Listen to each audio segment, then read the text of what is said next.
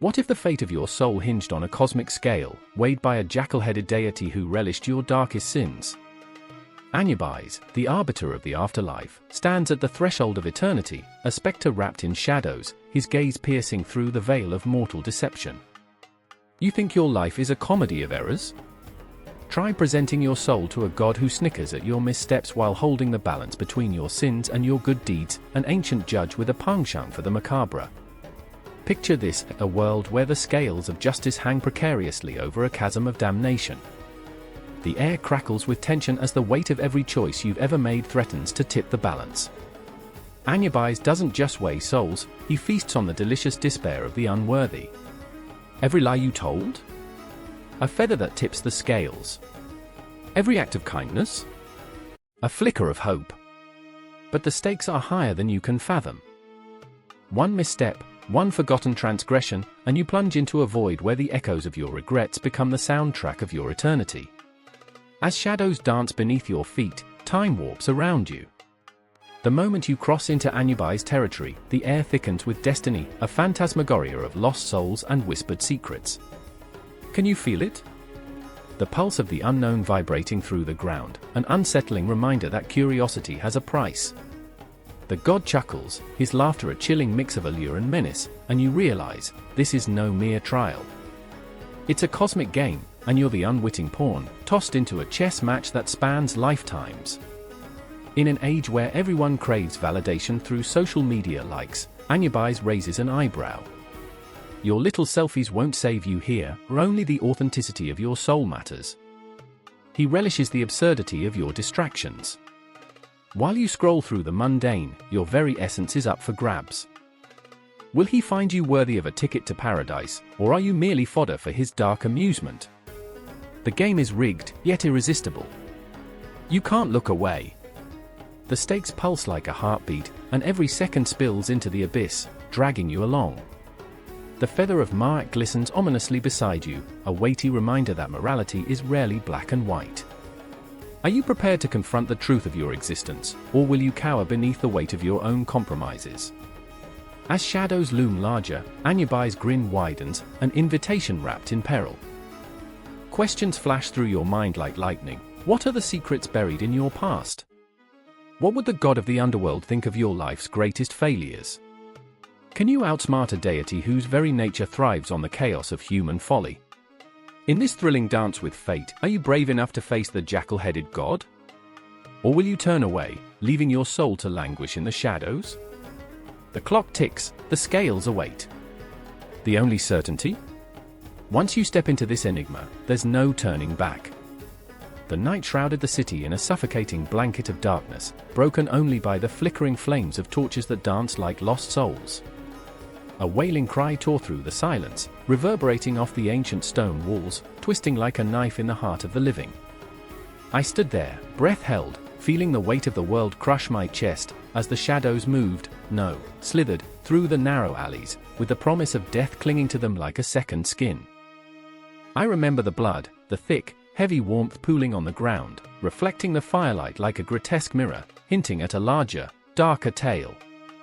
There, in the shadows, a figure emerged, a silhouette cloaked in mystery and dread. Anubis. The god of the dead, guardian of the afterlife, but also a broken soul, a creature caught in the undertow of his own creation. I felt his presence, like the chill of a forgotten winter, and knew the weight of his burden. The tension crackled like electricity in the air. In the dim glow, I caught a glimpse of Mara, her wide eyes teeming with fear, heart racing like a caged bird. Was it madness that brought her here, or was it destiny? The girl was a dreamer, trapped in a waking nightmare. Her hair, wild and knotted, framed a face that had seen too much for one so young. I wanted to reach for her, to anchor her to this world where shadows held sway, but my hands trembled with the weight of my own regrets. Anubis, she whispered, voice trembling like the flame at the tip of a dying candle. Will he take me? I wanted to laugh, but the sound caught in my throat, choking me. She didn't realize Anubis was not a savior, he was a reminder of what was lost. I remember the stories, whispered around fires, tales of a god who walked the fine line between life and death. stories laced with fear and reverence, but they never prepared me for this moment, this heart-stopping confrontation between the living and the dead. Anubis, lurking in the periphery, was an enigma. His jackal head, a mask that held secrets, a visage that held the weight of countless souls. I felt the pull of his gaze, an invitation and a warning all at once. It was no longer about Mara, nor the cries of the lost echoing in my ears. It was about confronting a darkness that lurked within us all. "Do you hear them?" I asked, voice barely a whisper, like a leaf caught in the wind. "The souls that wander, never finding peace? They're waiting, always waiting." Mara's breath hitched, and I could see the flicker of understanding in her eyes. She was not just a frightened girl, she was a soul caught in the throes of existential dread. "Why are they here, then?" she asked, her voice a fragile thread. "Why can't they move on?" I wanted to tell her it was the weight of their stories, their fears, their regrets, their unfulfilled dreams, that kept them tethered to this world. But all I managed was a bitter chuckle, the sound hollow in the night. "They bathed once a year, you know. Love was earthy. But it wasn't their lack of hygiene that held them back. It was their lives, their choices." The shadows deepened around us, the air thick with the scent of decay and forgotten promises. Anubis drew closer, his presence suffocating, and I could almost hear the whispers of the past clawing at my sanity. He was a remnant, a tragic hero shaped by the very humanity he was meant to guide. "You can't save them," he seemed to say with every flick of his ears, every shift of his weight. "Not even yourself." I felt the stark reality wash over me, a slap of cold water as I realized, this was not about salvation. It was about acceptance. Mara's heartbeat thudded in my ears, a relentless reminder of life, of longing, and in that moment, I knew her pain was my own. "We are all just echoes," I murmured. "Faint whispers of who we once were, and who we could never be again." Then, as if the cosmos itself trembled, the air shifted. Anubis, his eyes like burning coals, turned to face Mara. "What do you seek?" His voice was not a thunderclap, but a caress that cut deeper than any blade could. It was a question that demanded an answer, a confrontation with her deepest fears. "I want to know," she breathed, and the words fell from her lips like shattered glass. "Will I be remembered? Will I matter?" I wanted to scream, to shake her until she understood the futility of her quest. But instead, I watched, paralyzed by the intensity of the moment. The weight of existence hung heavy between us, and I could see the flicker of hope igniting in her chest, battling against the darkness that threatened to consume us all. It was heart-wrenching, beautiful, and utterly tragic. "Every life leaves a mark," Anubis replied, and there was a strange softness in his words, like a lullaby sung to the damned. "But not everyone is destined to be remembered." I felt the air crackle, the tension unfurling like a coiling serpent, ready to strike. Mara's eyes glimmered with unshed tears, a tempest of emotion swirling just beneath the surface. "But I don't want to be forgotten," she cried, vulnerability laid bare, a raw nerve exposed to the night. In that moment, I understood, this was about more than life and death. It was about the desperate need for connection, for validation, for love that transcends time. Anubis, a god burdened with the weight of eternity, was not the monster we imagined, he was a reflection of our own struggles, our own fears. "Then fight," he urged, and the shadows around him roared to life, swirling like 1,000 lost souls seeking solace. "Fight for your place in this world. Do not let the night consume you." I felt the fire of her spirit ignite, a beacon in the suffocating dark. I remember the moment, the heartbeat of the universe aligning with our own. We were not just characters in a tale of myth and legend, we were alive, raw, and real, caught in the cosmic dance of existence. As I stood on the precipice of despair and hope, I realized how intertwined our fates were. In the shadows of the night, Anubis was not my enemy, he was my guide, a reminder that every heartbeat counts, that every life matters, even as the darkness beckons. And as the echoes of the past began to fade, I felt the chill of the god watching, waiting. Always waiting. I remember the silence, thick and oppressive, like the weight of the stars pressing down upon the restless earth. A moonless night in predynastic Egypt, where shadows danced like phantoms along the walls of a crumbling settlement. The air was heavy with the scent of damp earth, a promise of rain that never came. In the distance, an owl shrieked, its cry echoing through the darkness, a harbinger of death and the unknown. I felt it in my bones, an uncanny chill, a haunting premonition that something was about to shift. There, in the flickering glow of a sputtering oil lamp, I saw him. Anubis. His figure loomed large, slender, graceful, yet terrifying. His jackal head turned slightly, eyes gleaming like obsidian stones, glistening with the weight of eternity.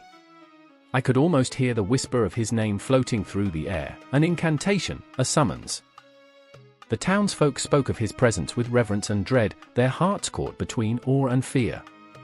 They feared what he represented, death, certainly, but also the unknown journey beyond. A young woman stood at the center of the room, trembling, her hands clenching and unclenching as if trying to grasp something she could not hold. Her name was Aset, a flower in a desert of despair. She had lost her brother to the dark, and every night she called out his name, a plaintive echo that pierced through the silence. Khepri, she cried, her voice a fragile thread. Khepri, come back to me. The name hung in the air, heavy, a ghostly reminder of the love that once bloomed. She looked toward the shadows, her eyes wide, searching for solace in the abyss. Don't, hissed her companion, a man named Nefer, heart pounding, his gaze darting nervously around the room. Stop summoning what's lost. You can't call him back. You can't. He was a mass of contradictions, fear, and longing woven into his very being. His love for Aset burned fiercely, but he was terrified of the darkness that surrounded her, of the void that threatened to consume them both. His hand shook as he reached out, fingers brushing against her shoulder, a touch meant to anchor her, but it was also a plea. Please, we must think of the living. But Aset was lost in her own storm, her heart a tempest of grief and desperation. What do you know of loss? She spat, voice like jagged glass. You have not stood at the edge of the abyss and stared into the void. I see him in my dreams. He is not gone. Her words cut through the air, sharp and painful. In that moment, the room felt alive, electric, the tension crackling like thunder overhead. Anubis watched, silent and inscrutable. His presence loomed, a symbol of the thin veil between life and death. I could feel his gaze piercing through the darkness, as if he held the weight of all souls, all stories yet untold. The air thickened with unspoken fears, a chorus of whispers that echoed in the corners of my mind. What lay beyond the veil? Was it peace, or something far more sinister? Aset and Nefer stood on the precipice of their emotions, caught in an unrelenting storm. She was fierce, a vibrant flame, but her grief threatened to snuff out the light. Nefer, too, was a fire, yet one that flickered with uncertainty, wavering in the winds of despair. Around them swirled the essence of a civilization still finding its voice, still grappling with the mysteries of life and death. The shadows lengthened, twisting like serpents, and in that moment, I felt the weight of their sorrow settle within me. The air grew heavier, laden with the unshed tears of countless souls who had come before, those who had whispered prayers to Anubis, those who had sought his guidance in the dark. A haunting realization washed over me, they were all intertwined, caught in a web of fate and longing. Aset began to sway, her body moving as if to a rhythm only she could hear. I remember the day he laughed, she murmured, her voice trembling like the last leaves of autumn. I remember his smile, bright as the sun rising over the Nile. Her words wove through the room, a tapestry of memories that shimmered and faded. And now I only see shadows. Nefer stepped closer, wrapping his arms around her, pulling her back from the edge of despair. But you are not alone, he implored, voice a soft balm against her wounds. You have me. You have a life to live. Khepri would want you to be free. His words, a fragile lifeline, but would they reach her? Would they anchor her to the living world, or would she slip through his fingers like so much sand? In that moment, Anubis shifted, the air bending around him as if responding to an unspoken command. The shadows danced, swirling at his feet, and I could almost hear the whispers rise, a cacophony of voices echoing through time. Do you fear the dark? He seemed to ask, his presence both a comfort and a threat. Do you fear what lies beyond? Aset shivered, the weight of the world pressing upon her shoulders. I fear, she whispered, her voice barely a breath. I fear what comes after. I fear the forgetting. The truth hung in the air, a palpable tension, a raw, open wound. And then, the room trembled, the walls seemingly closing in, shadows flickering like dying embers. In that instant, I felt the heartbeat of the universe, the pulse of history thrumming beneath our feet. Time felt elastic, stretching and twisting, a whisper of what was and what might yet be. The weight of existence pressed upon us all, the collective sorrow of ages swirling in a dark, dizzying dance. As Aset's gaze locked onto the figure of Anubis, something shifted, her body tensed, her breath caught in her throat. Will he guide me? She whispered, a plea that resonated through the darkness. Will he take me to him? The question hung, trembling in the air, a fragile thread woven into the fabric of her heart. And just like that, the world seemed to hold its breath, teetering on the brink of something vast and profound. In that fleeting moment, as the shadows deepened and Anubis' form flickered like a distant star, we stood on the edge of eternity, caught in a web of grief and longing, love and loss. The darkness whispered secrets, curling around us like a serpent, and I felt it, a promise, a threat, a reminder that life and death were but two sides of the same coin, forever entwined. And as the air thickened with anticipation, I knew this was only the beginning. The climax was yet to come, the confrontation hidden within the shadows, waiting to be born anew. In that suspended moment, time stretched, and everything shimmered with an unbearable intensity, pulling us deeper into the abyss. The moon hung heavy in the sky, a silver coin spilling light over the ancient sands like a promise yet unfulfilled. I stood there, heart pounding, the chill of the night seeping into my bones. Shadows danced around me, ghosts of a forgotten world, whispering secrets in a language older than time itself. I could feel the pulse of the earth beneath my feet, an echo of an unending heartbeat. I remember the stories they told me, of Anubis, the jackal-headed keeper of the dead, standing sentinel at the threshold of life and death, a paradox of terror and comfort. Why must it be so? I whispered into the darkness, the weight of centuries pressing on my chest.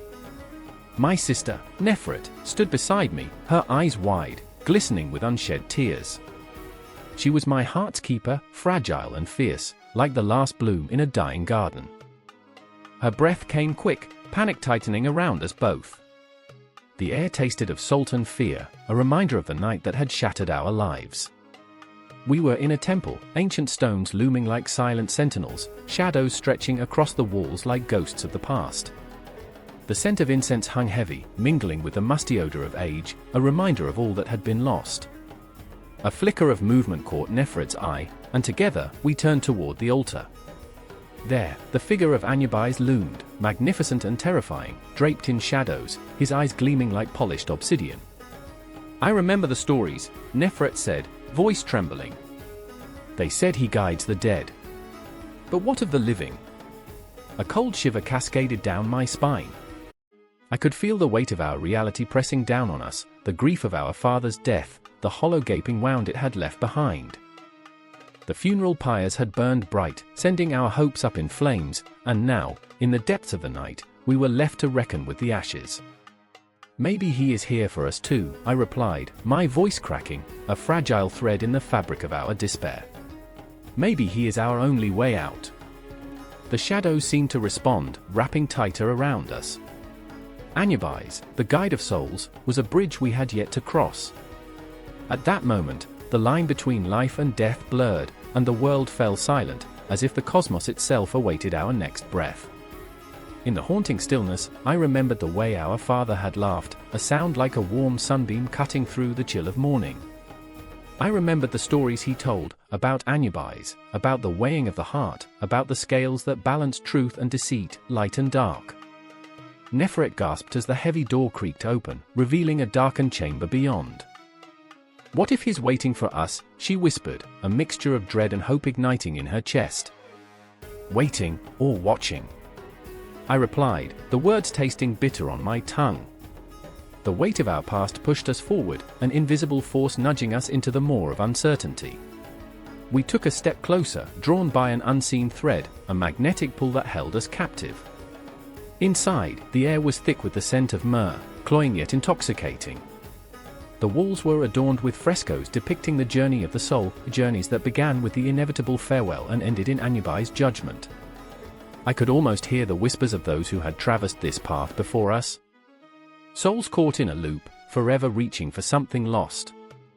I shivered, the enormity of it all crashing over me like a tidal wave. But as we approached, the figure of Anubis seemed to shift.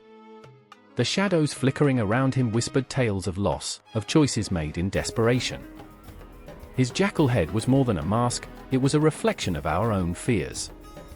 I could see the echoes of our father's face, the warmth replaced with an icy stare, one that demanded answers, sought truth. "Anubis," I called, voice trembling. "Are you here to judge us?" His silence roared back, a deafening affirmation of our reality. My heart raced, pounding like a war drum, each beat a reminder of the life left unanswered. I could feel Nefret's anxiety rising, her thoughts racing, searching for a path through the dark labyrinth of sorrow. "Let's go," she urged, but I was rooted to the spot, transfixed by the weight of our shared memories. "We can't," I replied, voice cracking under the pressure of the moment. "Not yet. We owe him this." The night stretched on, thick with tension and uncertainty. Anubis was more than a god, he was our reckoning, our confrontation with grief. I felt the tears seep from my eyes, a torrent of unspoken words. The pain of loss was a living thing, wrapping itself around me like the darkness that enveloped the temple. And then it happened, a spark ignited in my chest, a realization that cut through the shadows. "We are not just here to face judgment," I said slowly, as if the truth were a fragile bird taking flight. "We are here to remember, to reclaim what we have lost." Nefret's gaze met mine, and in that moment of understanding, a fragile thread of hope wove itself into our hearts. The shadows shifted, seeming to gather around us in solemn acknowledgement. Anubis stood as our witness, a reminder that we are bound not just by our failures, but by our memories, our dreams, and the love that endures beyond the veil of death. "Do you hear it?" I whispered. The heartbeat of the cosmos, reverberating through the silence. We are part of this cycle. In the flickering light, I saw her resolve strengthen. "Then let us confront him," she said, determination igniting a fire within her. "Let us face whatever comes next." I took her hand, feeling the warmth of her skin, a tether to the world of the living, a promise that we were not alone. Together, we stepped forward into the unknown, into the embrace of Anubis, the keeper of souls, ready to confront our fate. The darkness swirled around us, and I could feel the weight of our choices pressing down. "Judge us, if you must," I cried out, voice rising like a battle cry. "But know this, we are still here. We remember." And as the shadows closed in, I could sense the cosmos aligning, the vastness of time and eternity echoing around us, as if the very essence of life and death was caught in a dance, our dance, forever entwined in the night. In the suffocating dark, the stench of decay hung like a heavy shroud over the city of Thebes, where the night whispered secrets only the dead would dare to tell. A lone figure crouched in the shadows, the flickering flame of a torch revealed the contours of a face etched with dread. Kinwasit, heir to the throne, felt the weight of his ancestors pressing down on him, like the very sands of the desert shifting beneath his feet. He could hear the whispers, feel the haunting pull of the afterlife, a relentless beckoning that clawed at his heart. He had come to seek Anubis, the god with the jackal's head, the guardian of the dead, who presided over the realm where souls met their fate. A chill snaked through him as he recalled the stories, tales of the dead weighed against a feather of truth, lives measured in the balance of their deeds. He could almost hear the echoes of their screams, the raspy breaths of souls trapped in limbo, yearning for liberation. He had a decision to make, one that would shape not just his destiny but the fates of those he loved. "Do not go," a voice trembled from behind him, a soft, desperate murmur that cut through the darkness. It was Nefertari, his sister, her face pale and glistening with tears that mirrored the Nile's sorrow. "You don't understand what awaits you. The afterlife is a labyrinth of judgment. What if they find you unworthy?" The fear in her eyes twisted Kinwasit's heart, a painful reminder of their shared childhood, of laughter and warmth before death's cold grasp pulled them apart. I remember, he whispered, when Father took us to the tombs, how we played among the shadows, the echo of our joy lost in time. I remember feeling invincible, untouched by the hands of fate. But now I can't help but wonder if those shadows are alive, hungry for the souls of the living. The weight of his words hung in the air, heavy and suffocating. Nefertari stepped closer, her voice trembling as she reached for him. But what if the shadows consume you? What if Anubis finds your heart heavier than the scales can bear? I won't lose you too. Her desperation wrapped around him like a vice, tightening, squeezing the breath from his chest. Fear hung thick between them, a palpable tension that threatened to fracture their bond. I have to know, he shot back, his voice rising, a mixture of defiance and terror, a battle raging within. What if I'm meant to protect our people from the darkness that threatens to swallow us whole? The prophesies speak of a reckoning, and I must face it. I refuse to be a prisoner of fear. The moon hung high, a ghostly sentinel, and shadows danced around them, deepening as the night thickened with dread. Kinwasit turned from her, the torchlight flickering like the last remnants of hope. Each step toward the cliff where the tombs loomed felt like a descent into madness, an unraveling of the familiar. He could hear the heartbeat of the earth beneath him, a low rumble that resonated with the cries of the forgotten. He stood before the monumental entrance, the doorway to the underworld. It loomed like a gaping maw, ready to swallow him whole. The air grew thick with the scent of incense, sweet and cloying, mingled with the copper tang of blood. Anubis' realm was a mosaic of twisted fates and lost souls, where time folded in on itself. He felt the pull of the past, the memories of those who had come before him, their laughter, their screams, all entwined in the fabric of his being. Face your fears, a voice echoed in the void, and Kinwasit knew he had crossed the threshold. The darkness closed in, visceral and alive, and with it came the whispers of the damned. He stumbled forward, his heart a drumbeat in the silence, raw and pounding with the weight of his choices. The farther he ventured, the more the shadows morphed into familiar faces, his mother, her eyes hollow, his father, a specter of regret. Why did you leave us? The voices rang out, hollow and accusing, the weight of their disappointment pressing down on him like the very stones of the tomb. You were meant to uphold our legacy, yet here you are, a coward, chasing shadows. Stop, he cried, the words escaping his lips like a desperate plea, but they only grew louder, a cacophony of despair that threatened to drown him. He clutched his chest, feeling the constriction of grief tighten around his heart, squeezing until he gasped for air. Are you prepared for judgment? Another voice, deeper, resonated with an authority that chilled him to the bone. It was Anubis himself, emerging from the shadows, his jackal head towering above him, eyes glinting with an otherworldly fire.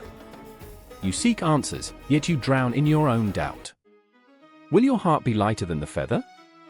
Or will it sink beneath the weight of your sins?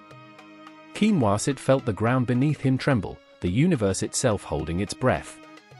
He struggled to find his voice, to muster the courage to face the truth that loomed over him like an executioner's blade. I just want to protect those I love, he stammered, the vulnerability pouring from him like a river, raw and unfiltered. But I fear I am not worthy. Anubis stared, unblinking, as the shadows twisted and coiled around Kinwasit like serpents. In that moment, time shattered. Dreams and memories collided in a kaleidoscope of emotions, love, loss, remorse, hope, each one piercing his heart, drawing forth the essence of his being. Then face your truth, Anubis commanded, and the shadows seemed to lean closer, hungry for answers, for confessions long buried. Kinwasit closed his eyes, inhaling the scent of his pain, the bittersweet nectar of his failures and dreams. This was his crucible, the moment where fear met courage, and he could either succumb to the darkness or step into the light. In that breath, he felt the gravity of his choices settle around him, like a cloak of fate. With tears streaming down his cheeks, he opened his heart, exposing every wound, every scar etched by regret. I remember, he began, voice trembling, as the shadows pulsed with anticipation, waiting for the truth that would either bind him or set him free. And as the echoes of his confessions filled the void, the soul of Thebes held its breath, teetering on the edge of revelation, a fragile moment caught in the web of time, waiting for the inevitable clash of life and death. The universe shuddered, and destiny hung in the balance. The air was thick, stifling, as the moon hung low and heavy over the ancient city, its silver light skimming across the cobblestones like a whispered secret. Shadows twisted and contorted, reaching like skeletal fingers, clawing at the edges of reality. A chill ran through me, a haunting echo of what lay beyond the veil, the world of the dead, a world where Anubis reigned supreme. I shivered, not from the cold, but from the weight of inevitability. I remember the first time I truly understood the power of Anubis. It was a quiet night, the kind where silence presses against your ears like a warning. That's when I met Ilara, her eyes deep pools of endless fear and unrelenting curiosity. She was chasing the ghost of her brother, a soldier lost to an unkind fate. She, too, was caught between worlds, teetering on the brink of despair and hope, grappling with the loss that gnawed at her heart like a hungry beast. "He's out there," she whispered, desperation threading through her voice. "I can feel him."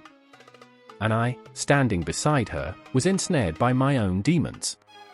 I was never meant to be here, just a historian obsessed with the artifacts of the past, fascinated by the way Anubis, the jackal-headed god, had captured the imaginations of countless souls for millennia.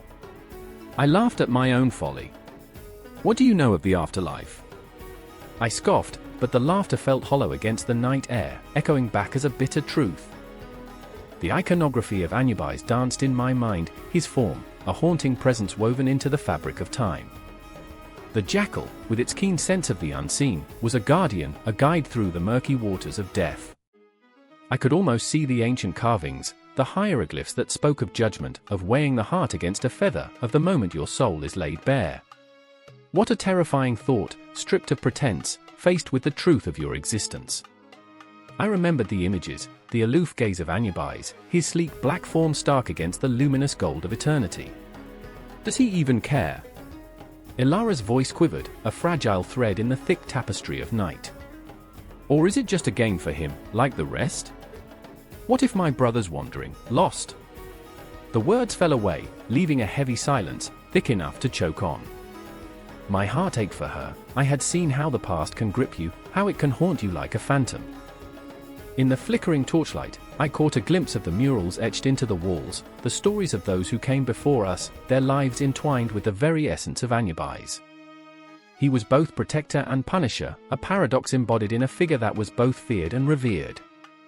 I could see the artistry, the delicate brushstrokes that depicted the funerary rites, the sacred rituals danced around the open mouth of the underworld. I felt as if I was standing in the very presence of the god, the air crackling with divine energy, and I shuddered at the thought of his judgment. Each stroke painted a story, a moment frozen in time, and I was hopelessly captivated. But there, within the beauty, lay the gnawing realization of mortality. We all face our Anubis eventually, we all must confront the shadows of our choices. There was no escaping that. The thought sent a shiver racing up my spine. Time wove itself into the fabric of our fears, and I caught myself glancing toward the horizon, where the sun would soon rise, igniting the day but extinguishing the haunting allure of the night. The thought of the dawn felt like betrayal, a cruel reminder of the things we bury deep, of the truths we would rather not face. Then, the moment shattered. A scream cut through the stillness like a knife, sharp and raw. Ilara raced toward the sound, and my heart thundered in my chest. "No!" I called out, but she was already lost to the shadows that whispered secrets, that beckoned with the promise of closure. I felt a surge of panic ripple through me, a visceral reaction that rooted me to the spot. I remembered the stories, those who sought Anubis for solace and found only despair. The art depicting the journey, the descent into the underworld, carved into stone, felt alive now, each figure watching, waiting. The air grew heavier, darker, as I followed her, my own fear weaving through the labyrinth of my mind. Ilara stood there, frozen, in front of a crumbling statue of Anubis, its once mighty form now eroded by time. The jackal's eyes glinted in the low light, a knowing gaze that seemed to pierce through the veil of time. "Is he here?" she breathed, terror lacing her words. "Can he hear me?" The silence was my answer, a suffocating blanket that enveloped us. I could feel her hope, raw and trembling, like a flame flickering against the wind. "I can feel him," she cried, reaching out to touch the cold stone. My heart ached at her desperation, the way she clung to the remnants of what once was, as if her brother could still be found in the depths of this ancient god. But Anubis was a guide, not a savior, and I wanted to scream the warning, but the words eluded me. Instead, I stood there, a spectator to her heartbreak, as the shadows deepened around us, weaving a tapestry of grief and longing. I thought of the countless souls who had called upon Anubis, seeking his gaze, praying for a connection to the lost, each desperate plea an echo through time, a reminder of our fragile humanity. In that moment, I became acutely aware of my own reflection in the jagged edges of the stone, my flaws, my failures, my own ghosts whispering in the stillness. I felt like a wretched fool, a mere shadow of the stories that surrounded us, yet here I stood, caught in this spiraling conflict. The tension hung thick, a bolt of energy ready to explode, and I held my breath, waiting for the inevitable clash between hope and despair. And there, in the darkness, Anubis lurked, a silent witness to our turmoil, his chilling presence a reminder that at the end of our journey, we must all face the truth. As Elara knelt before the statue, her tears glistening like drops of starlight, I couldn't help but wonder, what would she find in that moment? Would she reach her brother, or would she be met only by the void? Time seemed to stretch, the seconds lingering like a heartbeat echoing into eternity. But that was the beauty and the horror of it all. Anubis, the god of the dead, the keeper of secrets, the harbinger of truth. His artistry was not just in the stone of ancient temples or the carvings of forgotten tombs. No, it pulsed through every moment, every breath we took in that shadowed night. He was the very essence of our existence, a reminder that we are all bound to our fates, our hearts heavy with the weight of what we have lost and the memories we carry forward. And as Elara reached out once more, I felt the universe shudder, the stars overhead holding their breath. The confrontation was imminent, and somewhere, in the depths of the shadows, Anubis awaited. The wind howls, a spectral cry echoing through the desolate streets of ancient Thebes, a cacophony of shadows twisting and turning, as if alive, an omen of an approaching storm. I stand in the hollow silence of twilight, clutching the damp earth beneath my feet, the chill seeping into my bones. Above me, the pharaoh's grand temple looms, its walls alive with the whisper of age-old secrets, and yet, all I can think of is the jackal, the creature of the night, prowling the peripheries of my mind, gnashing its teeth, waiting. I remember when my brother, Okil, first spoke of the jackal's significance. He was always so spirited, eyes bright with dreams, yet in that moment, they glinted with something darker. "It's a guide," he said, voice trembling with fervor, "a guardian of the dead." Those words wrapped around me, squeezing my heart. The jackal, Anubis, the harbinger of the afterlife, or perhaps a trickster, a thief of souls. As if sensing my fear, Okil had laughed, light and airy, but even then, I could sense the tension in his shoulder blades, the way his hands clenched. But here I am, on the edge of despair, in the thick of it now. My heart is a drumbeat, a frantic call to action, as I stand between the living, who pray for safety, and the dead, who hunger for acknowledgement. The crowd gathers, a mass of bodies, all eyes reflecting the flicker of torches, shadows dancing like phantoms. They are desperate, searching for hope in the old tales of resurrection, stories where jackals guide spirit to the weighing of the heart. I feel their anxiety creep in, a collective shiver that mirrors my own. From the corner of my eye, I see Nefret, her face pale and drawn, the weight of grief pressing down on her slender shoulders. She stands rigid, yet her spirit pulses with life, and I can feel the magnetic pull of her sorrow. She, too, lost someone dear, her sister, taken too early, snatched by the dark shadows that slip through the cracks of the night. I remember her voice, cracking, maybe Anubis will find her, a fragile hope laced with despair. I want to reach for her, to tell her that the jackal is merely a myth, a story woven through the fabric of our existence. But something holds me back. The air thickens, the tension palpable, as the inevitable draws near. The priest begins his chant, words heavy with ancient authority, reverberating through the crowd, wrapping around us like a shroud. May Anubis guide us, he calls, the cadence a somber lullaby, and I feel my insides twist. What if the jackal is not a guide, but a thief? What if it steals not just souls but hope? I glance at Nefret, her eyes are closed, a fragile prayer escaping her lips, and I am torn between my skepticism and her fervent belief. The shadows deepen, and the jackal feels closer now, unseen but omnipresent, a looming figure against the darkening sky. Okiel's laughter echoes in my mind, a haunting melody that twists into something sinister. "You have to believe," he once said, "but I can't. Not anymore." The world he painted was vibrant, but this despair? It crushes me. Then, suddenly, the silence shatters. A shriek slices through the night, a visceral sound that rattles the bones and sends the crowd into a frenzy. Nefrit gasps, the sound a high-pitched wail, and I'm pulled into her panic, a moth drawn to the flame. "What is it?" I shout over the chaos, but she merely shakes her head, eyes wide, fear radiating from her like heat from the desert sun. I follow her gaze, heart pounding, and there it is, a jackal, poised on a mound of earth, its silhouette stark against the moonlit sky, eyes gleaming with an unsettling intelligence.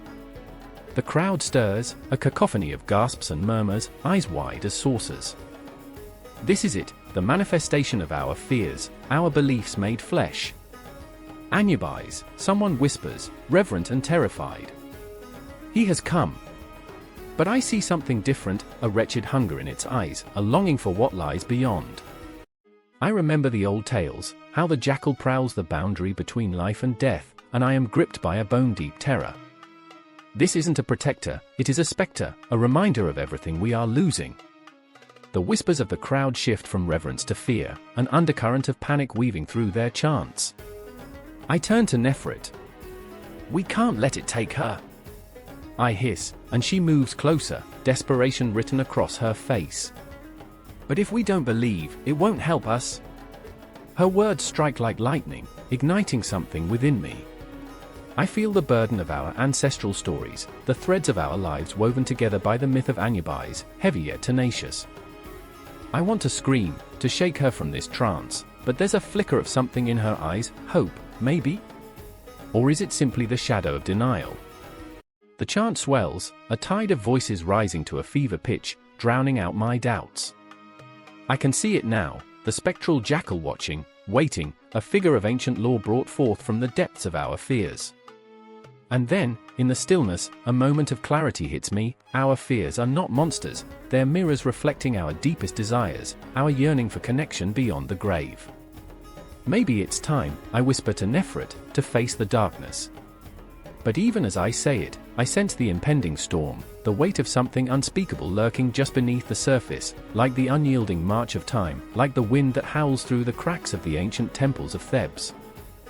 And as the jackal's gaze pierces through me, I can't help but wonder, will we be the light, or will we be consumed? There is no clear answer, no resolution, only the rhythm of our hearts beating against the backdrop of this haunting, timeless tale. Shadows loom larger, and the air is thick with unresolved grief, waiting to engulf us all. The night stretches on, and somewhere in the distance, a clock ticks, each heartbeat echoing the fear, the hope, the unyielding desire for a connection that transcends even death. And as that jackal stands sentinel over our lives and our afterlives, I can't help but feel, this is only the beginning. The air hung heavy, almost electric, as I stood on the threshold of the Hall of Two Truths.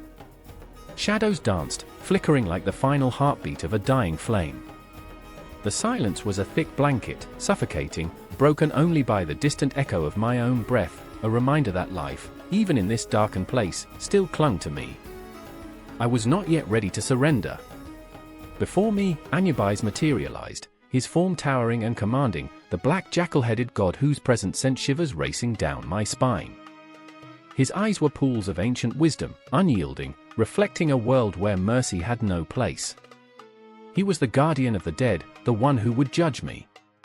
The weight of my past pressed on my chest. I felt it, a tangible thing, as if my sins were physical anchors dragging me under the surface of this shadowy abyss. Next to me stood Aset, her spirit trembling like a flickering candle. She was a spectre of sorrow, caught in the painful echoes of her own life. Aset had loved fiercely, her heart, a wild drumbeat in the silence of despair. She was here not just for herself but for a bloodline that clung to her, each soul a thread in the tapestry of her existence. I could see it in her eyes, bright and glistening, a tempest of regret and longing. "I remember," she whispered, the words escaping her lips like fragile butterflies into the night, the sound of laughter before the storm. The scale loomed before us, imposing and ancient, its balance as fickle as fate itself. It was not just a scale, it was a harbinger of truth, a cosmic balance between the heart and the feather of Ma'at, the goddess of truth and justice. The feather, light as a whisper, gleamed softly in the dim light. My own heart, heavy and burdened, seemed to pulse in time with the unrelenting tick of an unseen clock, as if time itself were mocking me here in this sacred moment. As I took a hesitant step forward, I saw the memories flash before my eyes, moments of joy and sorrow, triumphs and failures. I remembered the hugs that suffocated hope, the whispered promises that crumbled beneath the weight of betrayal. My past was an elaborate tapestry, woven with threads of love and loss, and now it was unraveling before me. I remember, the mantra swelled in my chest, a reminder of every heartbeat that had led me here, every choice that had shaped this moment of reckoning. Anubis stepped closer, the scent of incense and decay swirling around him, a morbid reminder of the thin line between life and death. "Your heart must be weighed against the feather," he pronounced, his voice resonating like thunder across an empty sky. "Only the pure shall pass." And therein lay the crux of it all, my heart, so flawed, so human, harbored shadows that I could no longer ignore. The scale beckoned with dark allure, inviting yet terrifying. Aset stepped up, her fingers trembling as she placed her heart, tender and raw, upon the plate. I watched, breathless, as the scale tipped ever so slightly. Her heart was heavy with memories of sacrifice, of love lost and battles fought, and yet it still glowed with a light that seemed to shimmer in the darkness. Anubis nodded solemnly.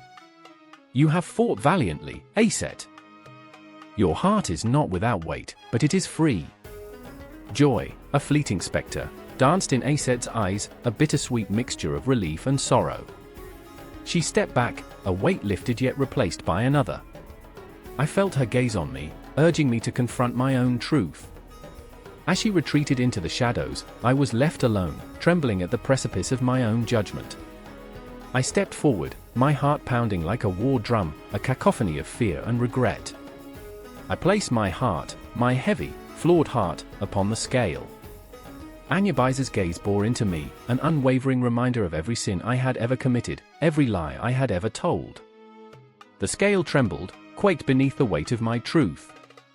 "Your heart," Anubis began, his voice slicing through the stillness, "is burdened with the weight of your choices."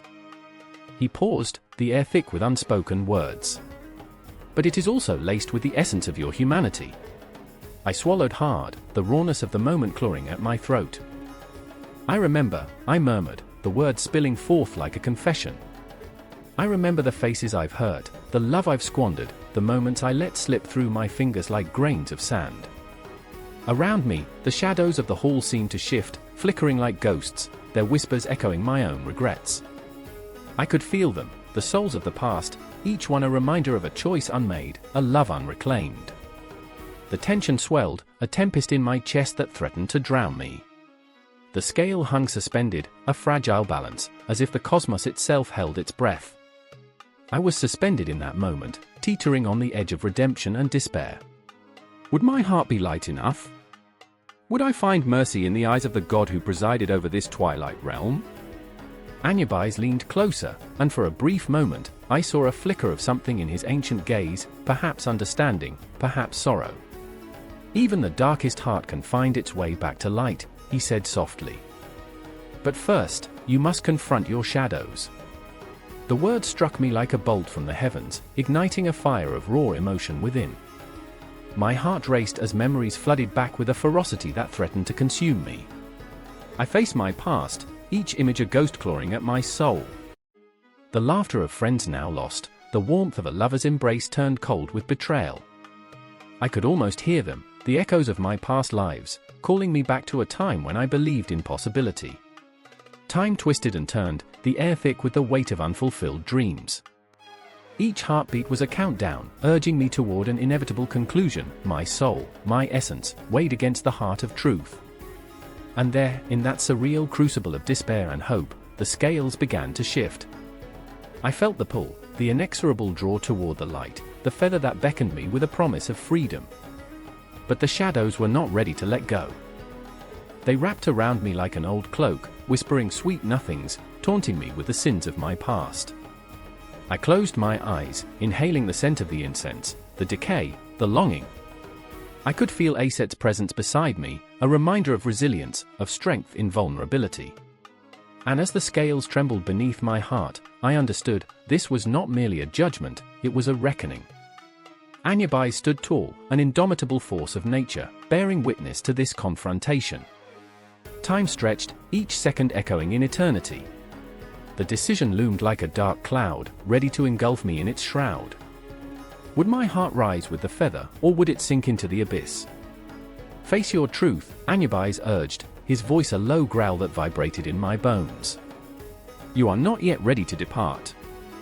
I could feel the weight of his words, puncturing the silence like a pin through a balloon, awakening every suppressed feeling, every unacknowledged pain. And as I stood there, lost in the chaos of my own making, the echo of my past crashing around me, I realized the true battle was not against Anubis or the scale, but against myself. The decisions I had made, the love I had chased and abandoned, all of it coalesced into this singular moment, where heart met feather, and the unyielding weight of truth clashed with the fragile lightness of hope. The balance was shifting, the world around me fading into a blur as I faced the depths of my own soul. I could hear the whispers of the past grow louder, mingling with the promise of the future until it all became one, a haunting melody that echoed through the darkness, urging me to take the leap. And just as I teetered on the edge of destiny, the scales balanced precariously, teetering between the dark and the light.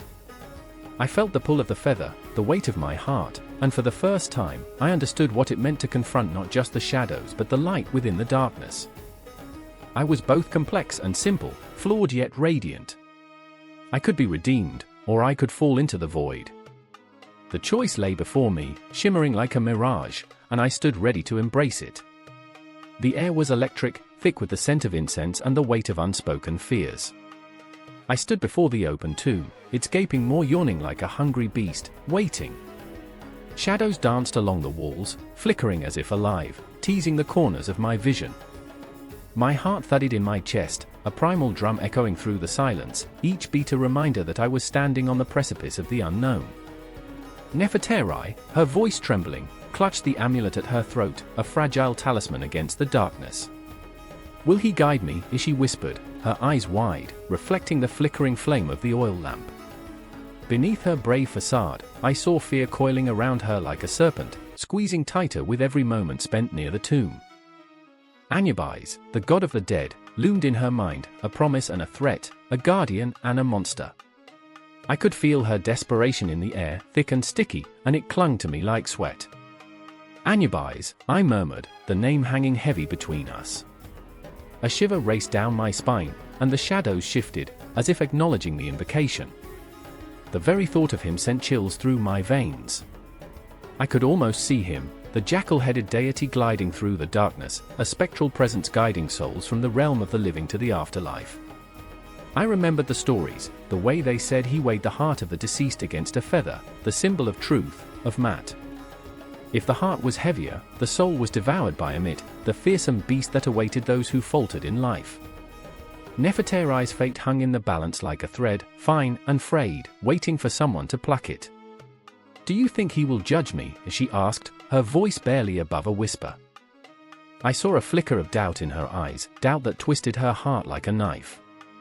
It was a raw wound, gaping and open, and I felt the blood from it drip into my own veins, poisoning my thoughts. "Judgment is not always cruel," I replied, though I felt the weight of my own conviction waver. I wanted to believe it, to offer her some semblance of hope. "He might guide you." My words were a fragile bandage over her fear, but I feared that Anubis was not merely a guide, he was the gatekeeper, a harbinger of truth. As we crept closer to the tomb's threshold, the air thickened, and I could almost hear the whispers of those who had come before, echoes of the lost, the mourned, the forgotten. I felt a chill wrap around my spine, and I couldn't help but wonder if they were reaching for us, urging us to turn back. "Why does it feel so alive?" Nefertari's voice was tinged with awe and terror, and I could see her fascination battling her dread. Her fingers brushed the hieroglyphs, tracing the tales of lives once lived. "They are gone, yet here they are. The tomb was a mausoleum of memories, an echo chamber of souls forever trapped between worlds. Each step forward was a step toward the truth, and I feared what we might find. My hand brushed against a stone, cold and jagged, and I felt the pulse of history reverberate through me, a reminder that we were not the first to stand on this sacred ground. "I remember the stories," I said, my voice low, almost reverent. "The Book of the Dead, it's not just a guide, it's a promise. A promise that the dead do not truly leave us, that they linger, whispering secrets in the dark." "But what if the promise is not what we think?" "What do you mean?" she asked, her breath hitching. The shadows shifted again, closing in, and I could feel her heart racing, the very air around us thickening with tension. "Anubis," I said, a shudder in my voice. "He doesn't just guide. He reveals. He shows the truth, and sometimes the truth is a terrifying thing." The weight of her gaze bore down on me, and I felt exposed, raw. I was unworthy to tread in the presence of the divine, and yet here we were, standing on the edge of something infinite. The stillness shattered. A gust of wind swept through the tomb, extinguishing the lamp's flame, plunging us into darkness. I reached for Nefertari, my fingers brushing against her arm, a lifeline in the abyss. "Anubis," she cried, her voice a fragile thread weaving through the darkness. "Are you there? If you are, please, don't let me be judged unworthy." A heartbeat passed, the silence stretching so long it seemed to pulse with life. Then, a low growl echoed through the chamber, a sound that curled like smoke around my heart, and I knew Anubis was near. The shadows deepened, swirling, and in that moment, I felt the boundary between this world and the next blur, a wretched melding of fears and hopes. Ghostly figures flickered to life, their faces contorted in anguish.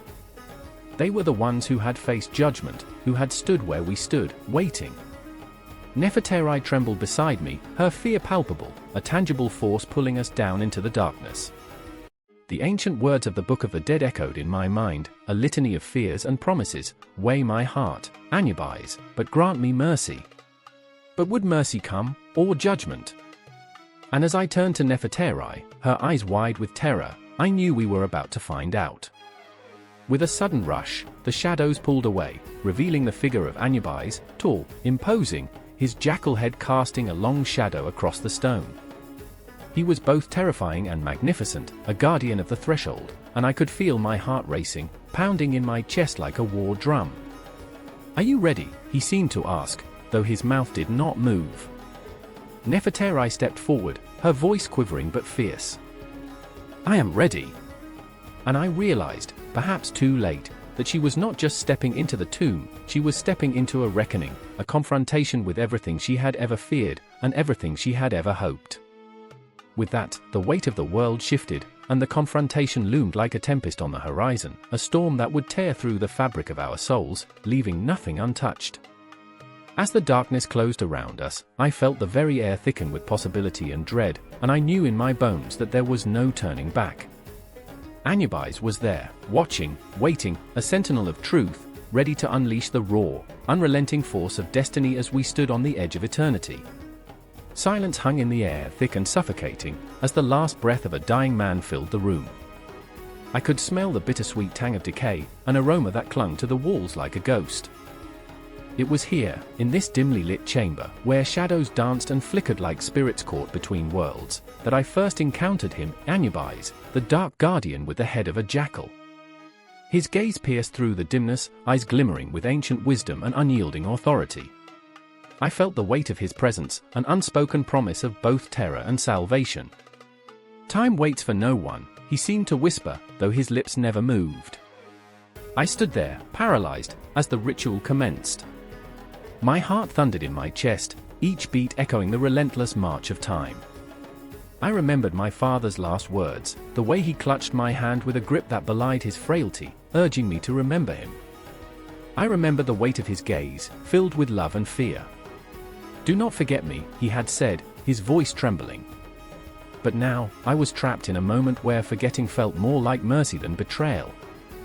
Across the room, my sister, Kia, knelt beside our father's body, her face a canvas of grief and determination. She had always been the strong one, the one who faced adversity with a fierce resolve. Yet, as she dipped her fingers into the resin, preparing to anoint him for the afterlife, I saw the cracks in her armor. With each stroke, her hands trembled, and I could see her heart breaking, one shard at a time. "Help me," she breathed, her voice a fragile whisper. The urgency in her plea sent a shiver down my spine. I wanted to reach out, to comfort her, yet I felt paralyzed by my own sorrow. I remembered the laughter we shared, memories of running through sunlit fields, the scent of wildflowers mingling with sweet freedom. Now, as shadows threatened to swallow me whole, I was anchored to the haunting reality of our father's stillness. Anubis stood nearby, the very embodiment of inevitability. He watched us with an intensity that felt both reassuring and unnerving. He was the judge, the guide, yet here I was, just a child lost in the labyrinth of grief. I felt his weight, the burden of all souls, pressing down on me, and suddenly, I was aware of the delicate balance between life and death. Kia's voice shattered the silence like glass. "We must prepare him. He deserves this." Her eyes glistened with unshed tears, fervent and unwavering. Does he? Does he deserve to be entombed while we are left to wander?" I shot back, my voice laced with bitterness. The words hung between us, thick with unspoken fear. I knew the truth, we were both terrified. The candles flickered ominously, casting long shadows that twisted and turned, reminding me of the fleeting nature of our existence. "I remember," I murmured, almost to myself, "I remember the stories they told us. The tales of the afterlife, of judgment and rebirth." But those stories felt distant now. It was as if Anubis himself was drawing the veil between the living and the dead ever tighter, and I could almost hear the distant wail of souls awaiting passage. We were losing him, and with each passing moment, our memories of him began to blur, becoming mere whispers in the wind. What if he cannot find peace? I cried out, the panic rising in me like a tide. What if he becomes lost among the shadows? Kia's eye softened, and for a moment, the fierce resolve crumbled. He will find peace. We must believe. Anubis stepped forward, standing between us and the darkness that threatened to engulf. I could feel the weight of his presence, the ancient power of a god. To mummify is to protect, he seemed to say, though his words were lost in the air. And then, as if reading my thoughts, he gestured toward the tools laid out before us. Your father's passage depends on your strength, your resolve, he seemed to say. Embrace the pain, it is part of the journey. Kia took a deep breath, summoning the courage that had always been her ally. Her hands, slick with resin, moved deftly over our father's form, and I felt my heart clench. This is how we honor him, she said, her voice steadying. Every stroke, every incision, it's love, not just loss. I watched her, and a surge of admiration coursed through me. I wanted to be that brave, to channel my anguish into something greater. I remembered the warmth of our father's smile, the way he would laugh at our ridiculousness, at our fears of the dark. I will remember, I whispered, determination igniting within me like a flickering flame. Together, we labored under the watchful gaze of Anubis, the god of the dead, who stood as a sentinel between the worlds. Each moment stretched and spiraled, time bending as we navigated our grief. The air crackled, charged with a raw energy, the boundaries between us and the divine thinning. And as we prepared our father for his eternal slumber, I felt the shadows encroaching, felt the ghosts whispering just beyond the veil. Yet, amidst the chaos, there came a quiet understanding. This was not an end, but a transformation, an eternal cycle where love transcends even death. I remembered the stars, the vast cosmos that lay beyond the night sky, and I felt the pulse of the universe within me. I will not forget you, I vowed, as we continued our somber task, the boundary between life and death blurring, the lines drawn between sorrow and solace becoming indistinguishable. Anubis watched, an eternal guardian, as we stitched together our memories and our grief, forever binding us to the man who had shaped our lives. Time slipped through our fingers like sand, and with each heartbeat, I felt the weight of what was to come, an unending journey through shadows and light. The darkness wrapped around the pyramid of Khufu like a shroud, oppressive and thick, as if the very stones whispered secrets only the night could hear. It pressed against my chest, suffocating, while a single torch flickered, casting eerie shadows that danced with the ghosts of forgotten pharaohs. The air crackled with unspoken tension, a palpable energy that made my skin prickle. My heart raced. I could feel it, the presence, the weight of ancient eyes watching from the abyss of time. I was not alone. Beside me stood Kayla, her breath quickening with the rhythm of impending dread. Her fingers trembled as they clasped the amulet hanging from her neck, a simple piece, yet it pulsed with significance, an echo of her lineage. She had come to seek answers, searching for the truth of her ancestry, but at this moment, she wore her vulnerability like a shroud. "What if they don't want us here?" she whispered, her voice barely escaping the clutches of the night. I wanted to reassure her, to dismiss her fear with bravado, but the shadows seemed to thicken around us, absorbing my words. Anubis, the keeper of the dead, his jackal head looming in the recesses of my mind. His presence was more than a mere myth, it was a haunting, a palpable force that demanded respect. The ancient texts, dusty and crumbling, whispered of him, his role as the guide through the underworld, a protector of souls, yet always shrouded in an unsettling enigma. "Look," I said, pointing toward the hieroglyphs that adorned the walls, the language of the ancients alive in their silent screams. They talk of judgment, of paths taken and forsaken. My voice, strained and trembling, echoed through the chamber like a prayer. Each glyph seemed to pulse with life, each depiction of Anubis, a sentinel against chaos, sent chills racing down my spine. He weighs the hearts against a feather, you know. The very essence of a soul laid bare. Kayla shuddered, her eyes wide, reflecting the torchlight like twin flames in the abyss. What if our hearts aren't light enough? The words hung between us, thick and suffocating, a web of fear and uncertainty that ensnared our thoughts. The hall felt alive, the air heavy with unfulfilled desires and the stench of mortality, and yet, there was an undercurrent of something else, something seductive, a dark allure that beckoned us to step further into the unknown. Suddenly, a noise shattered the stillness, a distant scraping, a sound like bones against stone. We exchanged a glance, an unspoken agreement binding us in the sheer terror of the moment. My heart thundered in my chest, each beat a countdown to an unholy revelation. "We should go," I urged, but my feet felt anchored to the ground. I remembered the stories, how Anubis was not to be trifled with, how shadows might twist into nightmares and swallow the unwary whole. But Kayla took a step forward, her curiosity igniting a flame of reckless bravery. "No, we have to know," she insisted, her voice steadier now, fueled by the pulse of her ancestry, the bloodline that wound back through millennia, connecting her to the very essence of what it meant to seek. In that moment, all doubts fell away, and I found myself swept up in her resolve, a willingness to confront the darkness together. And then, from the corner of my eye, I saw it, an outline, a figure cloaked in shadows, gliding through the dim light. My breath caught in my throat as dread coiled around my heart. Was it him? Was he here, watching us, judging? The air thickened, hush falling over the chamber like a funeral drape. The figure stepped closer, revealing not a ghost, but a man, tattered and gaunt, eyes sunken but burning with feverish intensity. "Turn back," he rasped, his voice a dry whisper that crackled like dying embers. "He watches. He is always watching." Each word was a knife, slicing through the veil of our courage. "You do not belong here. This is a grave, a sacred place." But Kayla stepped closer, igniting a spark of defiance. "We're not afraid of him," she challenged, her voice trembling with conviction. "We seek understanding." "Understanding?" The man laughed, a sound devoid of humor, echoing through the chamber like the tolling of a death knell.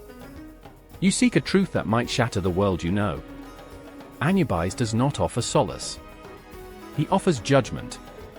In that moment, I felt the weight of Kayla's resolve, felt it intertwine with my own, and I knew there was no turning back. Anubis loomed larger in my mind now, a specter of the unknown, a harbinger of destiny.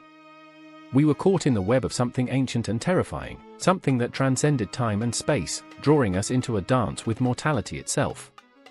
The man moved as if the shadows were his shroud, his words echoing in the dim light. "He knows your fears, your regrets. He sees the darkness that dwells within." As he spoke, I felt the walls closing in, a cosmic pressure that threatened to consume us. Time itself felt warped, bending in the presence of the divine. The very air seemed to vibrate with indecision, with a weight of ancestral memories pressing down upon us. And then, silence fell again, heavy and oppressive. In that silence, I could almost hear the flutter of wings, the whisper of the dead beckoning from the edges of our consciousness. The tension spiraled, a storm brewing on the horizon. I could feel it, Anubis, the gatekeeper, the shadow at the threshold of our souls, waiting to weigh our hearts against the feather of Maat. Kayla reached for my hand, her grip tight with fear and determination, her breath mingling with mine, a shared heartbeat in the stillness. What if we fail? The question hung in the air, a haunting echo of doubt that threatened to pull us into despair. But the urge to press forward burned brighter. Then we face it together, I replied, my voice steadier, infused with a spark of defiance. We confront our shadows, no matter how dark. We unearth the truth, even if it shatters us. The man watching us faded back into the shadows, leaving behind an echo of his despair, a warning reverberating through the stone. And so we stood, on the precipice of revelation, hearts racing, as the weight of the ages pressed down upon us, Anubis awaited, and the echo of our souls trembled in the cool, ancient air. In the heart of an ancient city, where shadows danced like restless spirits, a thick silence hung heavy in the air. The moon, a ghostly eye, watched as desperate whispers curled into the night, breaking the stillness like glass shattering on stone. It can't be true, I heard her voice, trembling like a fragile leaf, yet resolute as a warrior preparing for battle. Amora stood there, face pale, eyes wide with an unrelenting dread, her very soul laid bare in the bleak glow of the street lamp. They took him, she gasped, the words clawing at her throat, raw and painful. I stood frozen, heart pounding like a war drum in my chest.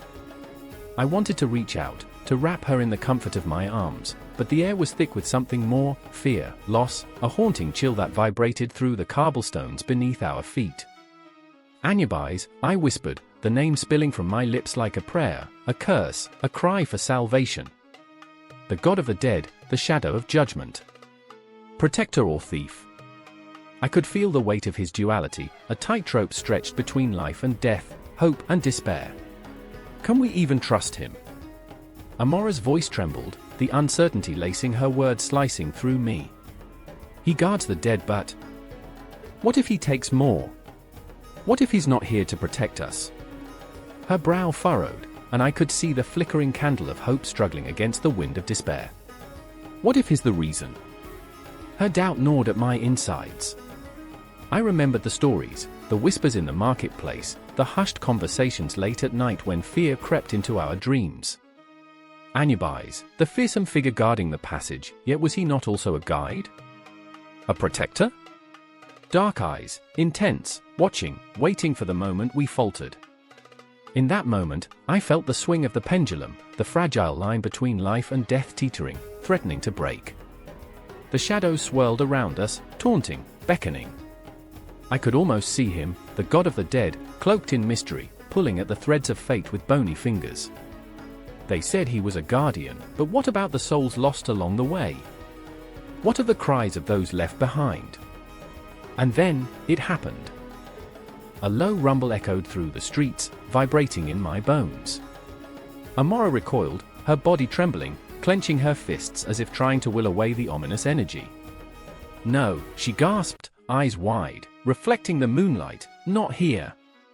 Not now. Panic clawed at her throat as the ground shook beneath our feet like the heartbeat of the earth itself. Suddenly, a figure emerged from the darkness, a silhouette against the lamplight, tall and imposing, wrapped in shadows. The face was obscured, but something deep within me recognized the essence, the presence. Anubis. My breath hitched as I wrestled with the idea of him stepping from myth into reality, an embodiment of everything we feared and revered.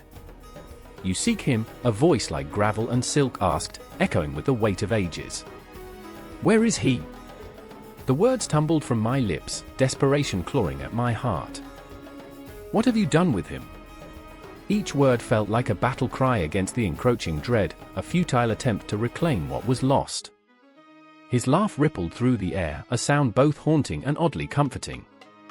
To seek is to invite the shadows closer, he said, stepping forward, revealing more of himself, the glint of gold, the glimmer of something ancient and terrible. The living chase after the departed, but sometimes it is the departed who chase after the living. Amora shivered beside me, her vulnerability laid bare, a fragile candle flickering against the dark wind. I felt her fear, a palpable force, wrapping around us like a shroud. We were never meant to chase the dead, she whispered, the weight of her words pressing down on us. What if we became lost in the hunt? Or worse, I murmured, my mind swirling with the implications. What if we awakened something better left undisturbed? Anubis regarded us, his gaze piercing through the veil of darkness. You walk a path fraught with choices. Each step draws you nearer to the truth, the duality of all things, he said, and I could feel the air grow heavy with the weight of his words. Life feeds on death, as death feeds on life. Without one, the other cannot exist. You must choose. To protect or to destroy. Tension crackled like lightning in the air, igniting the night with vivid colors of fear and longing. My mind raced, heart pounding, caught in the tempest of my own thoughts. I remembered the moments, lost dreams, broken promises, and the fragile threads of our lives weaving in and out of existence. Please, Amora's voice broke through my reverie, trembling, raw. We need him. We can't lose anyone else. We can't. The desperation in her voice echoed like a heartbeat, drawing me closer to the brink of decision. Then face the truth, Anubis replied, raising a hand, shadows swirling around him, thick and intoxicating. What will you sacrifice for salvation? Are you ready to confront the shadows within? I looked at Amora, and in that moment, I understood. The choices we made echoed louder than the footsteps of the dead. Her eyes reflected the moonlight, filled with fear, hope, and a longing to protect not just herself, but everyone we loved. The air grew thick with an unvoiced question, as if the universe held its breath, waiting for our answer. The ground beneath us trembled, shadows beckoning us closer to Anubis, the god of the dead and protector of the lost. I felt the weight of every heartbeat, the pull of the unknown, and in that moment of swirling chaos, I knew. The confrontation was not just with Anubis, but with our own fears, our own desires, and the fragile essence of life itself. Let us choose, I finally spoke, voice steady, heart racing, let us confront our shadows. But as I spoke, I could feel the weight of time pressing down on us, the clock's hands ticking ominously, carrying us further into the night, deeper into the realm where gods walked and shadows whispered secrets. The line between protector and predator blurred, and in the stillness, I realized that the true battle was only just beginning. The moon hung low, draped in shadows, casting an ethereal glow over the Egyptian sands. The air was thick, heavy with anticipation, as if the very universe held its breath. I stood at the precipice of a grave, a silent witness to the ancient ritual that would determine fates, and as I stared into the abyss, fear coiled around my heart, squeezing tight. Anubis emerged from the darkness, cloaked in his nightmarish guise, a spectral being with a jackal's head and the weight of the dead upon his shoulders. His presence was a paradox, terrifying yet oddly comforting, like a distant echo of a childhood lullaby in a haunted house. I could feel the pulse of the world around me, the whispers of the souls he guided, the tremors of those who had passed. But tonight, it was different.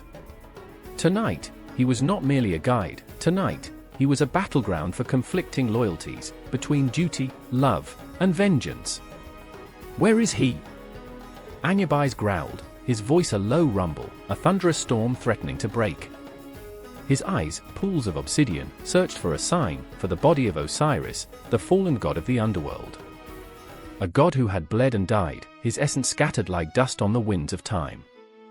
And there, in the shadows, I could see Isis, her presence a fragile flicker against the dark. The goddess of magic and motherhood, lost in a limbo of despair, her heart shattered into a million pieces, each crack a sharp reminder of her brother and lover's demise. I remember when we danced under the stars, she murmured, her voice trembling like the last breath of a dying flame.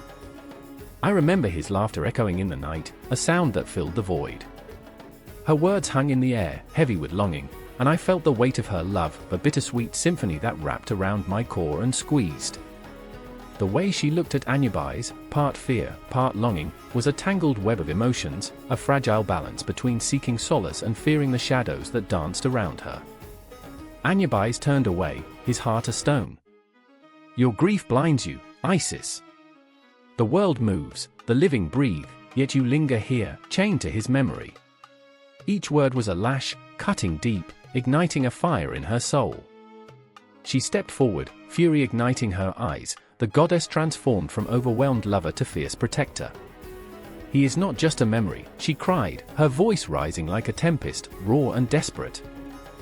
"He is the hope of the afterlife, the reason the sun rises. Without him, we are nothing."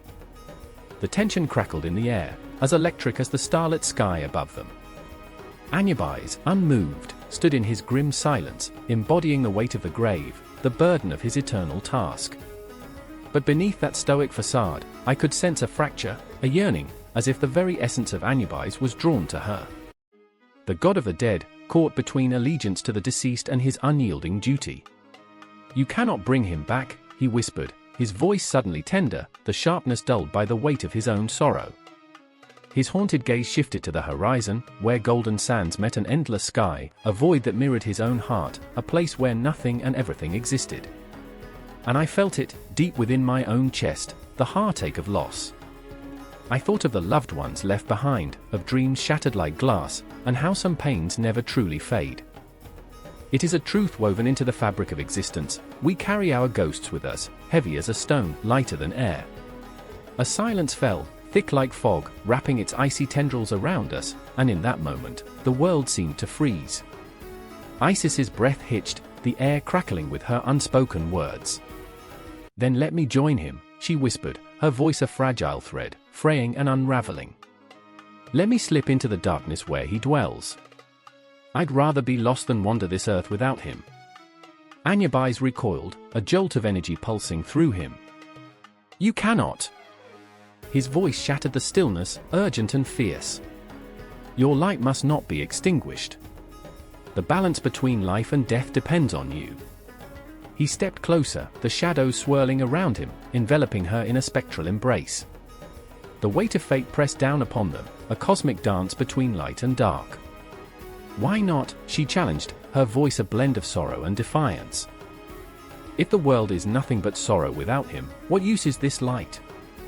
Anubis faltered, a crack in his armor, and I could see the turmoil within. He was the harbinger of the dead, but also a witness to the living, a keeper of their stories. "Your light brings hope, a chance to heal," he pleaded, desperation creeping into his tone. Yet, I could see the fear behind his eyes, fear that her light would dim, leaving him alone in the shadowy abyss. And then, in that flickering moment of vulnerability, a truth permeated the air. These three beings, bound by blood and grief, were caught in a cosmic game, each one a piece on the board of eternity. Osiris was gone, but his legacy lingered, a haunting melody that would either unite or tear them apart.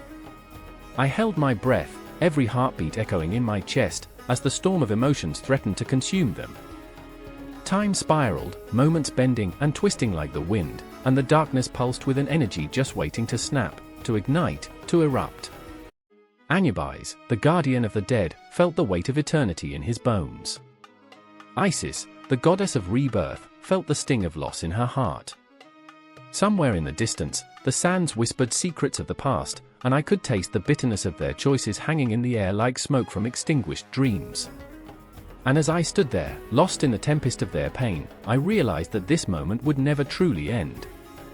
It would echo through the corridors of time, a haunting refrain woven into the very essence of existence. The night deepened, and the shadows grew longer, signaling an approaching storm where love, loss, and the relentless march of time would converge, leaving behind echoes that would resonate far beyond the sands of Egypt. The weight of silence hung in the air, thick and suffocating, as shadows danced around the crumbling stone walls of the tomb. I could feel the pulse of eternity thrumming beneath my skin, a heartbeat that belonged to the land itself, a reminder that death carried its own rhythm, its own song. I squeezed my eyes shut, but the images clawed their way back into consciousness, the flicker of a torch, the haunting figure of Anubis, his jackal head tilted, ears perked, a sentinel of this forsaken underworld. "Did you think you could escape?" he seemed to whisper, though the words were carried by the wind, a cruel echo of my own anxieties. I stood there, heart hammering in my chest, caught in the web of memory and fear. It wasn't just the dead I was afraid of, it was the judgment that followed. It was the knowledge that Anubis, once my protector, now stood ready to weigh my heart against a feather that felt heavier than lead. Zara's scream pierced the stillness, raw and primal, wrenching me from the depths of despair. I turned to see her fall, tangled in the skeletal embrace of the past, her hands reaching for something just out of grasp, something that flickered like a candle flame in the void. "Help me," she cried, eyes wide with terror, and I could see the flicker of the old Anubis reflected in her gaze, trust, belief, hope. I wanted to reach her, to pull her back from that precipice, but how could I? My own scars were still fresh, still oozing the regret of choices made in darkness. I remember the words spilled from my lips. I remember the stories, how Anubis guided lost souls. How he was the bridge between life and the afterlife. But now, the truth twisted in my gut like a serpent. Now, he judges. He decides who is worthy and who is damned. Zara's eyes locked onto mine, desperation coursing through her. "We can't let him take me. I've done terrible things," but her voice faltered, and I could see the haunted look in her eyes, the same look that haunted me. We both were stained by the past, burdened by choices that clung like rusted chains. "Anubis was meant to protect us," I murmured, half to myself, half to the shadows. The tomb felt like a coffin, suffocating, echoing with laughter and whispers of those who had come before. He fed on fear, on guilt. It's what he wants. A chill wrapped around me, and I could almost feel the weight of the feather against my chest, the balance tipping toward despair. Zara's voice trembled. "And what if we are not worthy? What if he decides that we are just lost causes?" A shiver ran through me, an icy tendril of doubt winding around my heart. "I remember when he was a guardian, a figure of hope," I said, my voice barely above a whisper. "But now he wears judgment like a shroud. We are not just judged for what we've done, but for who we are." The darkness pulsated, and I swore I could hear hearts breaking beneath the earth. The cosmos felt like a mocking audience, stars twinkling with knowing laughter, as if they were aware of every mistake we made, every fleeting moment we wasted. Time twisted, and in the silence, Zara's past unfurled before me, a tapestry of choices that led her here. I caught glimpses of her laughter, a flash of joy as she danced in the sun. But shadows crept in, betrayal, broken promises, the pain of loss that festered like a wound. It clawed at her, gnawed at the remnants of her spirit. "I can't go back," she cried, her voice cracking. "I can't face him. If he sees what I've done, what I've become." I felt the anguish swell within me, a tidal wave of sorrow that threatened to drown us both. "But don't you see? That's what he thrives on. Our failures, our regrets, they feed him." My heart raced, a feverish drumbeat of panic. "We're trapped in this cycle, Zara. We must break free."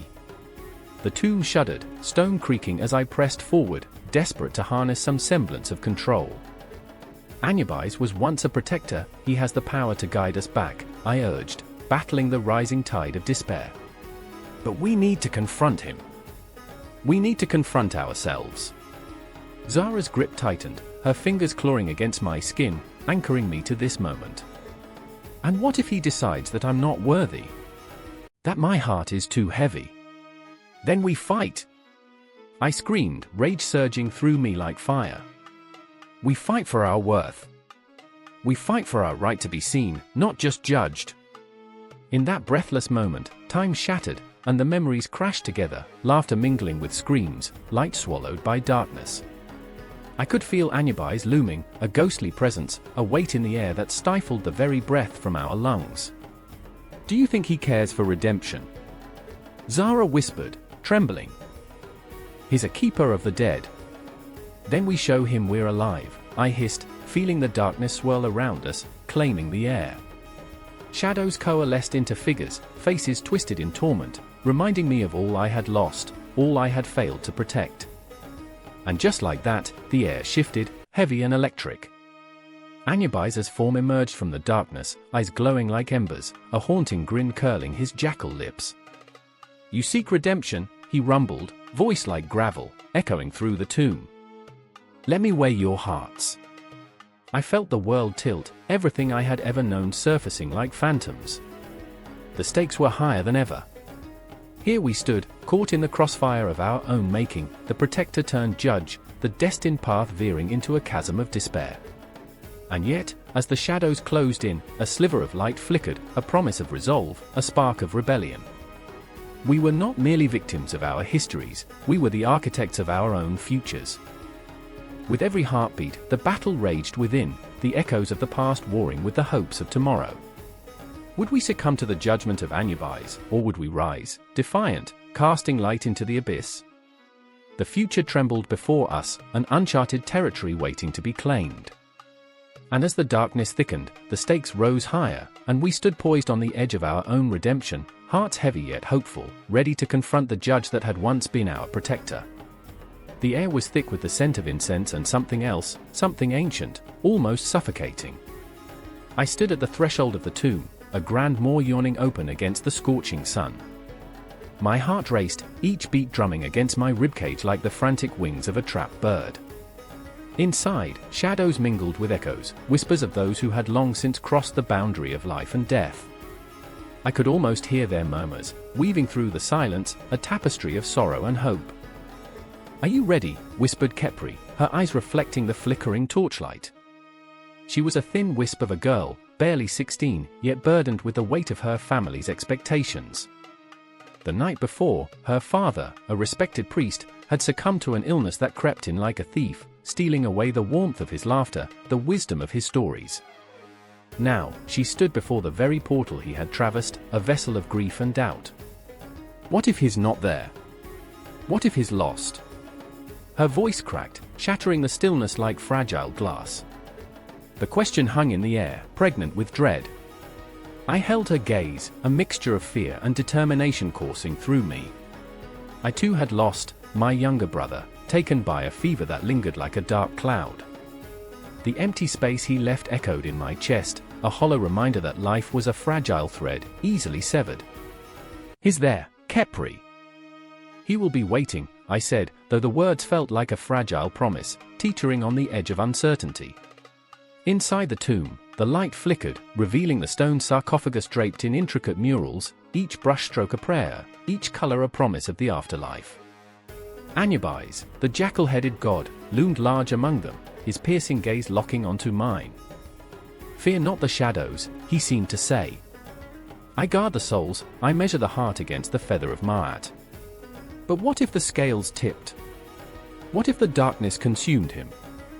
I swallowed hard, my throat dry as the desert wind, and stepped further into the cool embrace of the tomb.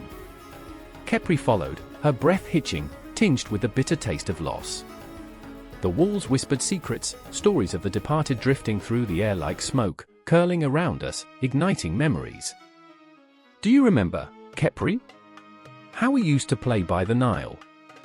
The water was so cold, but it felt alive, didn't it? The warmth of nostalgia fought against the chill in the air." Her mother used to scold us, shaking her head as we laughed, oblivious to the currents. "We thought we were invincible," I continued, the memory a balm against the pain. "Not invincible," she murmured, her voice a fragile sigh. "Just unaware." We approached the sarcophagus, the surface smooth and cold, a stark contrast to the turmoil churning within.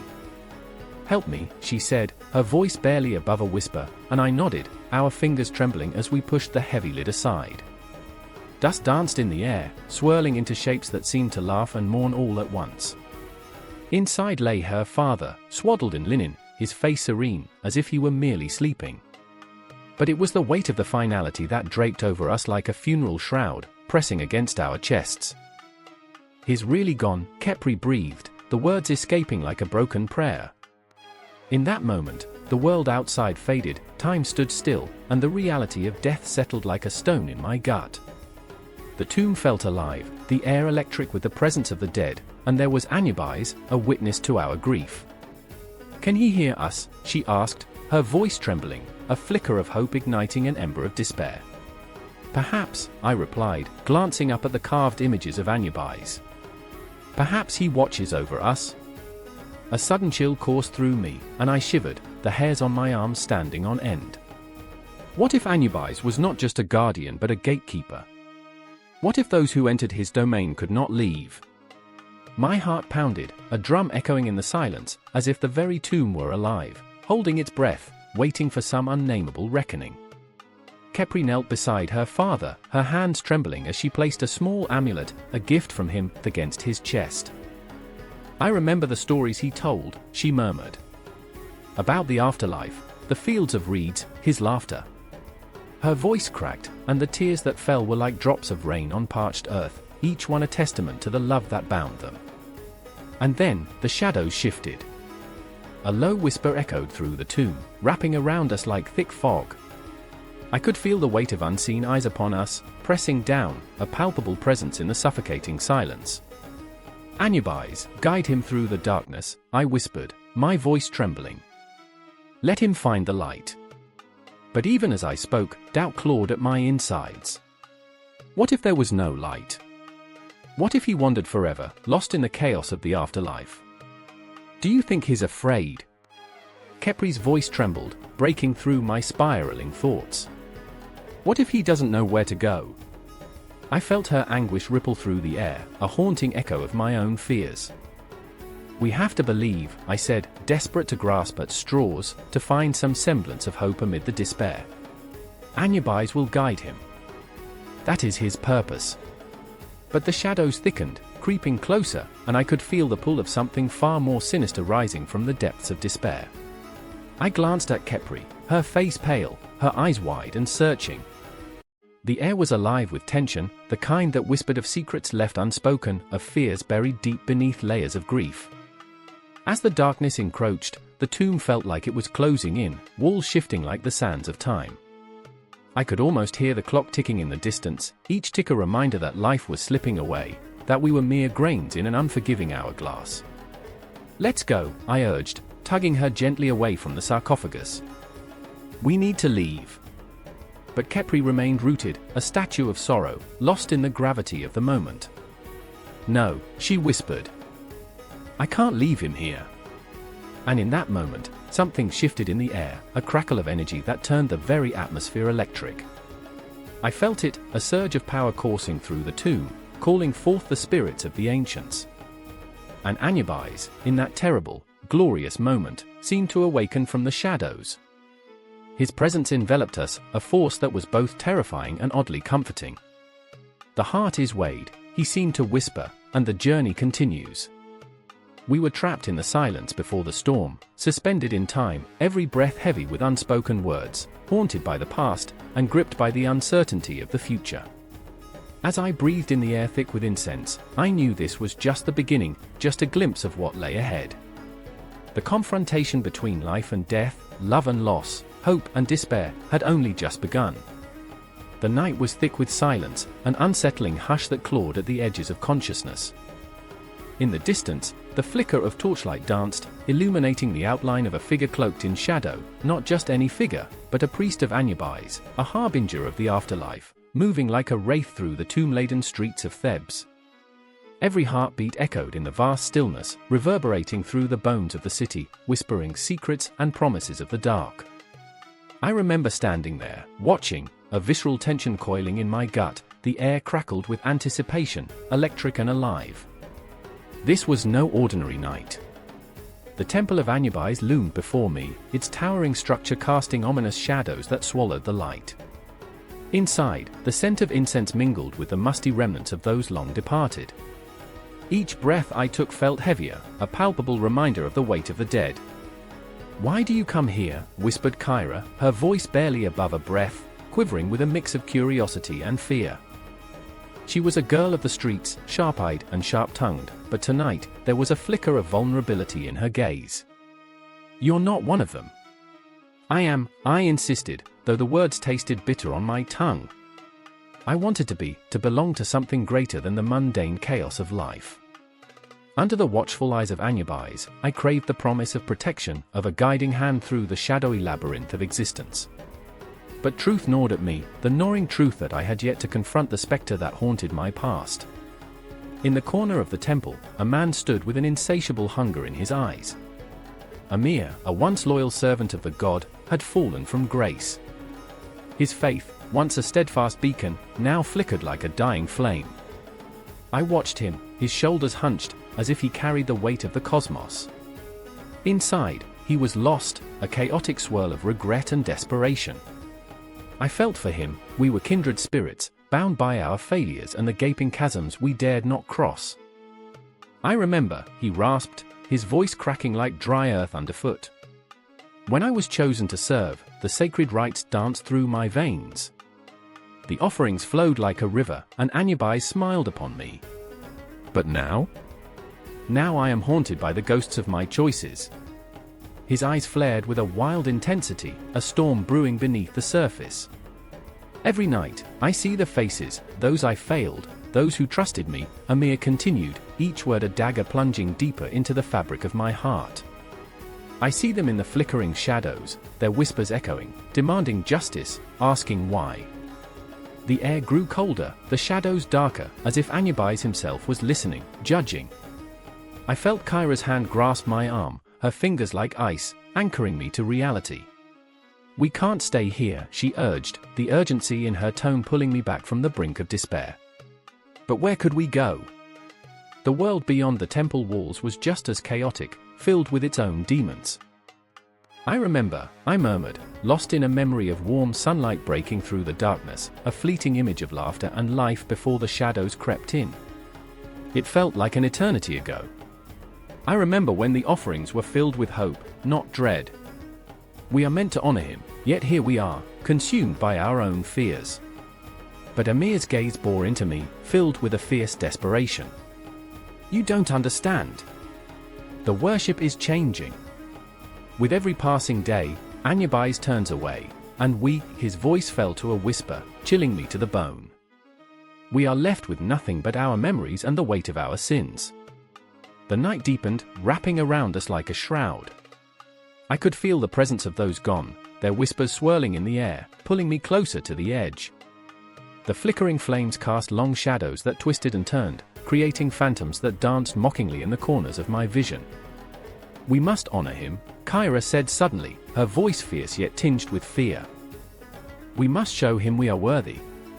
The determination in her eyes ignited something within me, a flicker of hope amidst the chaos. A ritual, a genuine offering. Something that comes from the heart. But how could we? The cities were choked with despair, the offerings turned to ash. What could we possibly offer to a god who had seen so much betrayal?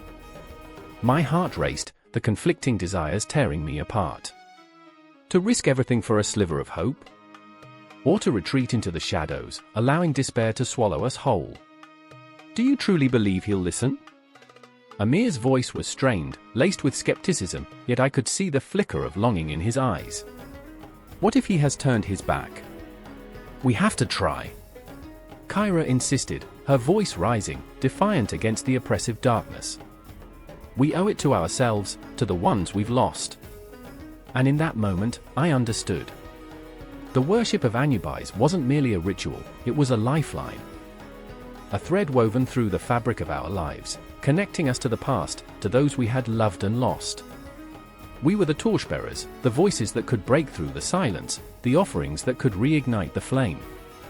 As we moved deeper into the temple, my heart thundered, each beat a reminder of the urgency that coursed through our veins. I felt the weight of the past pressing down, the echoes of a fractured faith clashing against the flicker of hope igniting within us. The shadows stretched longer, blending into one another, a swirling tapestry of time and memory, beckoning us to confront the darkness. We stepped into the chamber, a sanctuary of stone and shadows. Incense wafted through the air, thick and sweet, wrapping around us like an embrace. My heart raced as I faced the altar, adorned with offerings, fruits, grains, and little tokens of love and grief. I closed my eyes and whispered the prayers, my voice trembling as I spoke the names of those I had lost, their faces flashing before me like ghosts in the candlelight. Anubis. The name erupted from my chest, raw and desperate, echoing against the stone walls. In that moment, The air shifted, charged with an electric intensity, a heartbeat pulsing through the temple. I felt the presence of something greater, something that transcended the despair. We were not alone. The shadows were filled with the hopes and dreams of those who had come before us, their spirits igniting the darkness, urging us toward redemption. Please, Kyra breathed, her eyes shining with tears. Let us not falter. And there we stood, 3 souls intertwined in a moment of reckoning, facing the darkness together. The past would haunt us, but tonight, we would honor the God of the dead, in defiance of our own fears. The shadows clung to us, yet amidst the despair, there was a flicker of light, a glimmer of something awakening, something that promised we were not alone in this vast, chaotic existence. In worship, in remembrance, we strove to rise above, to connect with the divine, the eternal, even as the night threatened to swallow us whole. The air was thick with the scent of dust and despair, an oppressive silence enveloping the dimly lit chamber. Shadows danced on the walls, flickering like the memories of those long gone. I stood alone among the remnants of a world that had once pulsed with life, my heart hammering in my chest, the pulse of ancient rhythms echoing in my ears. There he was, the figure emerging from the darkness, Anubis, the jackal-headed god, guardian of the afterlife, his eyes pools of onyx, staring straight through me. I shivered, overwhelmed by an electric tension that coiled around my spine. The statues, the amulets, and the wall reliefs, silent witnesses to every joy and sorrow, every scream and whisper. Each artifact held a story, a heartbeat trapped in stone, gold, or clay. I could feel their weight pressing down on me, the tragedy of lives lived and lost. I remember the first time I laid eyes on a statue of Anubis, the coldness of the marble seeping into my skin, a chill that resonated through my bones. Maya, a young woman with haunted eyes, stood nearby, clutching an amulet of Anubis tightly in her palm.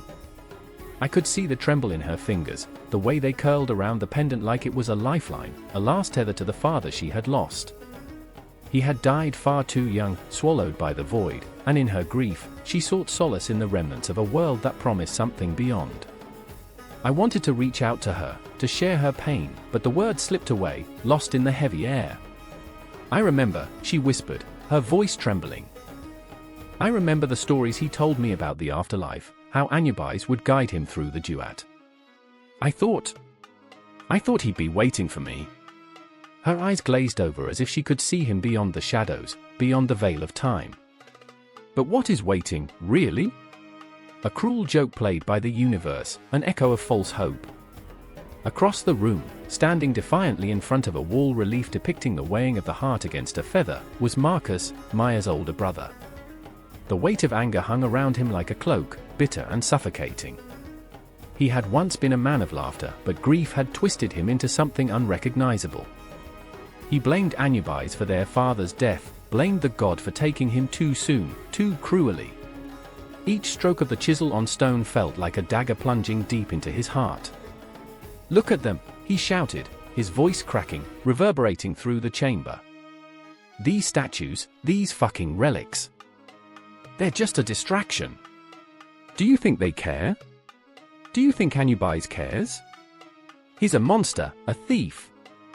His words hung there, thick and heavy, and I felt the energy shift, crackling with emotion. Maya flinched, her body instinctively recoiling as if struck by his fury. "Marcus, stop," she cried, desperation spilling from her lips. "He's our father's guide. He's supposed to protect him. Don't you see?" Her voice was a fragile thread, pulling at the very fabric of their shared grief. But Marcus was lost, drowning in a storm of anger and sorrow, unable to hear her, unable to feel the heartbeat of hope buried beneath their despair. I stood frozen, watching this familial tempest unravel before me.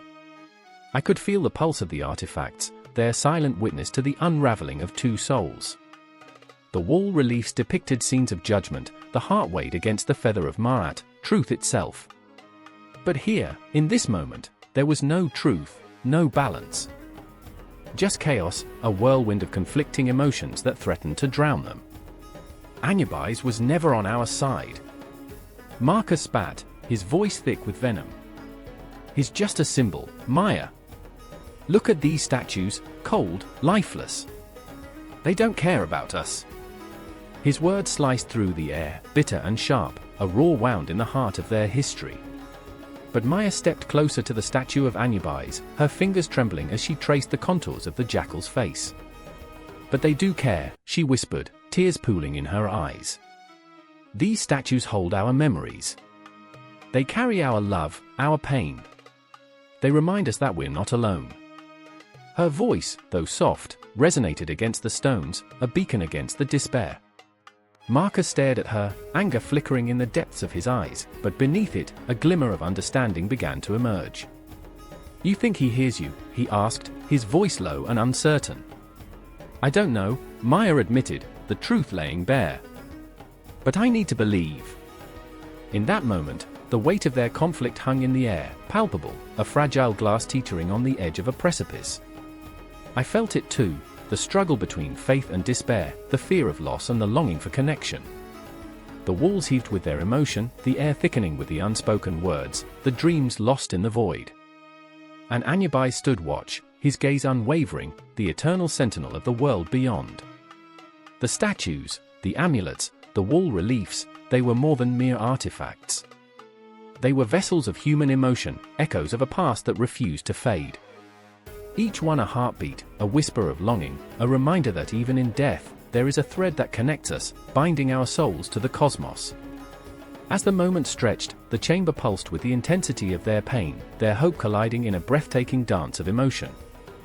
The clock ticked in the distance, each second a reminder of time slipping away, but in this space, their conflict raged on, a silent battle of wills, love and grief swirling like shadows around the flickering candlelight. I took a step back, allowing the weight of their emotions to wash over me, the history of their lives etched into the very stone. What was left unspoken became a part of the atmosphere, a haunting melody that lingered long after the words had faded.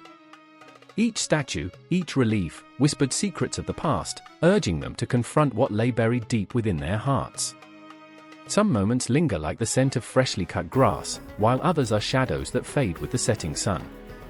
And as Maya and Marcus faced the embodiment of their beliefs, the universe watched, silent and indifferent, a tapestry of stars stitched together by countless stories, each one echoing through the halls of time.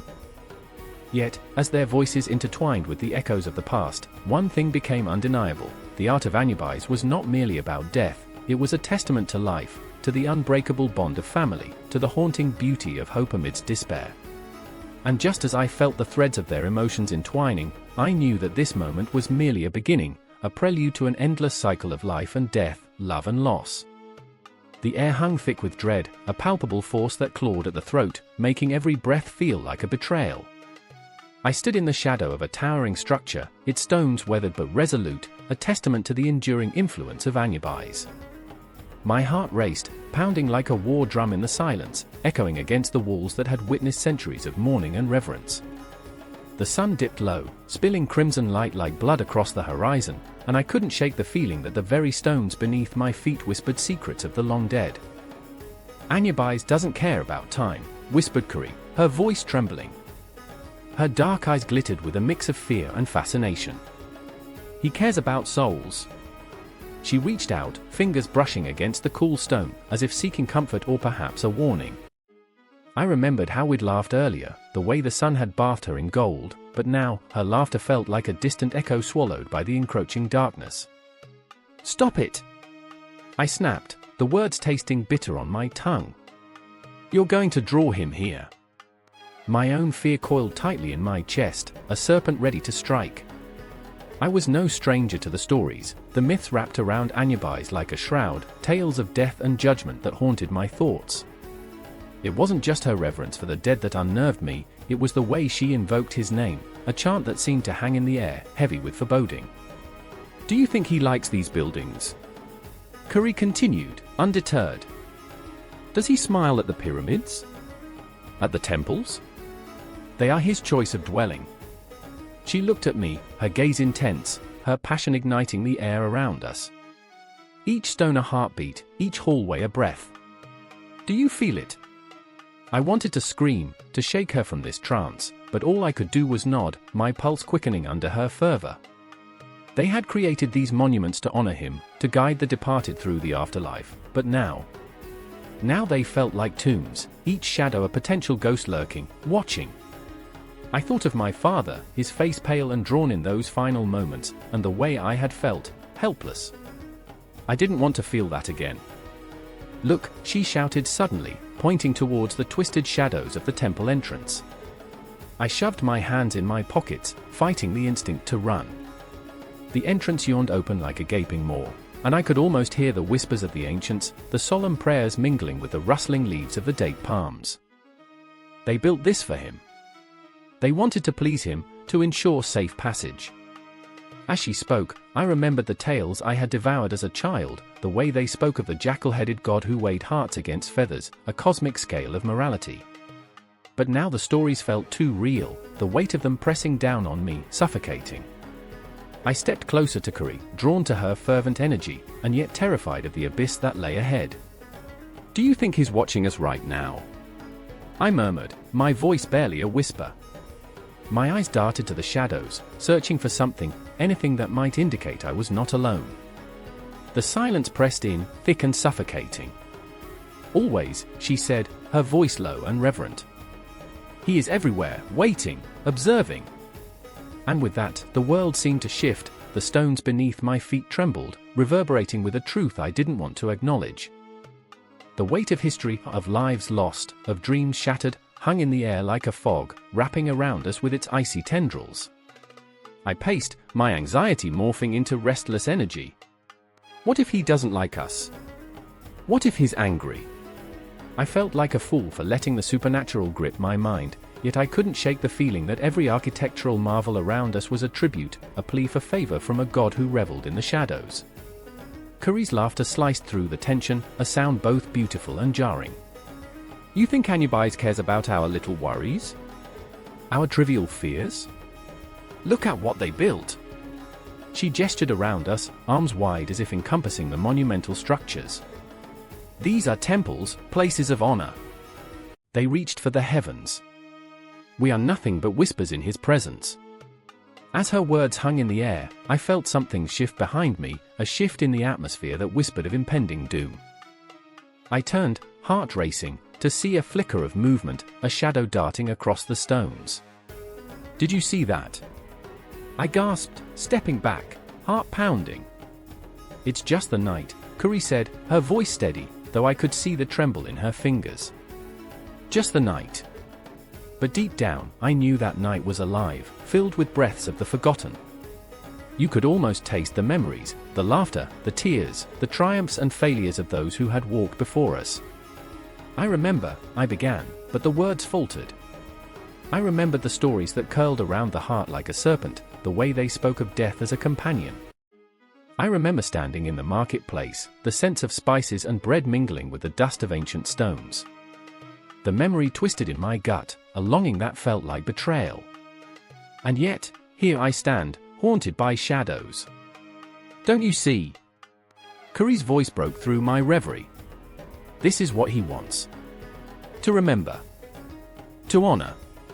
She stepped forward, her voice rising with fervor. "These structures, the pyramids, the temples, they are his domain." But as she spoke, I felt the ground tremble beneath my feet, resonating with the weight of her words. A jolt of fear shot through me. Honor? Or a trap? My soul screamed in protest, warning me that honoring the dead might also mean awakening something far more sinister. The darkness thickened, I could feel it closing in, the air charged with an electric intensity. "This isn't just about walls and stones, it's about the souls," Kari murmured, her gaze piercing into the abyss. "Anubis walks with us, through the halls, through the shadows. Our fears, he feeds on them." And in that moment, I understood. The stories, the architecture, the very essence of Egyptian civilization, it all spiraled inwards, toward a singular truth. We were but echoes in the labyrinth of history, and Anubis, the eternal guardian, was ever watchful. I looked into Kari's eyes and saw not fear, but determination. "We need to know," I said, my voice a mere whisper against the howling void. "We need to confront him." As the shadows lengthened, a haunting silence fell, but beneath it, I felt the pulse of the past, a heartbeat echoing through stone, longing for acknowledgement. The confrontation loomed ahead, and I could feel the weight of our choices pressing down like the very stones that surrounded us. I fought against the encroaching panic. The battle was only beginning, and Anubis, the keeper of the threshold, awaited our arrival. The air was thick with the weight of silence, an oppressive blanket that muffled even the softest whispers of the dead. Shadows danced across the dull stone walls of the duat, the underworld cloaked in darkness, where the whispers of the departed echoed like the sound of a distant storm. I stood there, the chill of the grave seeping into my bones, clutching a tattered piece of parchment in my trembling hand. Heart pounding, I could almost hear the heavy footfalls of Anubis, the jackal-headed god, prowling the gloom, ready to weigh the souls of the lost, ready to judge us all. I remember a time before the duat, before the weight of despair settled in my chest, a time when I believed in the light. But now, surrounded by the specters of my past, I questioned everything. Was it fate or folly that led me to this cryptic realm? As I scanned the shadows, I saw Agatha, her face pale, eyes wide with terror, reflecting the abyss around us. She was a fierce warrior in life, her spirit unyielding, but here, her resolve was crumbling. "We're running out of time," she whispered, a tremor in her voice. The vibrant life within her was being snuffed out like an unwashed flame. I reached for her, our fingers brushing, and in that fleeting moment, the pulse of our shared fear surged between us, a bond forged in the fires of battle, now threatened by the cold grasp of death. "We can't let him take us," I said, my voice fierce, but it quivered like a frayed rope. The weight of Anubis' presence loomed, oppressive and suffocating, a reminder that even the strongest among us could be reduced to whispers in the dark. And then there was Malik, a shadow of his former self, clutching a golden amulet, the last remnant of his life above. "It's a trick," he rasped, eyes darting like a trapped animal. "This place feeds on our fears. We must resist." But his voice wavered, betraying a flicker of doubt. The clock of our fate was ticking, each second resonating like a death knell. I could almost hear it echoing through the halls of the duat, a clock that counted not just time, but our very souls. "Remember the tales," I implored, searching their faces, desperate for a glimmer of hope. The heart weighed against the feather. I could feel the pull of the past, those stories that once filled me with courage, but now they felt like cruel taunts. Agatha shook her head, tears glistening like dew in the half-light, fear spilling from her lips like venom. "What if we fail? What if there's no return?" The walls around us pulsed, shadows creeping in closer, as if the duat itself was alive, hungry for our despair. I could feel the tendrils of panic tightening around my throat. The symbolism of the feather, so light, so pure, now seemed impossibly distant. How could I present a heart heavy with regret, with the weight of choices unmade? How could I face Anubis, the keeper of the gate, when all I had was a lifetime of mistakes? In that moment, I remembered the dreams that had haunted me, visions of cities crumbling under the weight of their past, of clocks winding down, of shadows stretching long into the night. And now, here we were, in a landscape that felt like a nightmare made real, the streets lined with phantoms of our own making, waiting for judgment. I could see them, the faint outlines of those we had lost, friends, foes, loved ones, each a reminder of a life left behind, each one a ghost that whispered my name. "Anubis," I murmured, the name tasting bitter on my tongue, heavy with dread. What had I done to earn his gaze? Each moment was a brush with the inevitable, a confrontation with the dark. The fear clawed at my insides, I could sense the chilling breath of the jackal god, ever watchful, ever ready. "We can't let him win," I said, clenching my fists, feeling the pulse of the duat thrumming beneath me. As we huddled together, the atmosphere crackled, electric with unsaid words, with raw emotion simmering just below the surface. Agatha's breathing quickened, and I could feel her fear washing over me like a tidal wave. "What if we don't measure up?" she gasped, biting back a sob, and in that moment, her vulnerability sliced through my heart. "What if we're nothing but shadows in the end, lost to this darkness?" "Then we fight," I replied, my voice a growl, igniting a flicker of fire within me. "If we perish, let it be with a battle cry on our lips, not whispers of regret." The words hung in the air, heavy with defiance, but I felt the tremor beneath it all, the fear of what lay ahead, the uncertainty of whether we were even fighting for a chance or merely prolonging our fate. Malik's eyes glinted with a spark of hope, a flicker of rebellion. The heart doesn't have to be flawless, it just has to be true. His words were like a lifeline thrown into churning waters, pulling us back from the brink. I could feel the pulse of the duat intensifying, as if in response to our resolve, shadows swirling around us, a tempest of anguish and determination. Then we face him together, I said, heart hammering, each beat echoing the weight of our decisions. I knew, deep down, that the true battle was not with Anubis but within ourselves, the ghosts of our pasts looming larger than life, the relentless, aching questions, the haunting dread of what we had left unaddressed. Here in the duat, time felt like a cruel joke, stretching out, wrapping around us like chains. And as we stepped forward, a surge of defiance coursing through my veins, I realized that the duat was not just a realm of judgment, it was a reflection of our fears, our hopes, our humanity. We were more than just souls to be weighed, we were fighters, dreamers, and even in the depths of despair, we were alive. The confrontation loomed, and though the darkness was thick, I felt a flicker of rebellion ignite as we faced the shadows together, hearts pounding in sync, ready to embrace whatever awaited us in the heart of the duat. Anubis awaited, a sentinel in the dark, and I could almost hear the whispers of the lost, urging us on, into the judgment, into the reckoning, into the very heart of ourselves. The air was thick with the scent of wet earth and the distant echo of a heartbeat, the kind that makes the hairs on the back of your neck stand upright. I stood at the edge of the black river, the waters swirling like whispered secrets, shimmering under the pale moonlight. It wasn't just any night, it was the night my brother, Elias, vanished. The last flicker of his laughter danced with the shadows, teasing me like a cruel spectre. It was the kind of darkness that drips with foreboding, an invitation to plunge into the depths of despair. And there, at the water's edge, I felt the weight of that enormity, the absence of him, the absence of light. I remember the stories our grandmother told, her voice a soft lullaby woven with dread. She spoke of Anubis, the jackal-headed god. He weighs the hearts of the dead, she would say, eyes glimmering with the light of 1,000 forgotten stars. If your heart is heavy with sin, you'll be devoured. I shivered, not just at the myth but at the thought of my own heart, so burdened with guilt, so heavy with unspoken words. That night, I could almost feel his presence, lurking in the shadows, waiting. But guilt wasn't my only companion. There was also Myra, my sister, the fierce one, who'd always been the bravest of us three.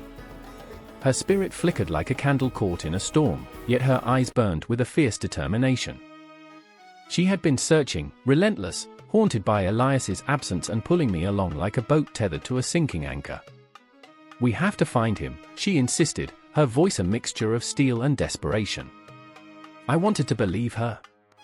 I wanted to feel that raw, unyielding hope, but the reality pressed down on me like a weight I could not shake off. Sometimes, I said softly, looking out at the swirling waters, I think he's gone. I think we have to let him go. The words felt like betrayal, a knife twisted in my gut. Myra whipped around, her face a storm of disbelief and rage, and in that moment, I could see it, the flicker of fear that danced just beneath her bravado. She thought I was giving up, but I was merely wrestling with my demons, the shadows that tugged at the edges of my mind. Don't you dare say that. Her voice cut through the night like broken glass, sharp and fragile. He's out there. We just have to. Her words trailed off, lost in the darkness that felt alive, breathing, pulsating. I could see it in her eyes, the same fear that gripped my heart. What if we never found him? What if he was gone forever, swallowed by the very shadows we feared? A rustle in the bushes snapped us back to the present. Heart pounding, I turned toward it. The sounds of the night coalesced into a haunting chorus, and I could feel the very fabric of reality quaking. I caught a glimpse of something, a shape, a shadow flitting just beyond the reach of the moonlight. My stomach knotted. Myra, I whispered, that sense of dread clawing at my throat. She nodded, her determination faltering for just a breath, but it was enough. We were both aware that we were not alone. Anubis, I muttered, the name slipping from my lips like a prayer. It came out heavy, almost like a curse. What if he's here? What if he's taken Elias? In that moment, it felt as if the very cosmos shifted, the stars blinked in confusion, and the universe held its breath. All at once, the memories flooded back, the tales of Anubis, the guardian of the dead, the guide through the labyrinthine afterlife. A creature of judgment and fear. "Stop it!" Myra exclaimed, her voice rising like a flame. "Stop talking like that. We have to believe." But her words were a fragile shield against the darkness that threatened to envelop us. I could see the cracks in her facade, the flicker of doubt that she couldn't quite extinguish. I wanted to reach out, to tell her that it was okay to be afraid. We were siblings bound by love and haunted by loss, yet every heartbeat felt like a countdown, a reminder that time was slipping. With every passing moment, I could feel the weight of the silence stretching, pulling us deeper into the abyss of uncertainty. Then, the shadows shifted again, and my heart raced in rhythm with the pounding of my blood. A figure emerged from the darkness, cloaked in the very essence of night itself, a silhouette with the unmistakable shape of a jackal, eyes glowing like molten gold. It was Anubis, or at least the manifestation of everything we feared. The air crackled, a palpable tension that hung thick like fog. "What do you seek?" the figure intoned, voice resonating as if it came from the very depths of the earth itself. I felt my breath hitch, a sudden rush of terror and longing spiraling through me. Was it truly him? Had he come to claim us, to weigh our hearts, to decide our fates? Myra stepped forward, defiance radiating from her like light pushing back the dark. "We seek Elias. We want to find him." Her voice trembled, but there was a spark of fire in her words. The figure shifted, and for a moment, I thought I saw a flicker of something, compassion? Mockery? I couldn't tell. "He is lost," the god said, the air itself vibrating with his voice. "But every heart carries its weight. What burdens do you bear?" I wanted to scream, to unveil the truth that gnawed at my insides. I remember the laughter. I remember the games we played. I remember his warmth, his voice. The memories spilled from me, saturating the space, each one a dagger of emotion that cut through the veil of silence. But now, it's heavy, so heavy. Myra was shaking, her fists clenched, tears shimmering like stars in her eyes. "We won't let you take him. We will find him." Her courageous spark lit a fire in my chest. Maybe it was foolishness, maybe it was hope, but at that moment, I felt something shift, a connection, as if time itself was bending, wrapping around us, pulling us into its embrace. As the darkness loomed, and Anubis stood there, an ethereal guardian commanding both fear and reverence, I understood in that moment, we were bound not just by blood, but by our shared burdens, our shared memories. A heart does not simply carry its weight, it beats, it yearns, it fights against the void. Whether we found Elias or not, we were in this tangled web together. The shadows whispered, the air crackled, and the night held its breath. The air is thick, almost suffocating, as the moon hangs like a watchful eye over the crumbling ruins of the ancient city. Shadows dart between the stones, whispering secrets from a time long past, carrying the weight of restless souls. I feel it press against my chest, a heartbeat of impending doom. I remember the chill that ran down my spine that night, the night when the silhouette of Anubis danced on the edges of my memory, a haunting figure draped in shadows and mystery. In the heart of the graveyard, where the air is heavy with the scent of earth and decay, a soft sob cuts through the silence. It's Nefret, her voice trembling like the flickering flame of a dying candle. "Please, don't take him," she cries, her hands digging into the damp soil, desperation clawing at her throat.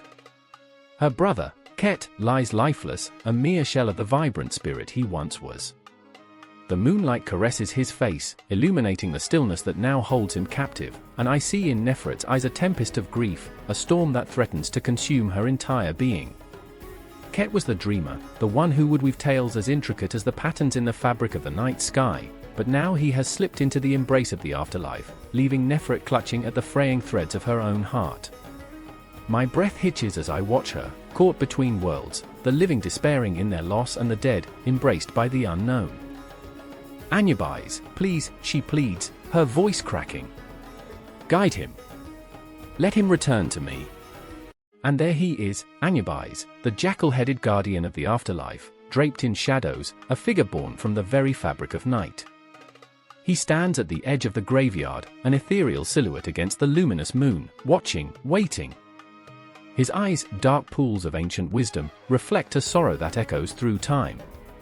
To mourn is to love, but love cannot bring back what has been taken, he murmurs, the sound weaving through the air like smoke, curling and folding into itself, a haunting lullaby for the lost.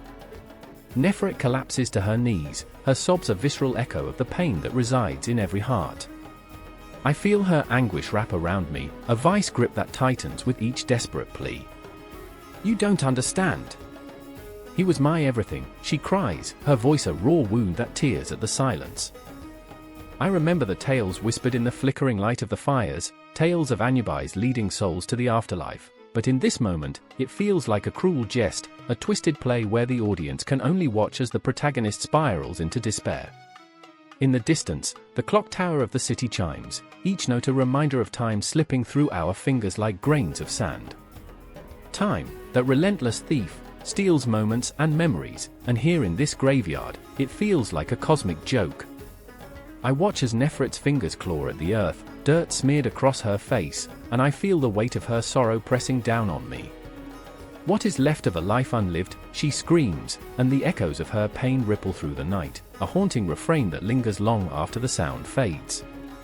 The shadows shift, and I notice a flicker of movement at the edge of my vision, a figure cloaked in darkness, watching, waiting.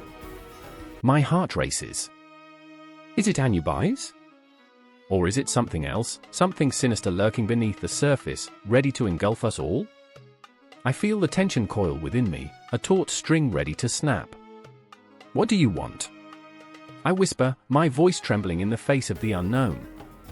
Anubis steps forward, and the air thickens, charged with something electric. I do not wish to take, he intones, his voice deep and resonant, a thunderstorm contained within a whisper.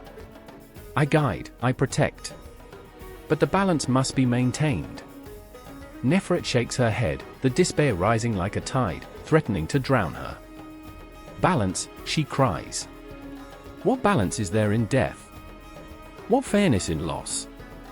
The tension escalates, swirling around us like a tempest, and for the briefest moment, I see the flicker of doubt in Anubis' gaze, a crack in the facade of the god who has seen eons unfold. In every end, there is a beginning, he replies, but his words are like feathers drifting on the wind, ephemeral and insubstantial. Nefret's face twists in anguish, and I can feel my own heart breaking for her, for the loss that gnaws at her soul. I remember, she whispers, her eyes glistening with unshed tears. I remember the laughter we shared under the stars, the dreams we wove together. Where do those memories go? What happens to love when the heart stops beating? The shadows shift again, an unseen force edging closer, and a chill runs through me, an omen, a warning.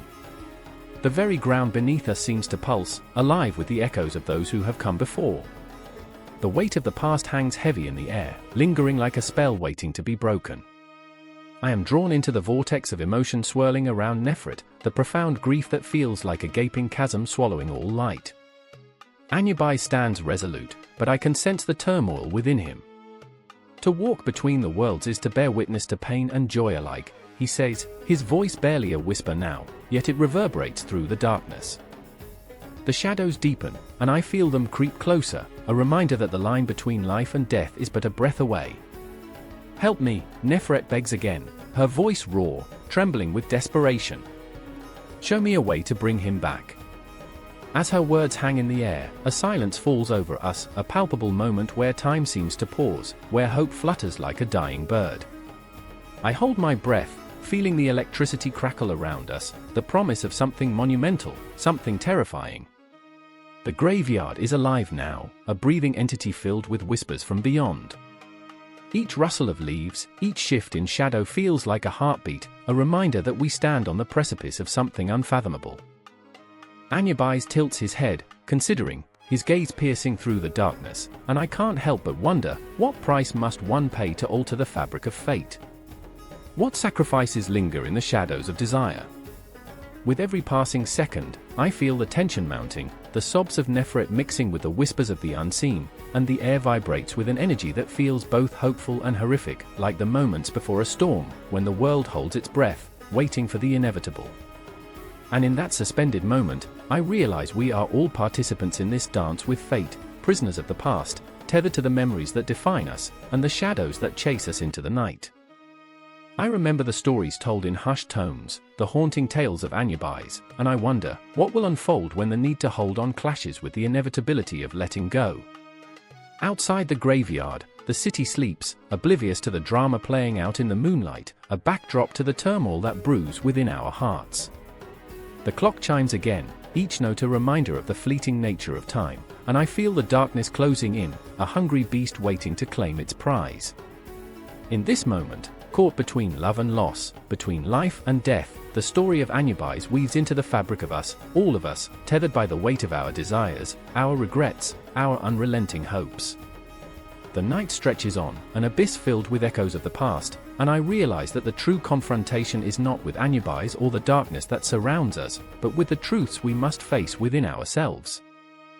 And as Nefert's cries pierce the stillness once more, I feel the ground beneath me tremble, a prelude to the storm. The air is thick with the scent of burning myrrh, smoke curling upwards like souls reaching for something unattainable. I stand on the cusp of the underworld, my heart pounding like a war drum as shadows dance against the flickering torchlight. The weight of judgment hangs over me. Anubis, the jackal-headed god, looms in the corner of my vision, his eyes piercing through the dark like twin stars. He is both a guardian and a harbinger, a paradox wrapped in ebony fur, cradling the knife of fate. I can't breathe.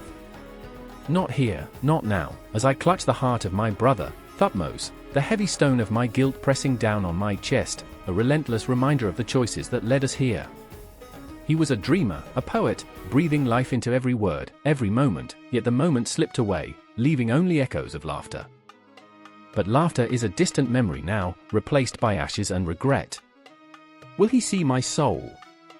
My voice trembles, barely a whisper. I can feel the enormity of my fear enveloping me, wrapping tighter than the linen strips that once bound us in life. I glance at Nefertari, my sister, whose eyes are pools of despair, swirling with uncertainty. She clutches a small, carved figurine of Anubis, the smooth stone glistening with her tears. I remember when he danced in the moonlight, she murmurs, her voice breaking. He spun and spun, as if the stars were his audience. Now we face the darkness. The darkness. It holds secrets, promises, and nothingness. I can almost hear the whispers of souls long gone, their mournful cries weaving through the shadows. The scales of Ma'at stand at the ready, gleaming in the dim light, waiting for judgment. Will my heart weigh heavier than a feather? Will I find solace or be consumed by the endless void? Anubis steps closer, a spectre shrouded in authority. His presence is overwhelming, commanding silence as if the cosmos itself has paused. You must answer for your choices, he intones, his voice deep and resonant, echoing like thunder against my soul. The balance must be restored. I shudder. My choices, the weight of them haunts me, a relentless ghost that clings to my very being. I remember the day I chose ambition over family, power over love. I remember the hollow look in Thutmose's eyes as I cast aside his dreams, blinded by greed. Thutmose was innocent.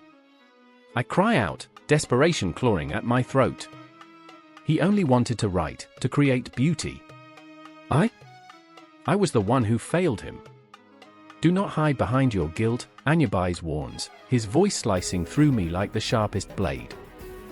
Each soul must stand alone in the face of the eternal. Nefertari's sob echoes through the chamber. She trembles beside me, a fragile bird caught in a storm. What if we lose him forever, she whispers, her voice cracking under the weight of her fear. What if the scales betray us? The scales glimmer ominously, and I can't help but envision the heart of Thutmose, a vibrant ember, now reduced to ash, losing its warmth. We must speak of love, of laughter, of the moments we cherished, I plead, my heart racing as I grasp at the memory of him. He deserves to be remembered for the joy he brought. Justice is not swayed by emotion, Anubis declares, the finality of his words chilling me to the bone. The scales shall reveal the truth. As the god of the dead stands before us, I sense the impending reckoning. A shiver cascades through my spine, dawn and dusk colliding in a flicker of eternity. I can taste the bitterness of despair mingling with hope, a potent elixir that makes my pulse race. I turn to Nefertari, her face pale yet fierce. We must not falter. We must honor him. I grasp her hands, our fingers intertwining like roots seeking solace in the earth. We will speak his name before the scales, and they will remember his light. But deep within, doubt festers, a dark seed sprouting roots of trepidation. What if the gods turn a blind eye? What if the tales I spun were nothing but illusions, as fragile as the finest papyrus? The shadows whisper, taunting my thoughts, gnawing at my sanity. Anubis watches, unyielding, as the scales gleam brighter, alive with the spirit of balance. Step forward. The command reverberates in my chest, a tangible pulse of authority. I take a deep breath, my heart a cacophony of fear and determination. I am ready, I declare, though my voice quakes. Thutmose laughter rings in my ears, a haunting melody that propels me forward. I step into the light, the weight of my brother's heart held close, and the darkness swallows me whole. The scales lower, a feather poised on one side, my heart on the other. I can feel the universe holding its breath, the tension palpable, a moment stretched across infinity. I glance back at Nefertari, her eyes shimmering with tears, a reflection of my torment. Remember him, I whisper, a prayer offered to the stars. He was my light. The heart lies heavy against the feather, the scales teetering on the brink of justice. The world blurs, time fractures, and I slip into an abyss where dreams and shadows converge. Anubis watches, his expression inscrutable, and for a heartbeat, I wonder, what is the price of love? What is the cost of justice? The tension crackles, a storm waiting to unleash its fury. In the echo of silence, I brace for the judgment that will define our souls, that will carve our fates in the unforgiving fabric of eternity. Nothing is settled, nothing is certain, here, in the maw of the afterlife, only the truth awaits, raw and unyielding. The moon hung low in the ink-black sky, a sentinel of secrets, spilling silver light onto the jagged stones of an ancient burial ground. Heartbeats echoed in the stillness, thrumming like drums of war. I stood at the edge of that hollow silence, where shadows danced and whispered their secrets, feeling the weight of generations pressing down upon me. My breath caught, an icy claw gripping my throat. I was not alone. There, just beyond the tomb's threshold, stood Naya, her eyes flickering with fear and defiance, a candle struggling against the wind. "He's coming," she murmured. I could see the tremor in her hands, as if the very air crackled with the promise of something dreadful. Anubis, the jackal-headed guardian of the dead, had not abandoned his post. He haunted these stones, these very moments. "Why?" I asked. My voice felt foreign in my mouth, almost swallowed by the darkness. "Why now?" The night pulsed around us, pregnant with the weight of unsaid words, remnants of fears we had buried deeper than the bodies that lay beneath our feet. "Because the balance is tipping," Naya replied, her voice trembling like the last leaf in autumn, desperate to hold on as winter loomed. "Anubis is restless. Their spirits cry out for justice, and he answers." And there was a Shah, his face a mask of anguish, shoulders hunched as if carrying the world on his back. He was once a warrior, his heart a forge of courage, but now it was twisted and bent under the burden of guilt. "I should have saved them," he whispered, a confession, a curse. "They deserved more than this, more than me." The shadows around us thickened, as though Anubis himself was drawing near, a spectre weaving between the living and the dead. I remembered the stories, how he weighed hearts against the feather of Ma'at, the truth and justice that governed our lives. "You did what you could, Ashar," I murmured, though I didn't believe it. Guilt clung to him like the dust of ages, choking the light from his soul. Naya stepped closer to him, her voice fierce, as if daring the dark to respond. "The dead are waiting. They need us to remember." Her words hung in the air, a lifeline, a curse, a responsibility. She clutched a tattered scroll, its edges frayed like her resolve. "If we don't act, they will remain trapped, and Anubis will not rest until he has their due." I felt the chill of that truth seep into my bones. Anubis was not merely a god, he was justice incarnate, a sentinel that demanded balance. I had read it in the hieroglyphs, the warnings etched in stone, the dead were not to be forgotten. No. The remnants of their lives cried out, and their echoes reached the ears of the living. Ashar, I said, my voice steadying with each word, we must confront him. We must face our fears, our failures, to free their spirits. Each heartbeat seemed to punctuate my resolve, drumming out a rhythm that thrummed with destiny. It's not just about them, it's about us. He lifted his gaze, piercing me with the weight of his sorrow. And what if we fail? What if Anubis claims us too? Fear danced in his eyes, a familiar specter that had haunted him for too long. Then we face him together, Naya insisted, her fire igniting again. We will not be silent. Anubis, with his piercing gaze and the weight of untold stories, was prowling the periphery of our thoughts, lurking like an ominous storm. I could almost feel his presence, a chill that crept under my skin, an ancient power that demanded recognition.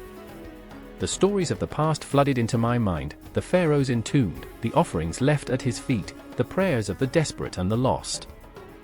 They were all intertwined, threads of fate woven into the tapestry of time. In the end, it's not about the dead, I said, my voice barely above a whisper, it's about what we choose to remember. The weight of those words lingered, heavy with the burden of truth, wrapping around us like the tendrils of smoke from an ancient fire. We moved as one, hearts pounding in sync. Into the darkness, our courage flickered like the flames of the torches we carried. The ground beneath us breathed with the weight of the past, every step a reminder of the lives woven into the soil. Shadows whispered, secrets echoing between the stones, weaving our fears and hopes into a tapestry of inevitability. And then, the air shifted. A palpable tension, a shift in the atmosphere that made my skin prickle, electric and alive. Anubis loomed before us, massive and imposing, the moonlight casting his elongated silhouette against the tomb's wall. His eyes were like twin voids, drawing us in, demanding our attention, our recognition.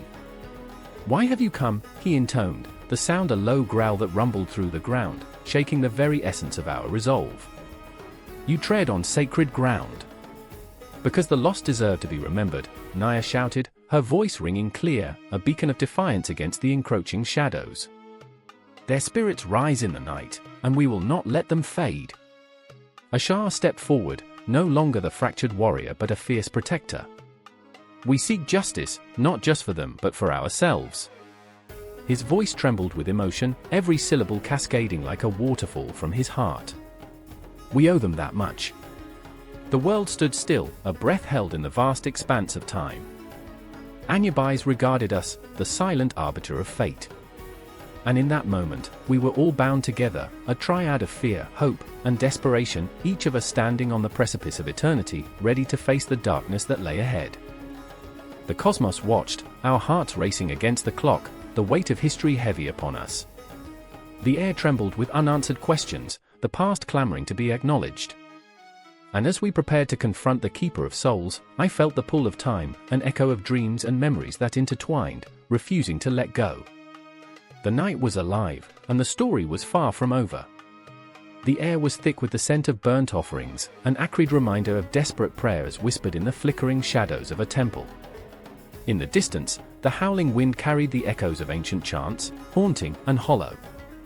I stood there, heart hammering against my ribs, the stone floor cold beneath my bare feet, feeling like the last remnant of a forgotten world. Anubis loomed large in my mind, a specter of death and rebirth, a guardian with the head of a jackal watching over the souls tangled in their own fears. I remember the day the temple was filled with an unfamiliar energy, charged with something sinister and electric. It was a day when the lines between the living and the dead blurred, and I was left clutching the amulet that hung heavily around my neck. It felt like a weight, a secret too big to bear. My hands trembled as I traced the hieroglyphs, their meanings slipping through my fingers like grains of sand, leaving me feeling more lost than ever. Then there was Lysander, his spirit a tempest, half ambitious, half tortured. He stood before me, a living contradiction, the light of reason eclipsed by shadows of doubt. "What are you afraid of?" he asked. His voice trembled like the wings of a trapped bird, desperate to escape the cage of expectations. His eyes sparkled with the madness of a dreamer caught in a world that had forgotten how to dream. "I fear the darkness," I whispered, the truth spilling like molten lead. I fear that Anubis is not just a protector but an insatiable devourer of souls. The words hung in the air, heavy with the weight of my confession. As I met Lysander's gaze, I saw a flicker of understanding, a shared dread that bound us, something primal and raw. But there was more than fear between us. For every moment I spent in his presence, I felt that magnetic pull, the gravity of something unspoken, something that craved acknowledgement. It was maddening, a dance of longing and regret, a dream too sweet to taste. I wanted to reach out, to touch the tempest swirling within him, but my own fears held me back, encasing my heart in ice. Then there was Callista, her spirit aflame, fierce and unyielding, a warrior clothed in grace. She stormed through the temple, her anger palpable, a tempest of emotions tearing through her. They think they can control death. They think they can bargain with the gods, she spat, her voice laced with disdain. Anubis is not a coin to be tossed, nor a prize to be won. He is the end, and we are just the whispers in the night. The image of her, defiant and resolute, sent shivers racing down my spine. I wanted to stand beside her, to fight against the encroaching darkness, but the crushing weight of my insecurities held me captive. I felt like a ghost wandering through the remnants of a once bustling city, where the laughter had long faded, replaced by the silence of despair. In that space, between Lysander's dreams and Callista's fury, I found my own heartbeat. I remember the night when everything shifted. The air became electric with tension, the moon hung heavy in the sky, spilling silver light over the crumbling stones of the temple. It was then that Anubis revealed himself, not as a distant deity but as a presence so palpable, it sent chills racing through my veins. His form emerged from the shadows, cloaked in darkness, yet radiating an otherworldly energy.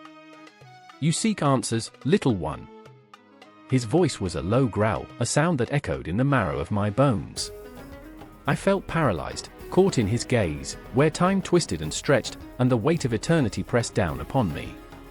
"What are you willing to sacrifice?" Sacrifice. The word hung in the air, pregnant with meaning. I looked at Lysander, his dreams flickering like the dying embers of a fire, and then at Callista, her spirit ablaze, burning bright against the suffocating night.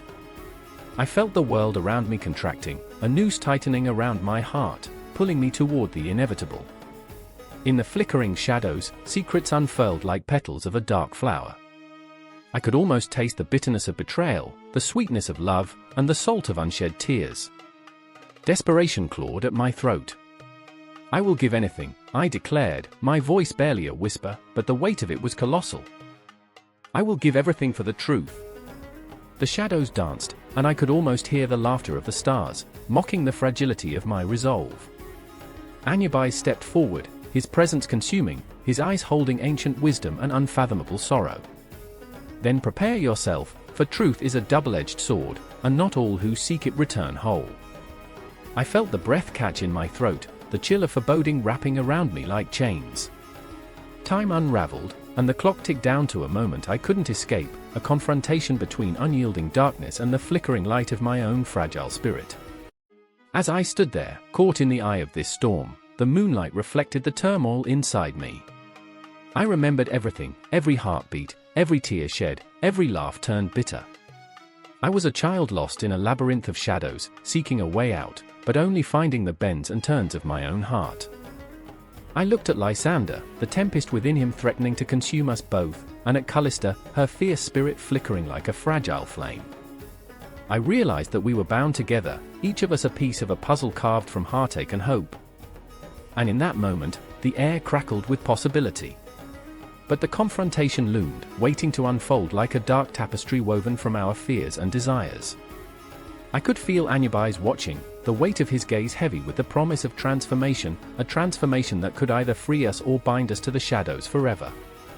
And as we stood on the precipice of the unknown, hearts racing, breaths shallow, I knew this was not merely the end but a beginning, an endless cycle of death and rebirth, where secrets would collide, revealing the darkness hidden in the folds of our souls. The temple trembled, the shadows whispered, and the night stretched out before us, an infinite canvas painted with the colors of our fears and dreams. And so, The dance began, an intricate waltz with fate, as we stepped forward into the darkness, together, forever entwined in the legacy of Anubis, where no one could escape the truth, and no heart could remain untouched. The air was thick with the scent of damp earth and despair as the last flickering candle was snuffed out, plunging the temple of Anubis into a suffocating darkness. I could feel the chill crawl up my spine, each breath stolen by an unseen weight pressing down upon my chest. Outside, the world buzzed with a frenetic pace, full of life and laughter, while within these crumbling walls, the silence screamed. It was as if the very essence of Anubis had been trapped here, buried beneath layers of dust and neglect, waiting for a whisper, a prayer, a promise. Lara knelt in the dark, her fingers tracing the faded hieroglyphics that once sang of glory, of sacred rituals and reverence. "Why have you abandoned us?" she cried, her voice trembling like a leaf caught in a tempest. I wanted to reach out, to comfort her, but I too felt the sting of betrayal. How had we allowed this god of the dead, the guardian of passage, to fade into the shadows?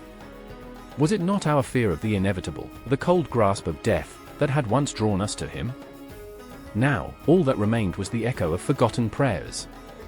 I remember the first time I saw the statue of Anubis, tall and imposing, his jackal head piercing through the haze of incense. I remember the stories my grandmother told me, how he would guide souls, how he kept the scales of truth balanced, weighing hearts against a feather. But she was gone now, replaced by a cacophony of smartphones and loud laughter. "Look, I can summon a ghost," they'd giggle, their eyes glued to glowing screens as they swiped left on life itself. Anubis had become a relic, a joke, and the weight of it settled heavily in my bones. Across the chamber, Thomas flicked a lighter, the flame a brief rebellion against the darkness. His face was etched in shadows, haunted. "They don't understand," he murmured, more to himself than to us. "They think death is just a meme." I shot him a glance, my heart aching for him. He had lost his sister last year, her life snuffed out like the candle before us. He once believed in Anubis, once prayed for her safe passage, but now he merely scoffed at the absurdity of it all. "What do we need him for?" he asked, the sharpness of his words slicing through the silence. "We have a likes and he shares to comfort us." I wanted to scream. I wanted to shake him until the memories of our childhood returned, the night spent whispering prayers to the dark, hoping Anubis would hear. I wanted him to remember. But instead, he stood there, a statue of disillusionment. The irony was gut-wrenching, a god whose very essence was to embrace the shadows, now lost in a world that feared them. "Maybe it's time to let go," Lara whispered, her voice barely above a breath. It was a thought that hung in the air like a noose. I could see it in her eyes, the flicker of hope dimming, surrendering to the tide of forgetfulness. Maybe we can find solace in the light. But the light blinded me. Who were we without Anubis? Without the guardian who whispered promises of peace in the darkness? Without the chance to face our fears, to confront the ghosts that lurked in the corners of our minds? I remembered my grandmother's stories about the field of reeds, a paradise waiting for those who honored the dead. But how could we honor them when we refused to even acknowledge their existence? The flames flickered, and for a moment, I thought I saw Anubis standing before us, cloaked in shadows, the weight of the cosmos in his gaze. "You've forgotten me," he seemed to say, the silence wrapping around his words like a shroud. "But I am still here, watching. Waiting." Thomas laughed bitterly, breaking the spell. "If that's true, I'd love to ask him why he let her die." His voice cracked, the pain spilling over like a dam bursting. Why didn't he save her? The question hung heavy, a knife twisting in the gut of my heart. "Maybe it's not about being saved," I said, desperation clawing at my throat. "Maybe it's about facing it. Maybe Anubis was never meant to shield us from the dark but to help us walk through it." "Help us walk through it," he echoed, the words dripping with skepticism. "This isn't a fairy tale, you know. Life isn't some grand adventure with a happy ending. It's messy. It's cruel." I looked at Lara, her eyes shimmering with unshed tears. "And that's why we need him," I whispered, urgency pulsing through my veins. "We need Anubis now more than ever. Not just to guide the dead, but to remind the living." The truth crashed like waves against the rocks. We were the ones who had turned our backs on him, who had buried him beneath a mountain of distractions and disinterest. And as the last candle flickered out, leaving us in utter darkness, I understood that this was our crucible. A momentary silence enveloped us, thick and heavy, vibrating with unexpressed feelings. I felt my heart in my throat as I clutched the pendant hanging around my neck, a symbol of my connection to the divine. What if we reignite the flame? What if we honor him again? Thomas's laughter was a bitter echo. And what if we're met with silence? Better than nothing, Lara said, determination seeping into her voice. Better than pretending he never existed. The shadows shifted, whispers in the darkness beckoning us toward a choice between forgetting or remembering, between fear and acceptance. I could feel the weight of our ancestors pressing upon us, urging us to reclaim what was lost. To stand against the tide of indifference and scream into the abyss, I remember you, Anubis. As we stood there, three souls entwined in desperation and longing, I could almost feel the air shift, ready to carry our words into the cosmos. I closed my eyes, envisioning the darkness morphing into a star-studded sky, where the ghosts of the past danced among the constellations. We will honor the dead, I vowed. Together. And in that haunting moment, I truly understood the depth of our connection and the fragile line that tethered us to the divine. Anubis was not a distant memory, he was a heartbeat, a whisper, a promise waiting to be reborn as the world around us spiraled closer to chaos. I felt the walls of the temple tremble with a subtle energy, the pulse of a god forgotten yet longing to awaken. Would we choose to light the way? Would we dare to face the shadows and reclaim the power that lay just beyond our grasp? In the silence, beneath the weight of our collective grief, I could hear the echoes of a time not yet lost, where death was not an end, but a beginning, an adventure waiting to unfold. The moment stretched on, fragile yet infinite, a heartbeat in the dark, pulling us closer to the precipice. And I knew then, as the shadows whispered our names, that this was only the beginning of a journey that would change everything. A confrontation with the past that would ripple through time, beckoning us to rise from the ashes of indifference and reclaim the worship of Anubis, the guardian of our souls.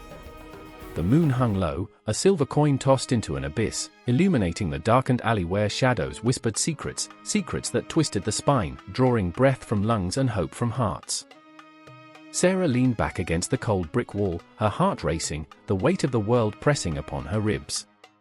She could feel the pulse of unseen eyes, the chill of a presence that wrapped itself around her like a noose. Anubis. God of the underworld, guardian of lost souls. What did it mean that he haunted her thoughts, her dreams? What did it mean that she found solace in the darkness, when the weight of grief threatened to suffocate her? I can't do this, she whispered, her voice quaking like a fragile whisper of wind.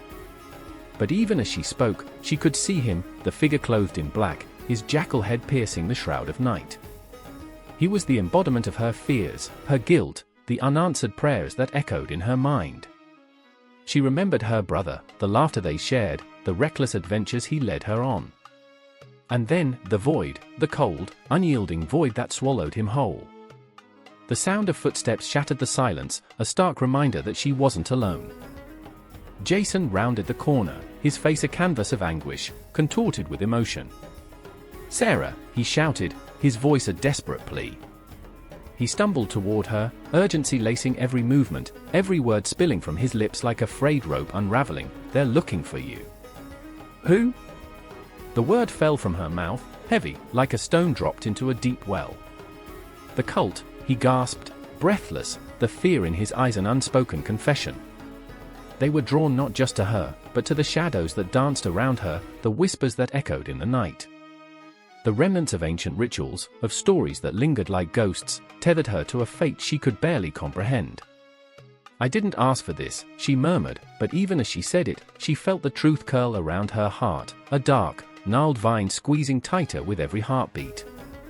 The ancient stories of Anubis wove through her life like an intricate tapestry, threads of sorrow and loss binding her to the past, binding her to him. Jason's hands clutched her arms, grounding her in the moment, his breath warm against the chill of the air. "We have to go. You don't understand what they want from you." His voice trailed off, and in that silence hung the weight of their shared history, the unspoken fear of stepping into the unknown. I remember, she said, her voice trembling as memories washed over her. The way he looked at me, like he could see through to my soul. The way the darkness wrapped around him, pulling me in. Jason's eyes widened, a mix of fear and something deeper flickering beneath the surface. You're not alone in this, he said, desperation mingling with determination. You're not the first. They've been searching for someone like you, someone connected to the stories, the rituals. A chill swept through her, a realization that sent shivers racing down her spine. She could feel the pull of the past, the dread of the future, all merging into a singular, haunting melody. What do you mean?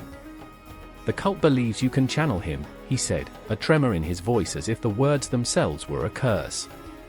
They think you can bring him back. Anubis. The weight of that name crashed down upon her, suffocating her with its significance. This god of death, of transition, was tethered to her grief, to her brother's memory. I don't want to bring him back. I want to forget. But the night twisted around them, thick with shadows that whispered and danced, reminding her that forgetting was a luxury she could no longer afford. She was bound to this figure, this ancient deity that loomed over her life, and it terrified her. The sirens in the distance wailed like banshees, a harbinger of chaos that threatened to rip apart their fragile world. Jason pulled her deeper into the alley, urgency etched across his face. You have to trust me. We have to find a way to break the cycle before it's too late. A flicker of hope ignited in the depths of her despair. She had Jason, her anchor, but the tide of darkness loomed, ready to crash over them. What if I can't fight it? The words escaped her, a whisper of fear that hung in the air like thick smoke. You're stronger than you think, he said, but the tremor in his voice betrayed the truth. They were both scared, both lost in a labyrinth of choices and consequences. Feeling the pull of destiny, she took a breath, steadying herself against the wave of uncertainty. I refuse to be another sacrifice. No one is sacrificing you, he shot back, desperation coating his words. Not while I'm here. And in that moment, beneath the oppressive weight of the night, a fragile pact formed between them, the shared promise to confront the looming darkness, to face the haunting specter of Anubis and the cult that sought to resurrect him. As they turned to flee, the shadows deepened, the air thick with anticipation. Every footfall echoed like a heartbeat, racing against time, against the inevitability of fate. Anubis lingered like a ghost, a promise of reckoning, and as they plunged deeper into the night, Sarah felt the specter of her brother guiding her, intertwining their fates in a way that was both terrifying and beautifully terrifying. The clock ticked ominously, each second stretching into infinity, and as they disappeared into the labyrinth of the city, the dance of shadows whispered, this was just the beginning. The air was thick with dust and the pungent odor of decay, a haunting perfume that clung to the back of my throat, the taste of ancient bones and buried secrets. I stumbled through the narrow passageway, my heart thundered like a war drum, drowning out the whisper of history that begged to be heard. Shadows loomed large, shifting in the flickering light of our headlamps, each pulse illuminating a piece of forgotten grandeur, each flicker promising revelation and terror in equal measure. That's it, Angela whispered, her voice barely rising above the eerie silence. Her breath caught in her throat, eyes wide, reflecting the soft glow of the lantern. She was a fierce archaeologist, a relentless seeker of the truth, but now she looked like a child lost in a darkened maze, fear mingling with the thrill of discovery. I could see her trembling hands, gripping the artifact as though it were a lifeline, while the shadows danced mockingly around us. It has to be Anubis.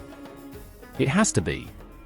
But the air around us crackled with doubt, the weight of our past decisions heavy upon us.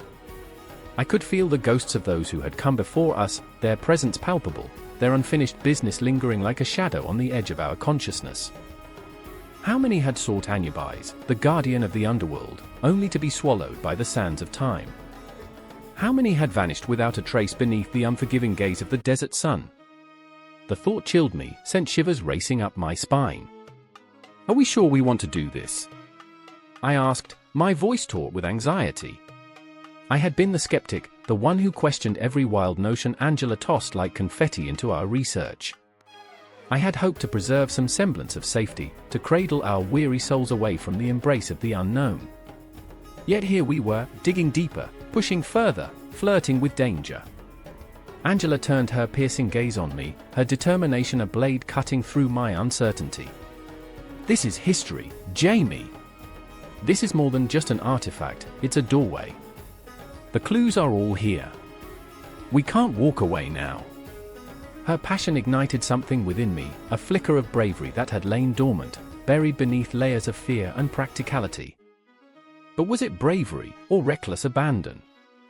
My heart clenched, a battle raging within me, a longing to hold the past close, to touch the ephemeral, and yet a desperate need to turn back, to retreat to the safety of the known.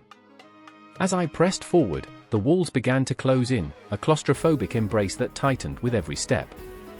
I could feel the weight of history pressing against my chest, each heartbeat echoing the names of those who had worshipped Anubis, who had honored him with offerings of gold and prayer.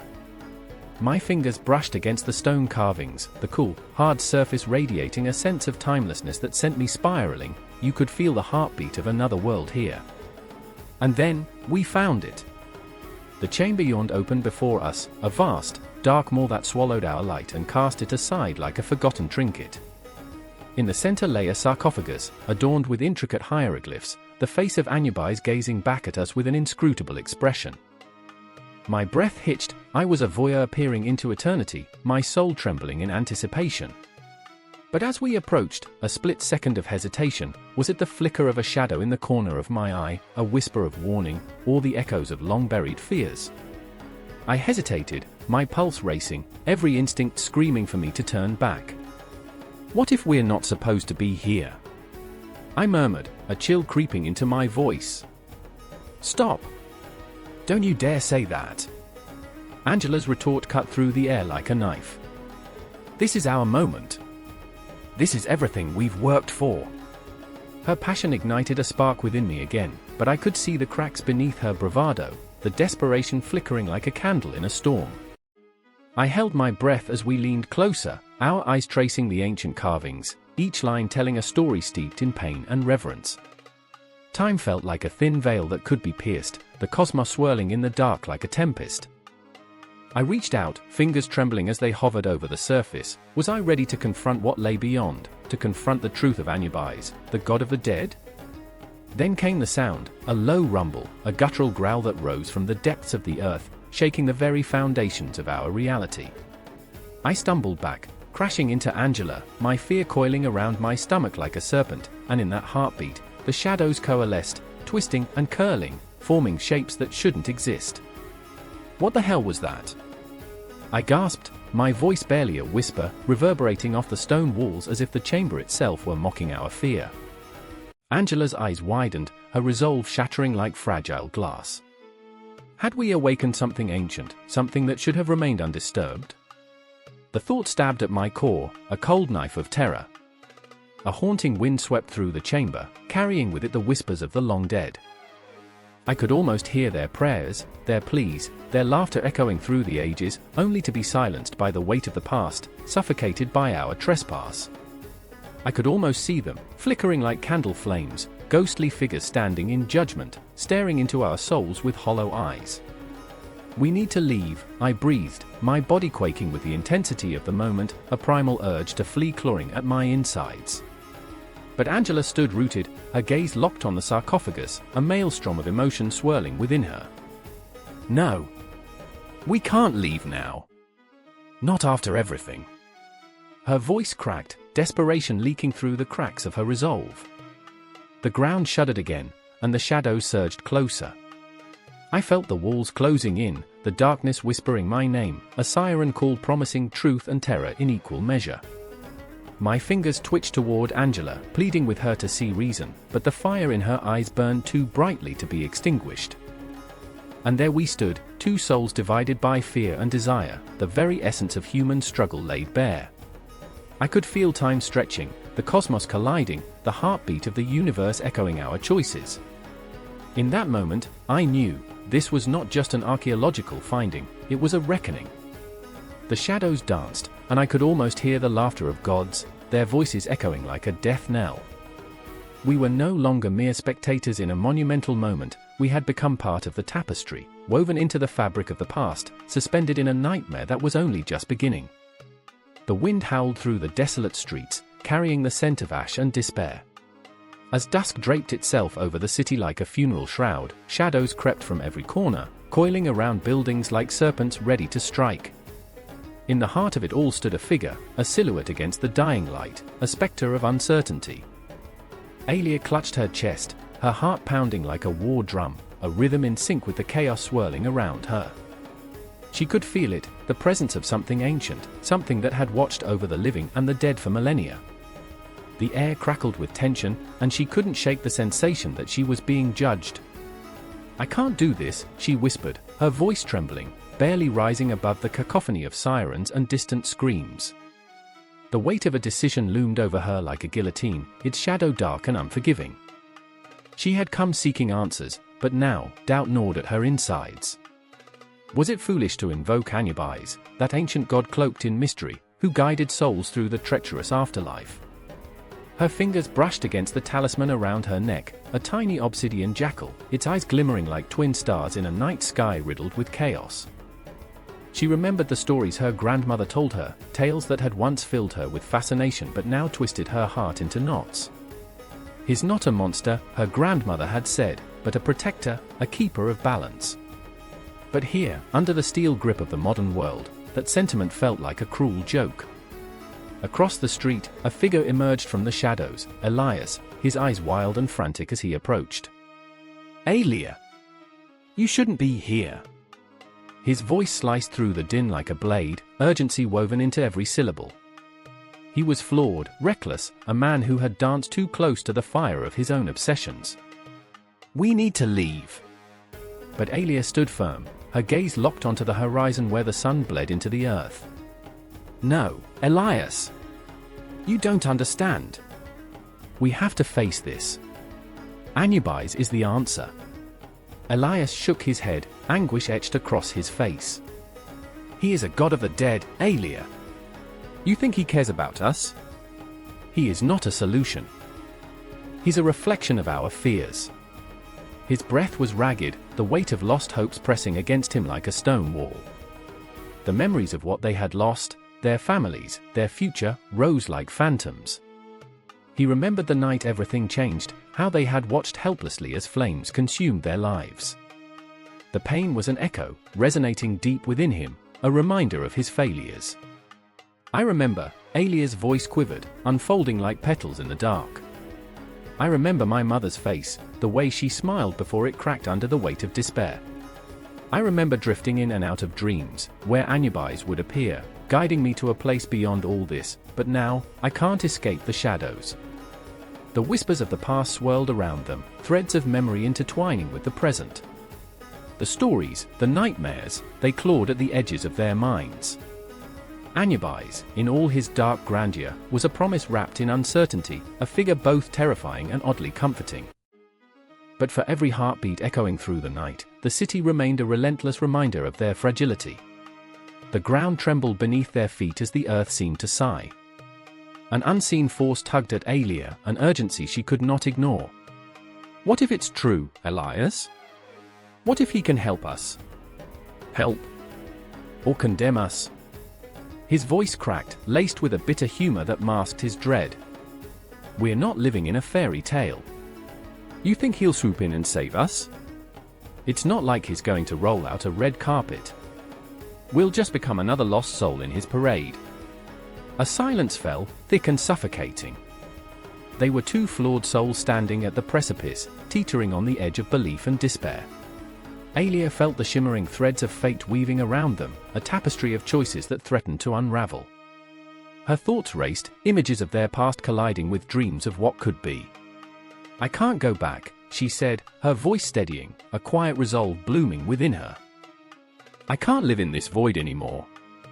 If Anubis is real, then so is hope. We have to confront him."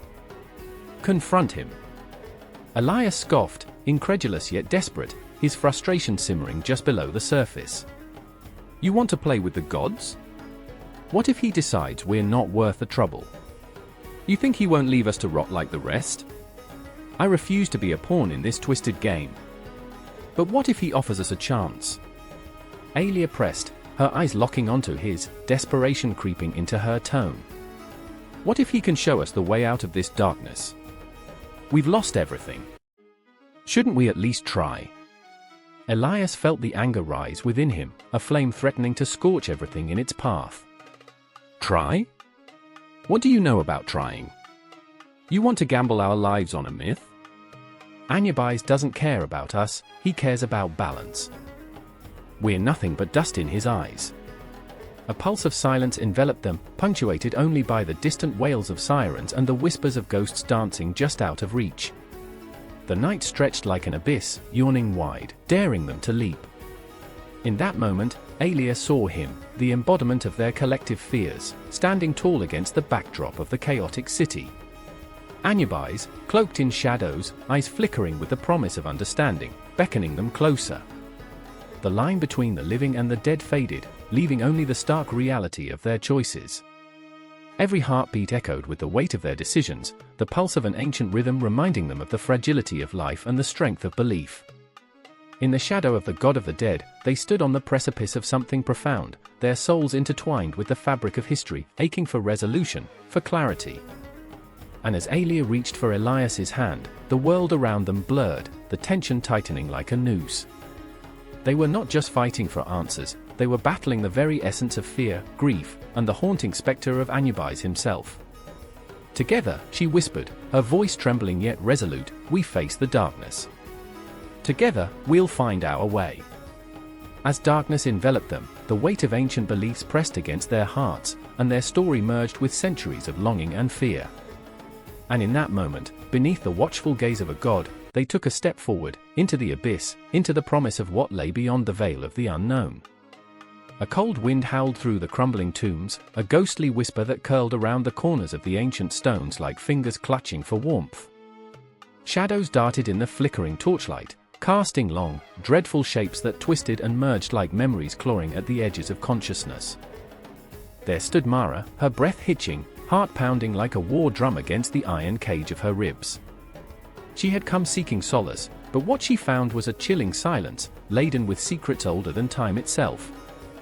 The air buzzed with an electric tension, a warning that slithered beneath her skin, igniting a primal fear.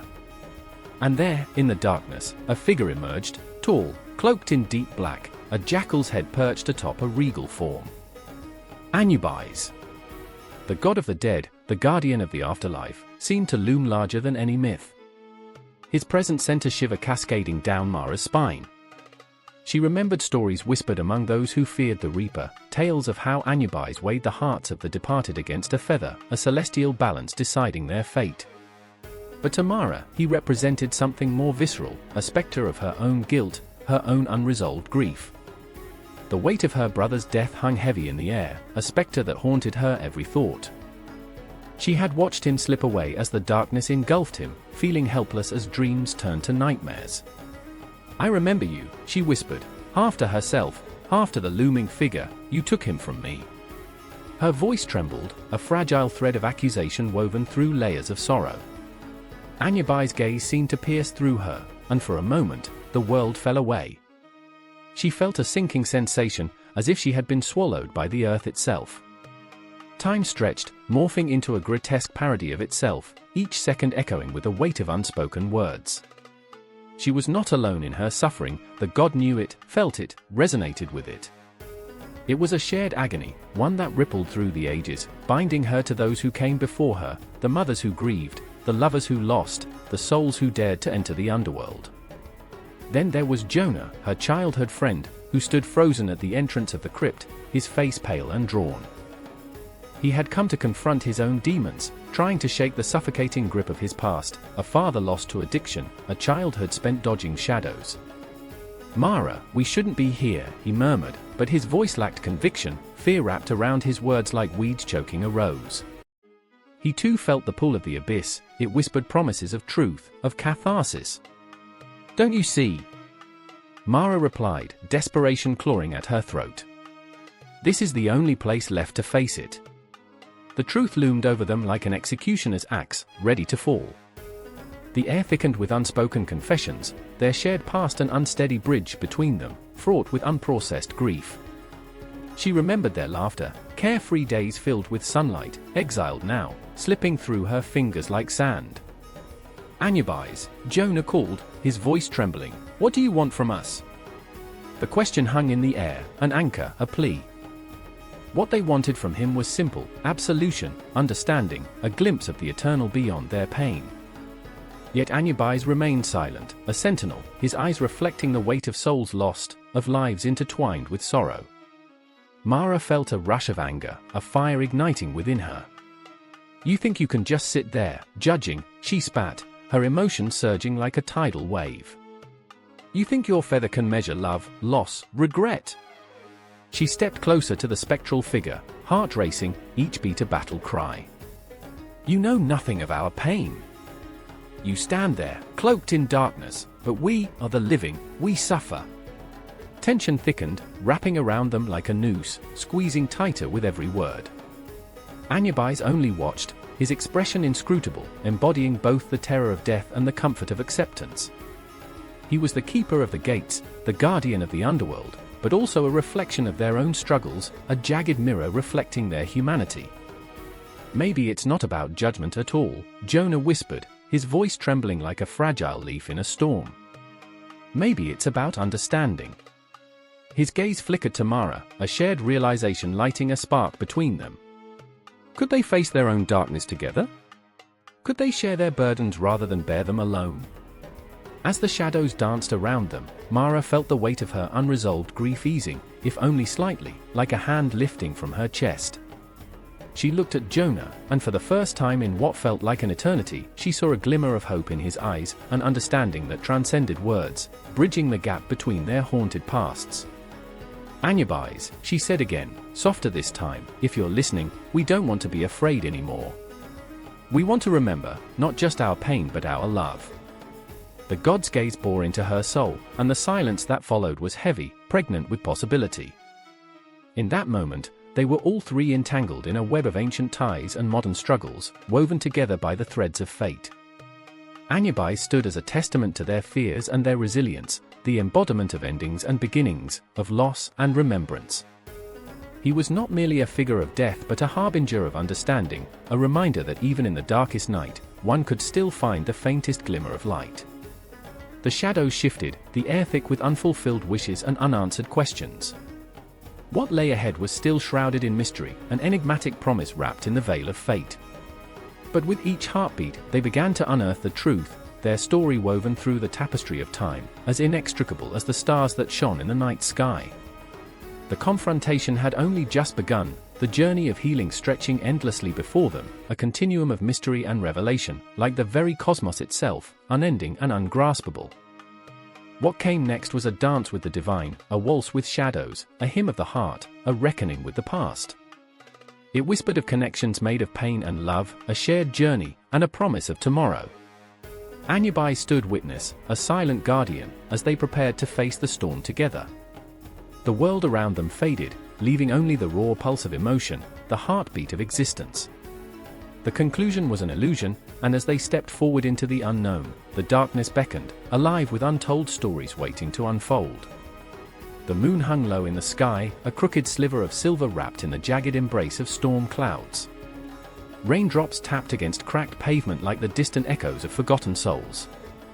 I stood in the middle of the street, drenched, heart racing, shadows swirling around me like specters. Anubis was near, his presence a chilling whisper in the wind.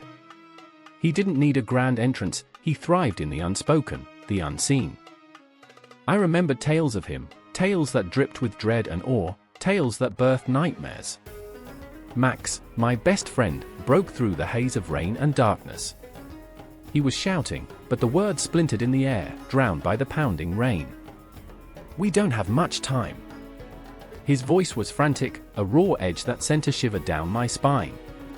I could see the fear in his eyes, the way his hands trembled. He was a skeptic, a scientist, a man of logic, but tonight, the shadows twisted around his reason, making him question everything he once held sacred. And then there was Lena, a whirlwind of chaotic energy and unforeseen pain, her laughter laced with tragedy. She danced on the edge of sanity, her love for ancient relics morphing into an obsession that consumed her. Anubis is freedom, she would say, her voice dripping with a mixture of reverence and mockery. He's the gatekeeper? We're all just waiting.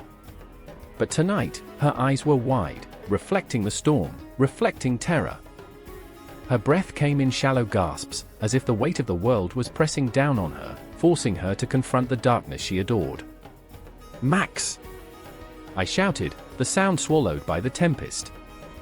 "We need to move." The city breathed around us, an ancient beast roused from slumber, and I felt the ground tremble beneath my feet, an omen that gnawed at my mind. The air crackled with unease, charged with the energy of those who had crossed paths with the shadow of the afterlife. Anubis was awake. We stumbled into the abandoned museum, the air heavy with the scent of rust and decay, a ghostly reminder of time lost. The walls whispered stories of mummies, of 1,000 souls trapped in the throes of eternity.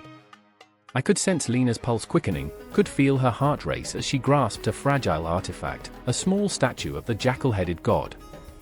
"He's watching us," she murmured, reverence lacing her voice, but it was more than just admiration, it was an echo of her own fears. "Stop it, Lena!" Max shot back, his frustration boiling over. "You're romanticizing death. Anubis isn't some guardian, he's a harbinger." His words ricocheted off the walls, but Lena only smiled, that haunting mix of joy and sorrow twisting her lips. "Harbinger or guardian, it doesn't matter," she said, her voice steady. "What if he's both? What if he's just trying to guide us?" I wanted to scream. The tension hung thick like fog, and I felt the weight of their conflicting beliefs. Max, the rationalist, desperate to shield himself from the unknown, while Lena embraced it like a lover. I felt caught in the crossfire of their beliefs, as if I stood on the threshold of existence and oblivion. As thunder rumbled overhead, the lights flickered, and shadows crawled across the floor. Time warped. The past and future collided.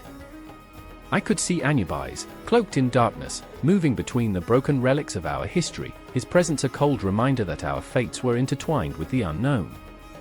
It was a chilling realization that left my heart pounding against my ribcage. "Do you think he takes the lost?"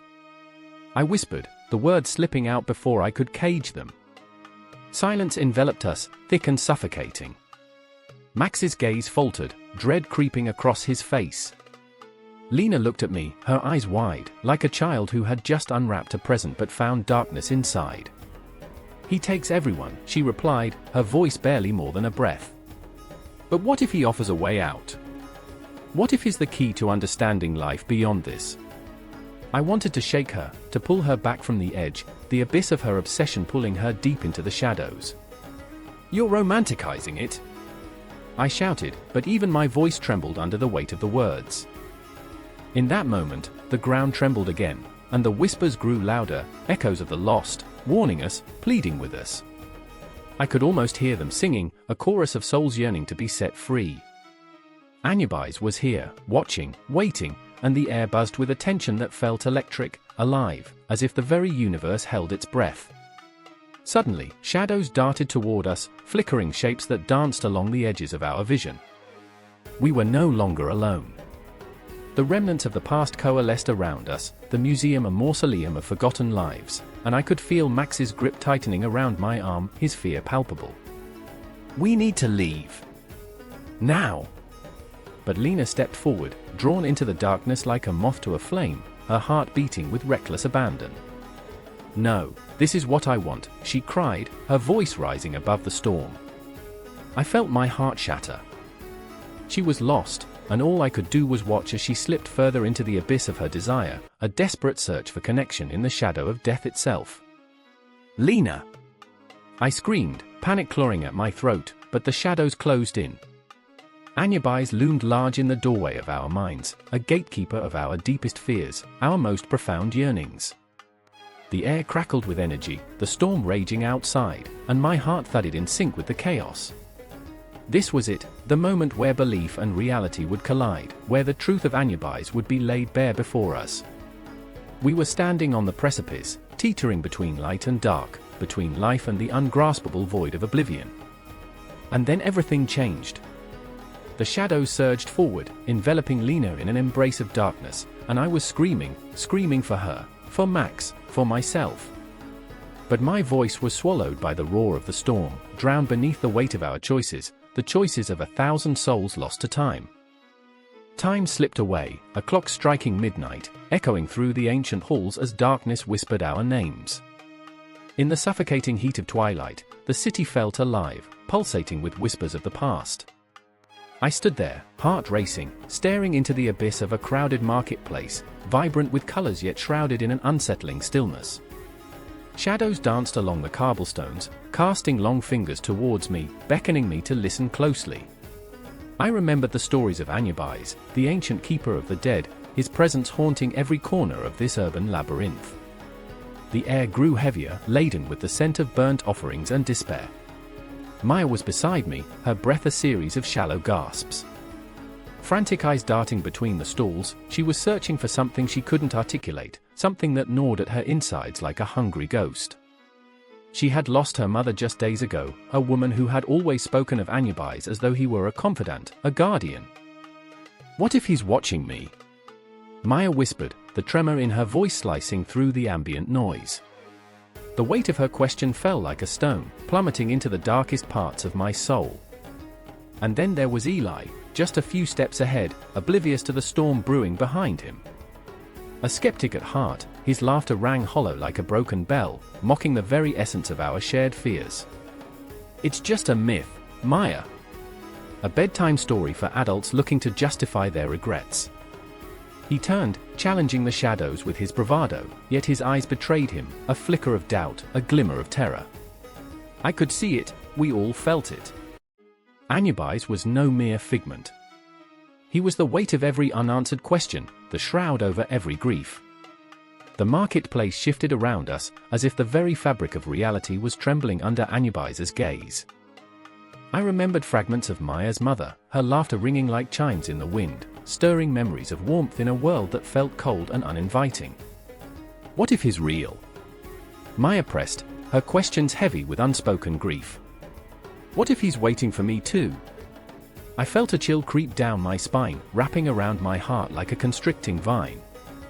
The tales told of Anubis guiding souls, judging them with scales of truth, but they never spoke of the weight it left on the living.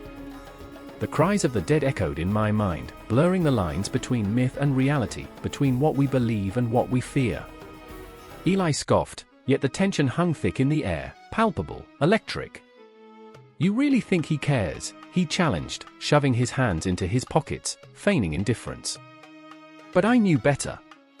I could see the flicker in his eyes, the uncertainty that gnawed at him, and suddenly, the weight of the moment became unbearable. Why do we cling to the idea of him? I asked, my voice breaking the spell of silence, raw like an open wound. Is it fear? Hope? A desperate need to believe that someone is watching, someone is there to collect our souls when we fail to save ourselves. Maya's face paled. What if he's waiting for our mistakes, she whispered, and the words hung in the air, alive, sharp, laden with meaning. Shadows flickered, swirling like a tempest around us, as if the very essence of Anubis was nestled among the crates and wares, just out of reach. There was a moment, a heartbeat, where everything stood still. I could see myself in both of them, Maya's fear reflected my own, and Eli's bravado a mask for his hidden doubts. Our lives intertwined like threads in the tapestry of fate, stitched together by our shared grief, our longing for something greater, even if that something was a dark figure lurking in our nightmares. I remembered my late-night queries, scouring the depths of the internet for signs of Anubis's modern resonance. People still pray to him, I murmured, almost to myself. They leave offerings, hoping for protection, guidance. We're all looking for answers, for comfort, in the face of our mortality. Or to stave off the inevitable, Eli shot back, the cynicism in his tone sharp enough to cut. What good is a god when we're all just dust in the wind? But even as he spoke, a tremor coursed through him, a flicker of uncertainty that betrayed his bravado. The sun dipped lower, swallowed by the horizon, and shadows lengthened, enveloping us in their embrace. I felt the air crackle with energy, a cosmic tension that pulled at my very soul. I remembered the stories of Anubis leading souls through the duat, the afterlife's treacherous path, and I couldn't shake the feeling that we were standing on the brink of something enormous, something spiritual, something raw and unyielding. "Maya," I said, my voice low, urgent. "What if he's not just a figure of death? What if he's the keeper of our truths, the embodiment of every choice we make? What if the legacy of Anubis is our own?"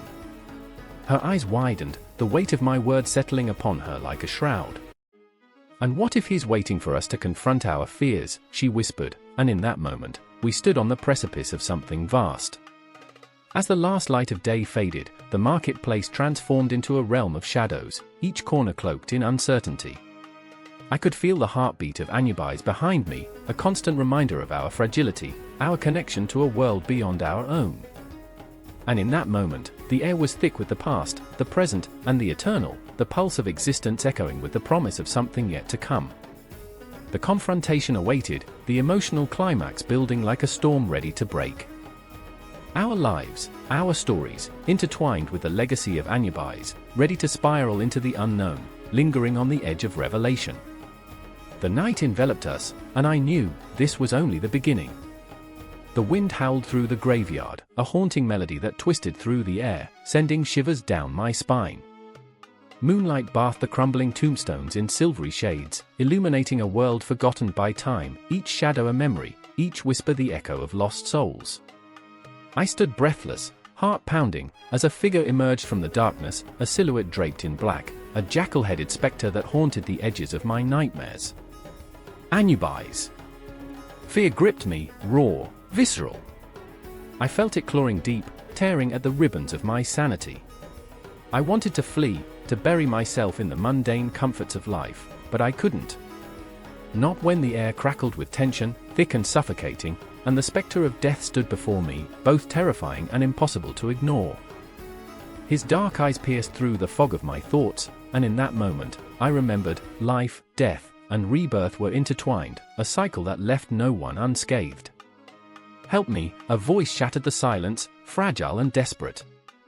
It was Mia, my younger sister, her face pale as the moonlight struggled to touch her. She knelt beside a weathered stone, trembling. "I can't lose him, I can't." The urgency in her words clung to the air, palpable and electric, as she grasped my wrist, her fingers like ice. "Who?" My throat was dry, the question lodged like a stone. I watched her gaze dart from me to the grave, and then I followed her line of sight. There it was, carved into the stone, Dad's name, a name that had been a fortress in my life, now reduced to a grave marker. The memories flooded back, memories of laughter, of his hand on my shoulder, of him teaching me to ride a bike, showing me the secrets of the world. But now? Now he was a whisper borne by the wind.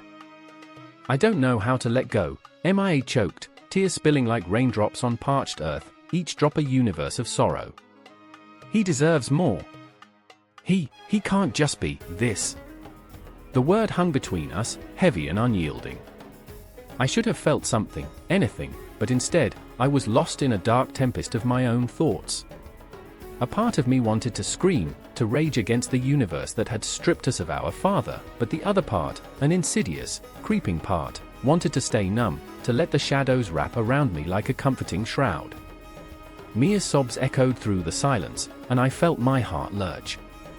"What if he's trapped?" she whispered, looking up at me as if I held the answers. Her wide, dark eyes were filled with a pleading that pierced through the fog of my own grief. "What if he can't find his way? What if Anubis doesn't let him pass?" Anubis. The god of the afterlife, guardian of souls. A protector, a guide. But what if he were nothing more than a harbinger, a reminder that death was an unyielding truth? I could almost hear the laughter of fate, cruel and mocking. I remember, I began, not sure if I was speaking to her or myself. I remember the stories he told us. About how Anubis weighs the heart against the feather of Ma'at. How he decides who is worthy of the afterlife, who gets to move on. The words felt like shards of glass, cutting into the silence, each syllable an invitation to confront the truth. But what about us? What about those left behind? Mia squeezed my hand, anchoring me as darkness threatened to swallow us whole. We can't let him be lost. We can't let him fade into nothingness. Her voice trembled, a fragile thread weaving through the fabric of despair. I took a step forward, heart hammering against my ribcage like a desperate prayer. Then we'll fight. We'll call him back. We'll show Anubis he's not alone. The words flowed from my mouth, a defiant promise that mingled with the night air, urging me to believe, to hope against hope. The winds picked up, swirling around us, carrying the scent of earth and moss, the weight of memories. Shadows danced between the tombstones, taunting us, asking if we were brave enough to confront the specter of death. "MIA," I said, my voice steadying. "We need to hold on to him. Remember who he was. He wouldn't want us to let go." Her breath hitched, and for a moment, I saw the flicker of a distant flame within her eyes, the fire of resilience. "So, we remember," she whispered, determination blossoming like wildflowers in a desolate field. Together. The weight of the night pressed upon us, 1,000 stars witnessing our vow, as we knelt before the grave. I could feel Anubis watching, could sense the weight of his judgment, the silence of the cosmos. For a heartbeat, it felt as if time itself paused, the world holding its breath as we gathered our courage. "Dad," MIA called, her voice trembling but fierce. "We won't forget you. You live in us. You are our strength. We'll carry your memory until the end." I joined her, my voice rising, trembling but growing stronger, an echo to her plea. "We are the keepers of your legacy. You are not lost. You are with us, forever." And then, the wind shifted, carrying our words like whispers into the abyss. Anubis stood still, a dark sentinel amidst the shadows, and in that moment, I understood, he wasn't just a figure of death, he was a guide through the darkness, a facilitator of transitions. Life, death, and rebirth flowed like a river, and we were merely travelers, grappling with the currents, yearning for light. But as I looked into the abyss, the shadows shifted. I could feel the weight of time behind me, pushing, pulling, urging me forward. Would the heartbeat of our memories echo through eternity? Would the ghosts of our past lend us strength? As we knelt in the cemetery, the line between life and death blurred, and the moon cast a silvery glow that tangled with the creeping shadows, reminding us that nothing was ever truly lost. Each heartbeat was a promise, a prayer, a vow that would transcend the void between worlds, binding us to the ones we loved, binding us to Anubis.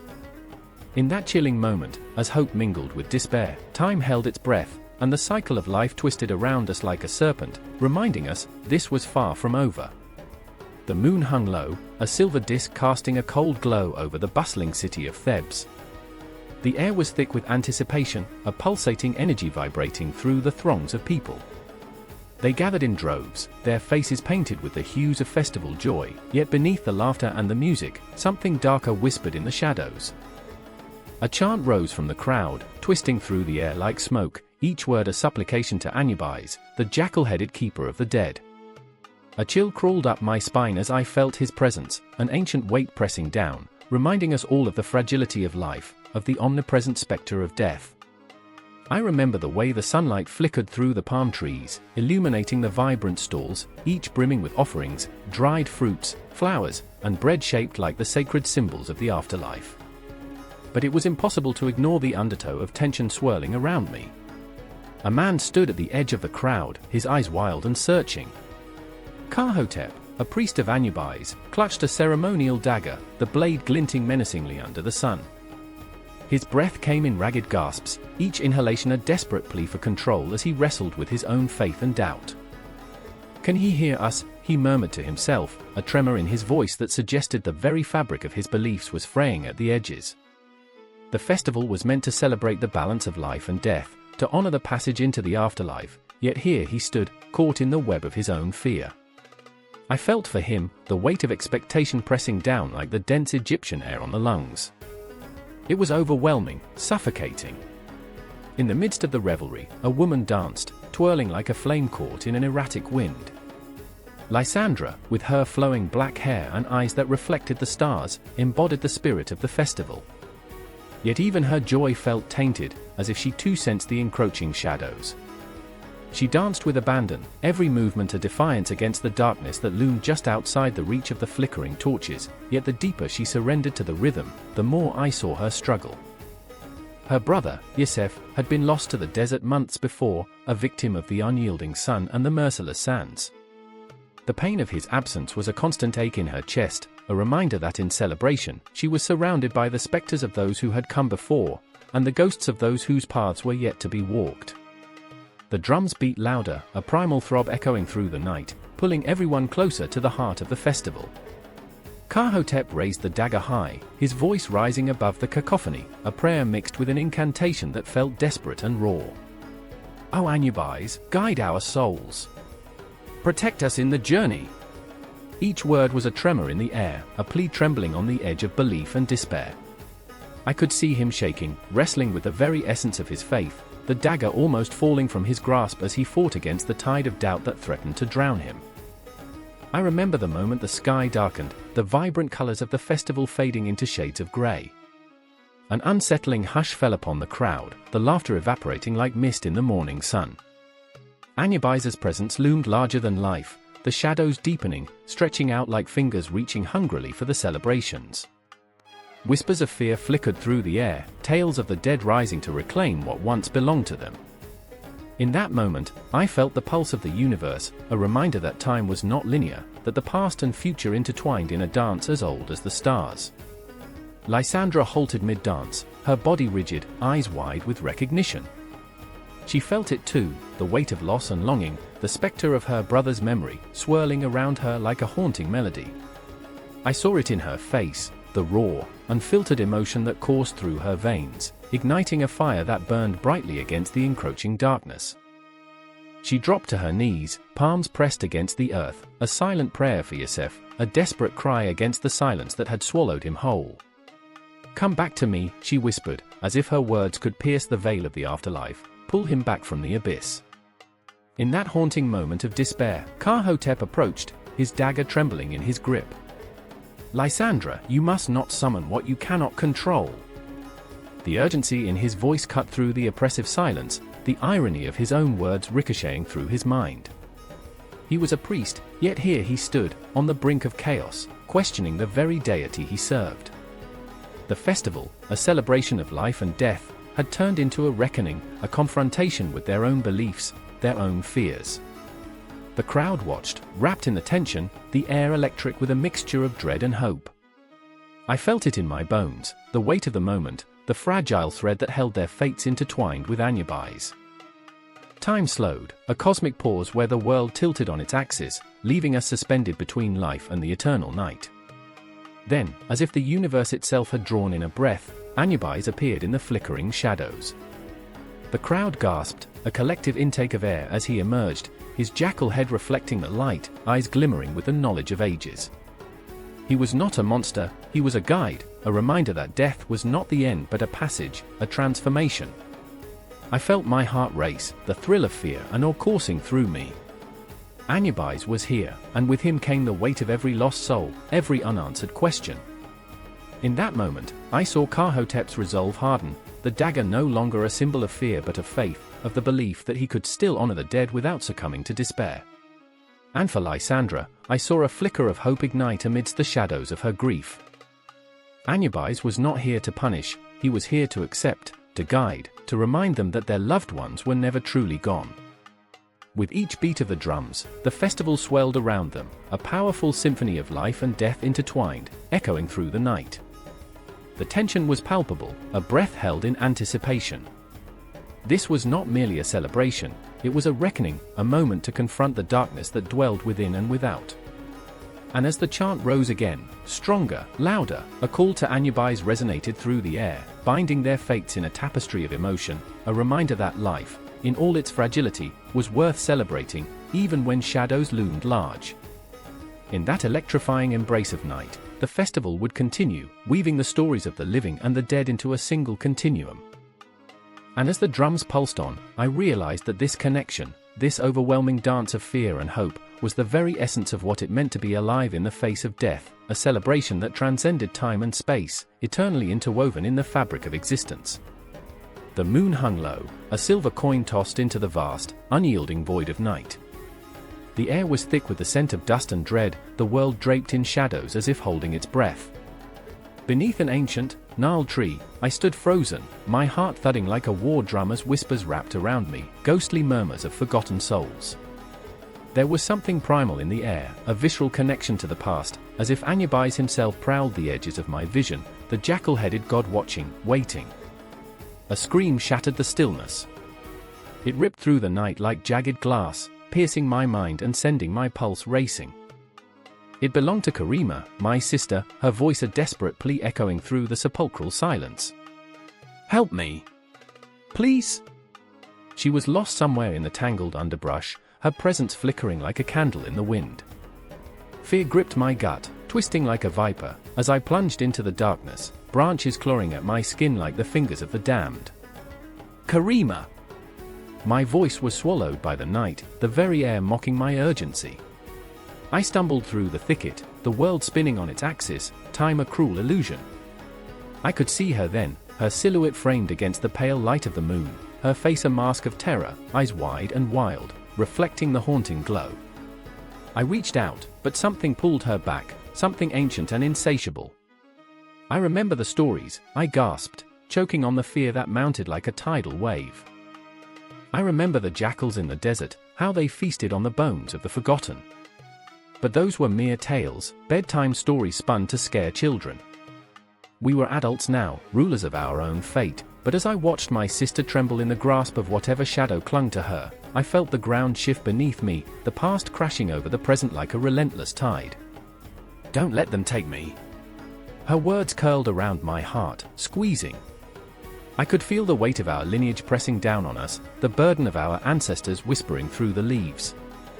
They had worshipped Anubis, offered sacrifices to the jackals that roamed the night, believing in the thin line between life and death, a boundary that was more of a suggestion than a rule. I had scoffed at their beliefs, their rituals, it all felt absurd in the light of reason.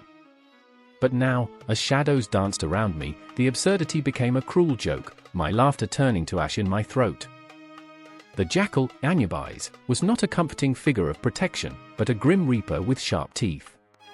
I could feel his presence, seeping through the canopy, surrounding us, a shroud of inevitability. Each breath I took was heavy with the dust of tombs long forgotten.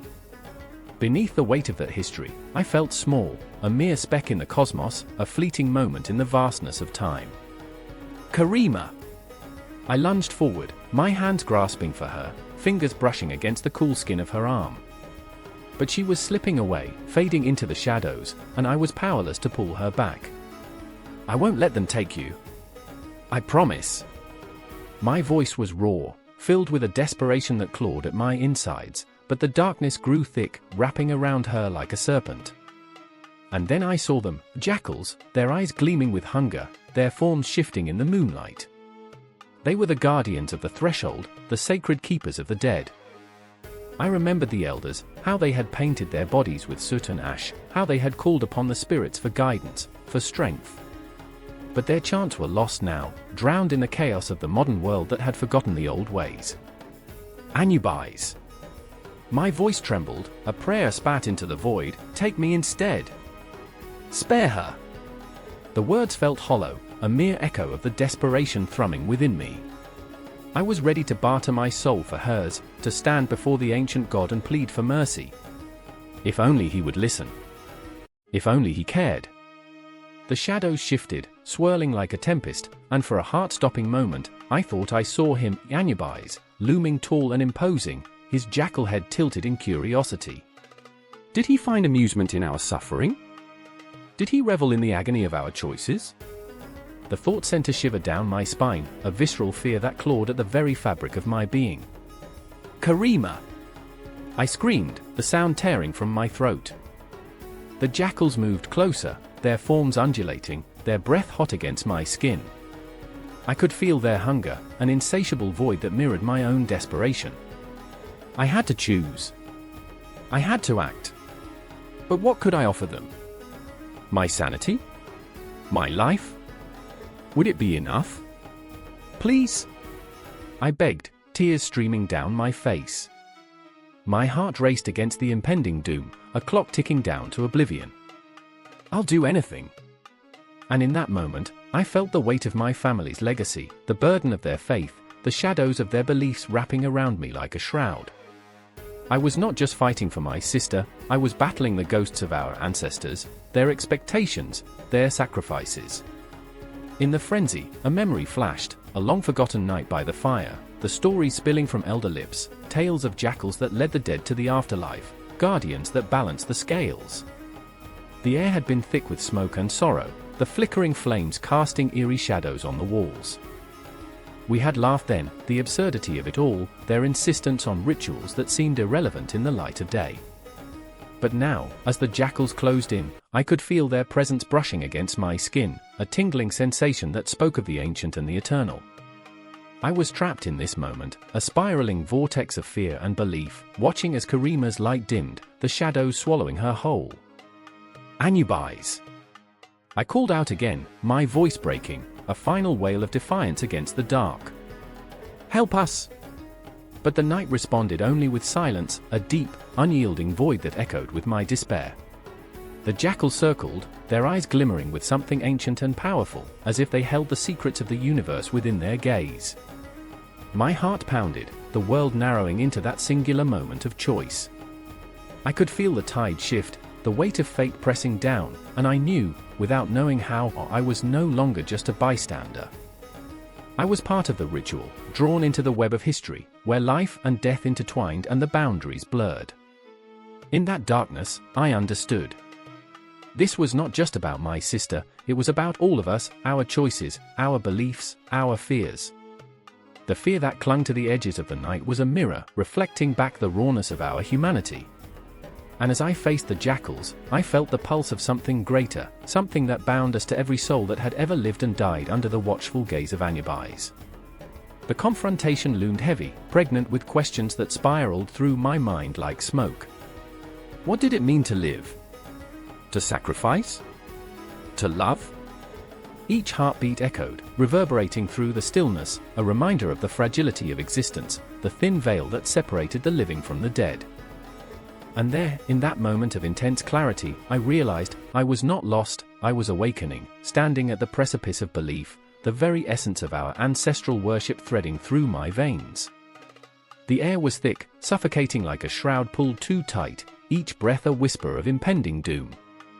I stood at the entrance of the tomb, the ancient stone heavy with centuries of secrets, dimly lit by the flickering light of my torch. Shadows danced, twisting and contorting against the walls, as if the spirits of the past were watching, waiting. My heart raced, thump thump, thump thump, like the pulse of a drum echoing through the silence of the underworld. I remember the first time I saw Anubis, that dark figure looming at the threshold of eternity, his jackal head a menacing silhouette against the ink-black void. Fear wrapped around me, a cold embrace that promised pain and loss.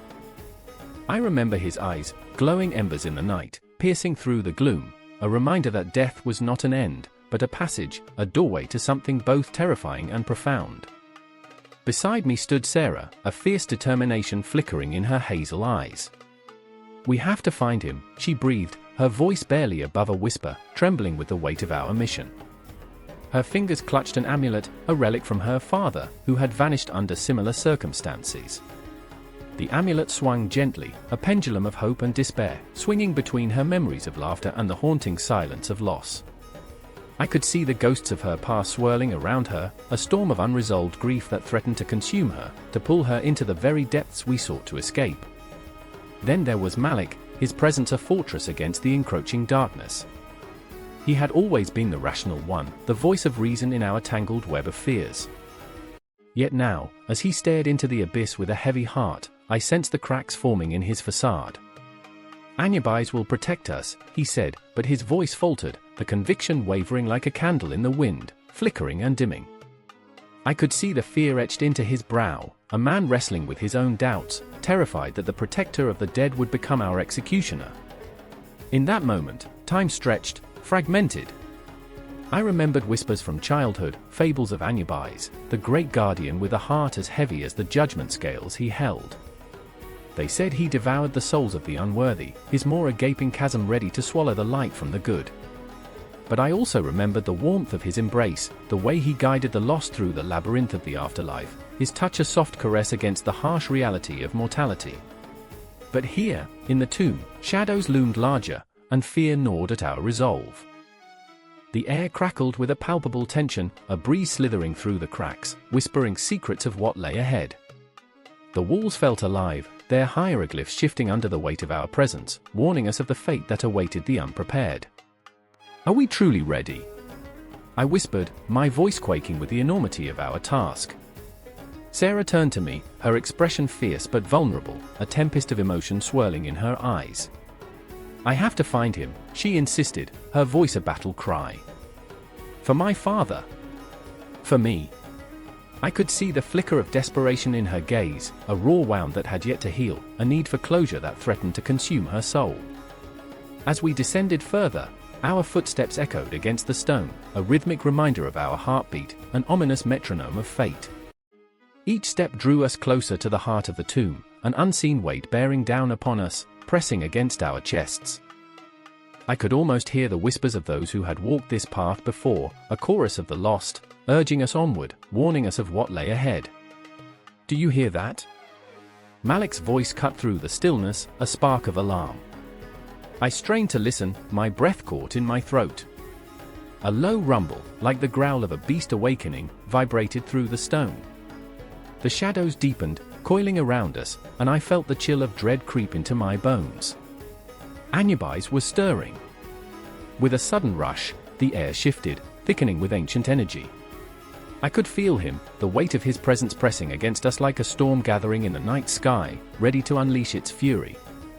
Shadows morphed into shapes, dark figures moving stealthily among the tombs, their whispers woven into the fabric of the darkness. Sarah stepped forward, her amulet glowing faintly, casting a soft light against the encroaching gloom. "Anubis, hear me," she shouted, her voice echoing, reverberating off the ancient stone. "I seek my father." Her words hung in the air, suspended like a prayer, a plea that trembled against the weight of the silence. And then, a flicker of movement caught my eye, a shadow darting just beyond the edge of the torchlight. My heart raced, blood pounding in my ears. "Did you see that?" I asked, my voice a hoarse whisper, choking on the fear that clung to my throat. Malik nodded, his eyes wide, the rationality that normally steadied him fracturing beneath the pressure of the unknown. Then, in an instant, the room exploded with a blinding light. Anubis materialized, a towering figure swathed in darkness, the silver gleam of his scales shimmering as he stepped forward. "You dare disturb the resting," he intoned, his voice like thunder rolling through the tomb, deep and resonant. Sarah's breath hitched, and I felt the air freeze around us, a moment suspended in time. "Please," she implored, desperation clawing at her voice. "Guide us." But as he raised his hand, the shadows twisted, swirling around us, a vortex of fear and longing. The guardianship of the afterlife was not to be taken lightly. In that heart-stopping instant, as the weight of eternity pressed against our souls, I understood, the protector was also a harbinger, and we stood at the precipice of something unimaginable. And as Anubis stared down at us, his eyes reflecting the infinite depths of the cosmos, I finally grasped the truth: guardianship in the afterlife was as much about the living as it was about the dead. Each heartbeat, each breath, felt like the last before the abyss, and I knew our journey had only just begun. The air was thick, suffocating, as the sun dipped below the horizon, bleeding shades of crimson and indigo across the sky. I stood on the precipice of despair, my heart thundering against my ribs like a caged beast, each pulse echoing the mounting dread that twisted inside me. To my left, Maya clutched her amulet, a crude carving of Anubis, the jackal-headed god, her knuckles white from the grip, the symbol of protection that now felt like a lead anchor dragging her deeper into an abyss of uncertainty. She was trembling, and it wasn't just from the chill that crept through the air, whispering secrets of death and the afterlife. "Do you think he's watching us?" she whispered, her voice a fragile thread unraveling in the gathering darkness. I wanted to scoff, to reassure her with the bravado of my youth, but the truth clawed at my throat. "I don't know," I replied, the words tasting like ash. Anubis, draped in black, the color of the void, was more than just an ancient deity. He was a reminder that our lives were mere flickers in the grand tapestry of existence, feeble and fleeting. Time slipped like sand through our fingers, and in a moment, all that was bright could be consumed by shadows. Across the cracked cobblestones, Marcus appeared, a figure draped in shadows, as if he had stepped out from a nightmare. His eyes, dark pools of despair, caught the dim light, reflecting back a fear that felt almost tangible. "We need to go," he urged, urgency lacing his words, a desperate plea infused with the raw edge of panic. "If we stay here, he'll what? Consume us." I shot back, unable to hide the bite in my voice. There was something unsettling in the way Marcus spoke of Anubis, as if he were both terrified and enthralled by the god's dominion over the dead. "Fate is a cruel mistress," he murmured, his voice cracking, "and his but the harbinger of that fate." He gestured toward the dusky sky, where the last remnants of sunlight faded, surrendering to the inky cloak of night. In that moment, the colors of Anubis, black, gold, and deep azure, swirled in my mind, symbols of judgment, protection, and the weight of the soul's journey. They dripped with meaning, each hue more than mere pigments, they were facets of our very existence. I remembered stories passed down through trembling lips, of the weighing of the heart against the feather of Ma'at. If the heart was heavier, burdened by sin, the soul would be devoured by the monstrous Amit. Anubis, with his solemn gaze, was not just a guide, he was a sentinel, holding the strings of our fate, watching as we danced precariously on the edge of morality. "Why are we here?" Maya asked, her voice quaking. "What do we want?" "Survival," Marcus replied, the word hanging heavy, a stone in the silence. But beneath that, I sensed something deeper, a yearning, a need to confront our own fears, our shadows that threatened to swallow us whole. "What if we don't survive?" I mused, the question escaping before I could reel it back in. The night pressed closer, wrapping us in its suffocating embrace, drawing out our insecurities, our regrets. We were haunted by dreams of the past, of moments lost to the cruel march of time. Maya's grip on her amulet tightened. "I remember when we used to laugh." There it was, the dagger thrust into my heart. Laughter once echoed in these streets, vibrant and alive. Now? It felt like a distant memory, a ghost haunting the corners of our minds. The city around us, once so full of life, now lay in ruins, a monument to our failures, our losses. I remember, I started, but the words tangled in my throat. I remembered our innocence, the late-night talks under the stars, dreams untainted by the creeping dread of mortality. I remembered when we weren't tangled in the web of fear, when Anubis was just a story, a bedtime tale meant to scare children into behaving. But now? Now he was real. "Look," Marcus said, pointing towards the shadows, where the outline of a figure lurked, a silhouette draped in darkness, pulsating with an energy that felt both threatening and oddly inviting. "He's here." My heart raced, a drumbeat of terror and anticipation. There, in the gloom, Anubis seemed to shimmer, his colors swirling, a cosmic dance of black, gold, and blue. The embodiment of duality, of life and death, and all that lay in between. Maya gasped, clutching at my arm, her fear palpable. "What does he want from us?" "He wants us to confront our truths," I whispered, the realization washing over me like ice water. "He wants us to face our darkness." As the figure drew closer, the oppressive weight of his presence enveloped us. The air crackled, alive with electricity, a reminder of our mortality. The colors of Anubis became a whirlwind in my mind, each shade a reminder of choices unmade, paths untaken. The gold glinted with the promise of reward, while the black throbbing with the inevitability of loss. Suddenly, the ground trembled beneath us, the shadows rippling as if the very fabric of reality was tearing. "What do we do?" Maya cried, her voice breaking, a haunting echo of desperation. "Face him," I urged, though my voice quavered as much as hers. "We can't run from our fears. We can't hide from the past." And in that moment, I realized Anubis was not just a symbol of death, but a keeper of our secrets. The shadows loomed, and I felt the weight of every choice, every regret pressing down like a vice. The confrontation was imminent, the air thick with unspoken words and the tension of unfulfilled desires. Together, Marcus whispered, and I could see the flicker of hope in his eyes, a glimmer amidst the shadows threatening to consume us. We face him together. In the silence that followed, the world began to spin, colors swirling, and my breath caught, a fragile thing suspended in time. Anubis approached, his presence magnetic, a cosmic pull drawing us closer to the edge. With each heartbeat, we stood on the precipice, teetering between fear and resolution. The darkness whispered, the light beckoned, and all that remained was the certainty of this moment, a confrontation with our shadows, our truths, our very souls hanging in the balance. And as we stepped forward, I could feel the colors of Anubis surrounding us, a vivid tapestry of existence, a promise of judgment, a test of the heart. We were ready, or at least, we had to be. The weight of eternity pressed down, and we were bound to face whatever awaited us, the colors of our fate woven into the fabric of the night. The moon hung low, a silver coin tossed into the abyss of night, illuminating the twisted alleyways of Cairo. Shadows danced across the cobblestones, weaving tales of the forgotten, of souls lost in the throes of existence. I stood there, pulse racing, heart thundering in my chest as I watched two figures emerge from the darkness, a burst of energy that shattered the eerie silence.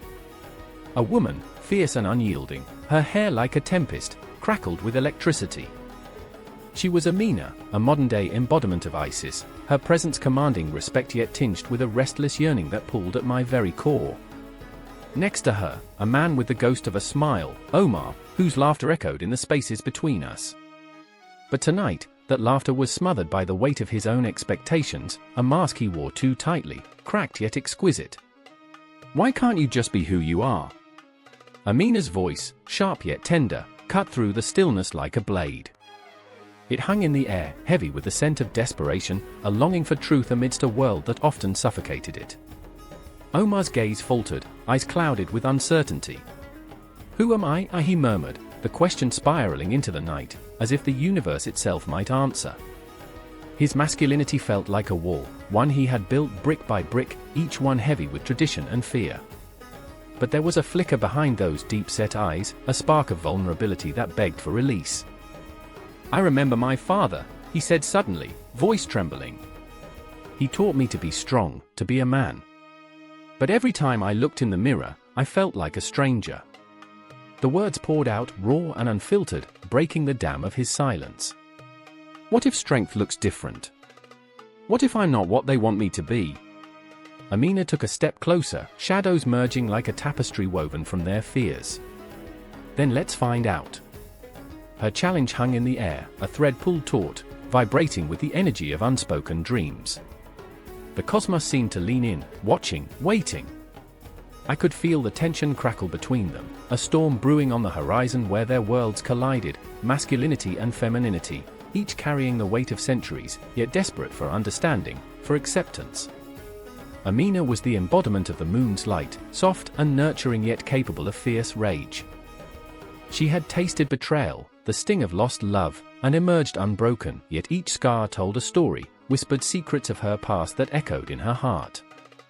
"I remember the first time I felt powerful," she whispered, her tone shifting, drawing us into her memory.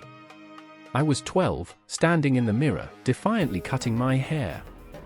It felt like shedding a skin.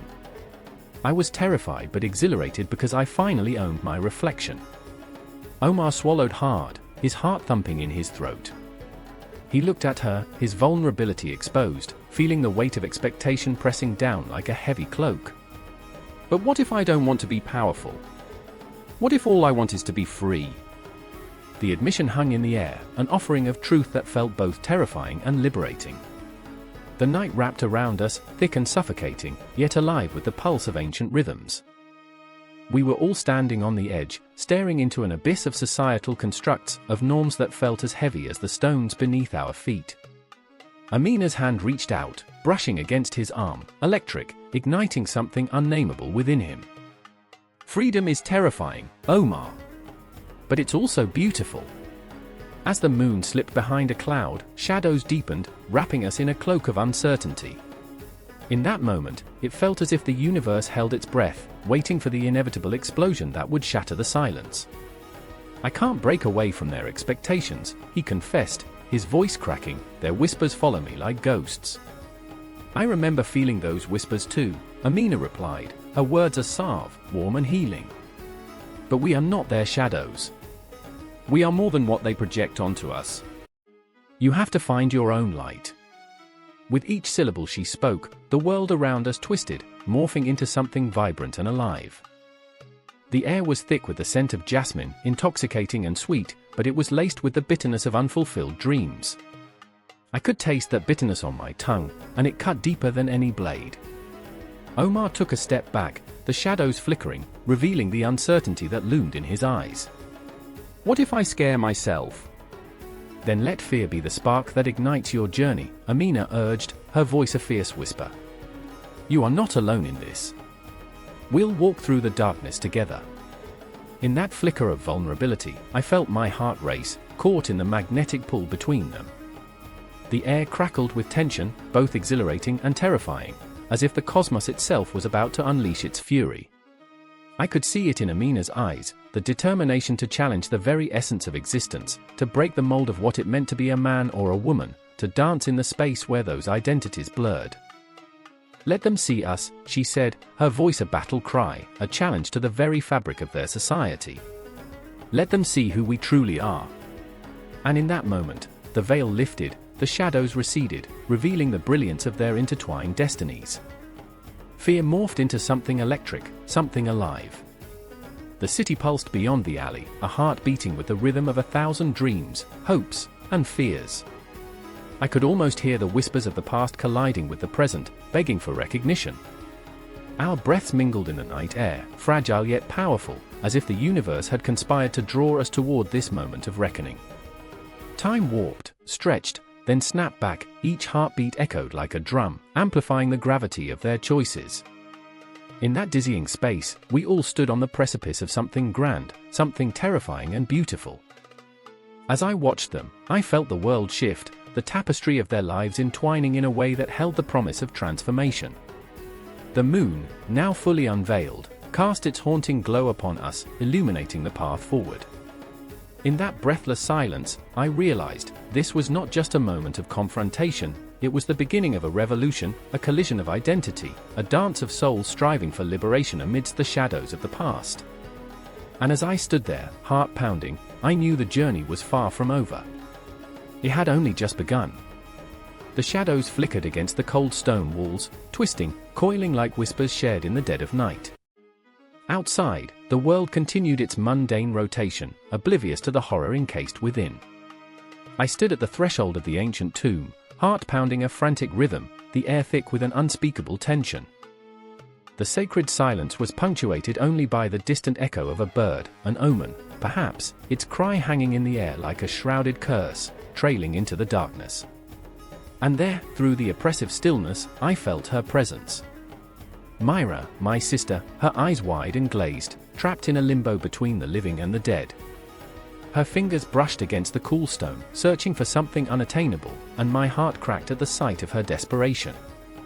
I remember the days we spent at the river, splashing in the sun, laughter mingling with the rush of water, blissful ignorance of the abyss that awaited us. Those days felt like dreams from another lifetime, and now they hung like specters, taunting, aching. Anubis, she whispered, the name barely a breath, yet it echoed like thunder in the hollow of my chest. The ancient god of the afterlife, the keeper of hearts and souls, the one who weighed the feather against one's heart. The one I had once mocked in my youthful arrogance, now a deity too real, too terrible. Is here, isn't he? In the corners of the tomb, shadows danced, morphing into shapes that clawed at my sanity. I didn't want to acknowledge it, yet the pull was undeniable. I was drawn to the legend, the weight of history pressing over us like an oppressive shroud, a reminder that we were merely fragments in this ancient tale of loss. While Myra's soul trembled on the brink of eternity, I felt a sickening dread gnawing at the edges of my being. What price did the living pay for the dead's passage? Anubis weighs the heart, I murmured, more to myself than to Myra, the words tasting of ash on my tongue. What if it's not just the dead he judges? What if, my voice trailed off, swallowed by the darkness, as the implication hung heavy in the air, what if the living, too, were subjected to his merciless balance? Myra turned to me, her eyes reflecting a flicker of hope, of desperation. You must help me. Her voice, a haunting melody, wound its way into my heart, binding us. I don't want to be judged. Not yet.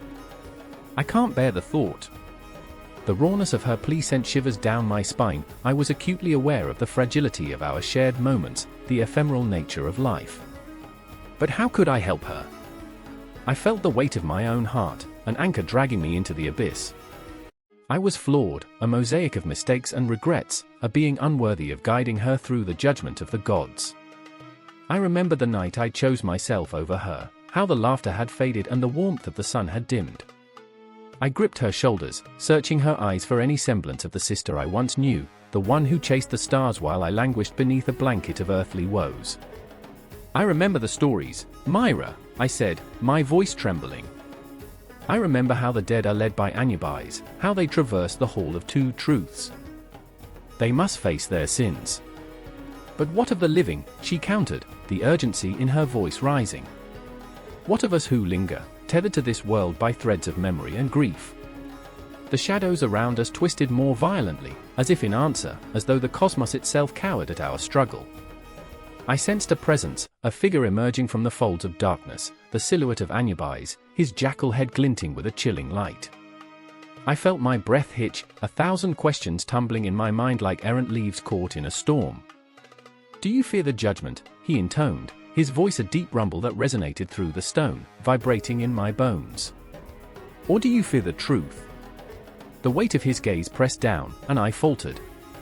Truth. It was an unyielding force that stripped bare every illusion.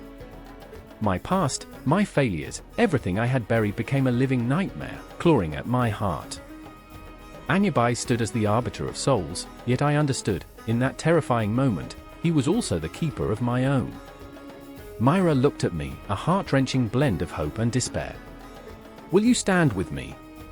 Her question hung in the air like a fragile thread, and in her eyes, I saw the flicker of a dream still alive, fighting against the current. Always, I whispered, although doubt gnawed at me. The bond between us was forged in the fires of our shared existence, yet the chains of my own guilt threatened to drag me down. Then let the scales weigh the truth, Anubis declared, his presence both alarming and oddly comforting, like the first gust of wind before a storm. For in the end, it is not just the dead who must confront their shadows. It is you, the living, who must grapple with the weight of your own hearts. In that moment, I felt the world tremble, the very fabric of reality shifting as the tomb echoed with our collective fears. The walls seemed to close in, suffocating yet liberating, revealing the truth that my heart had long concealed. I turned to Myra, our eyes locking in an understanding deeper than words. Whatever awaited us on the other side of this reckoning, we would face it together. And so, as the shadows began to swirl with purpose, and the weight of countless souls pressed around us, I understood that we were not merely participants in a story written by the gods. We were the architects of our own fates, tangled in the web of memory, love, and flawed humanity. Anubis stood sentinel over our souls, a reminder that the afterlife is not an end, but a continuation, a reflection of the lives we lived, a testament to the choices we made. As the scales began to tip, time lost its meaning, and the boundaries of life and death blurred. I felt the pulse of the universe quicken, an echo of every heartbeat, every breath, a reminder that our story was far from over. The confrontation awaited, and we would face it, together. A cold wind swept across the barren expanse, swirling dust and the whispers of the forgotten through a desolate landscape.